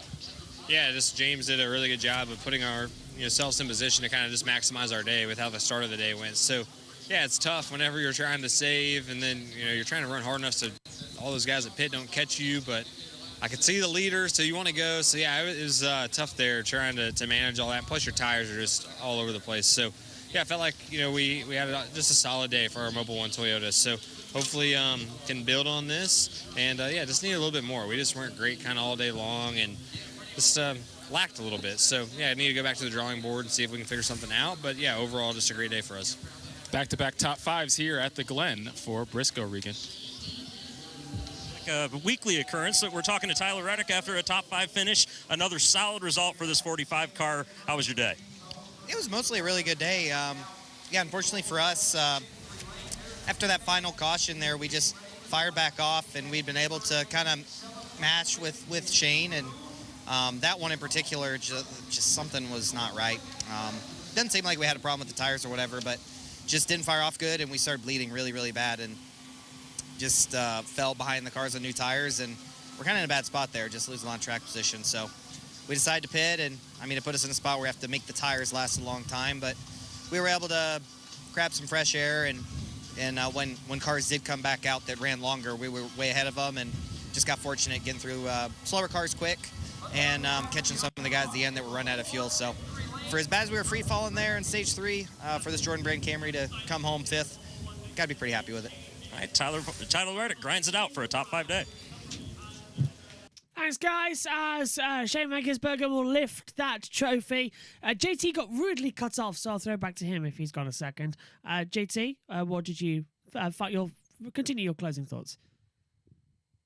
Yeah, chaos. If you check your DMs, JB, I've sent you the onboard of the host file, and Berry incident if you want it. I've seen it.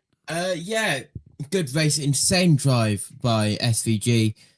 It was expected, but not with that intensity.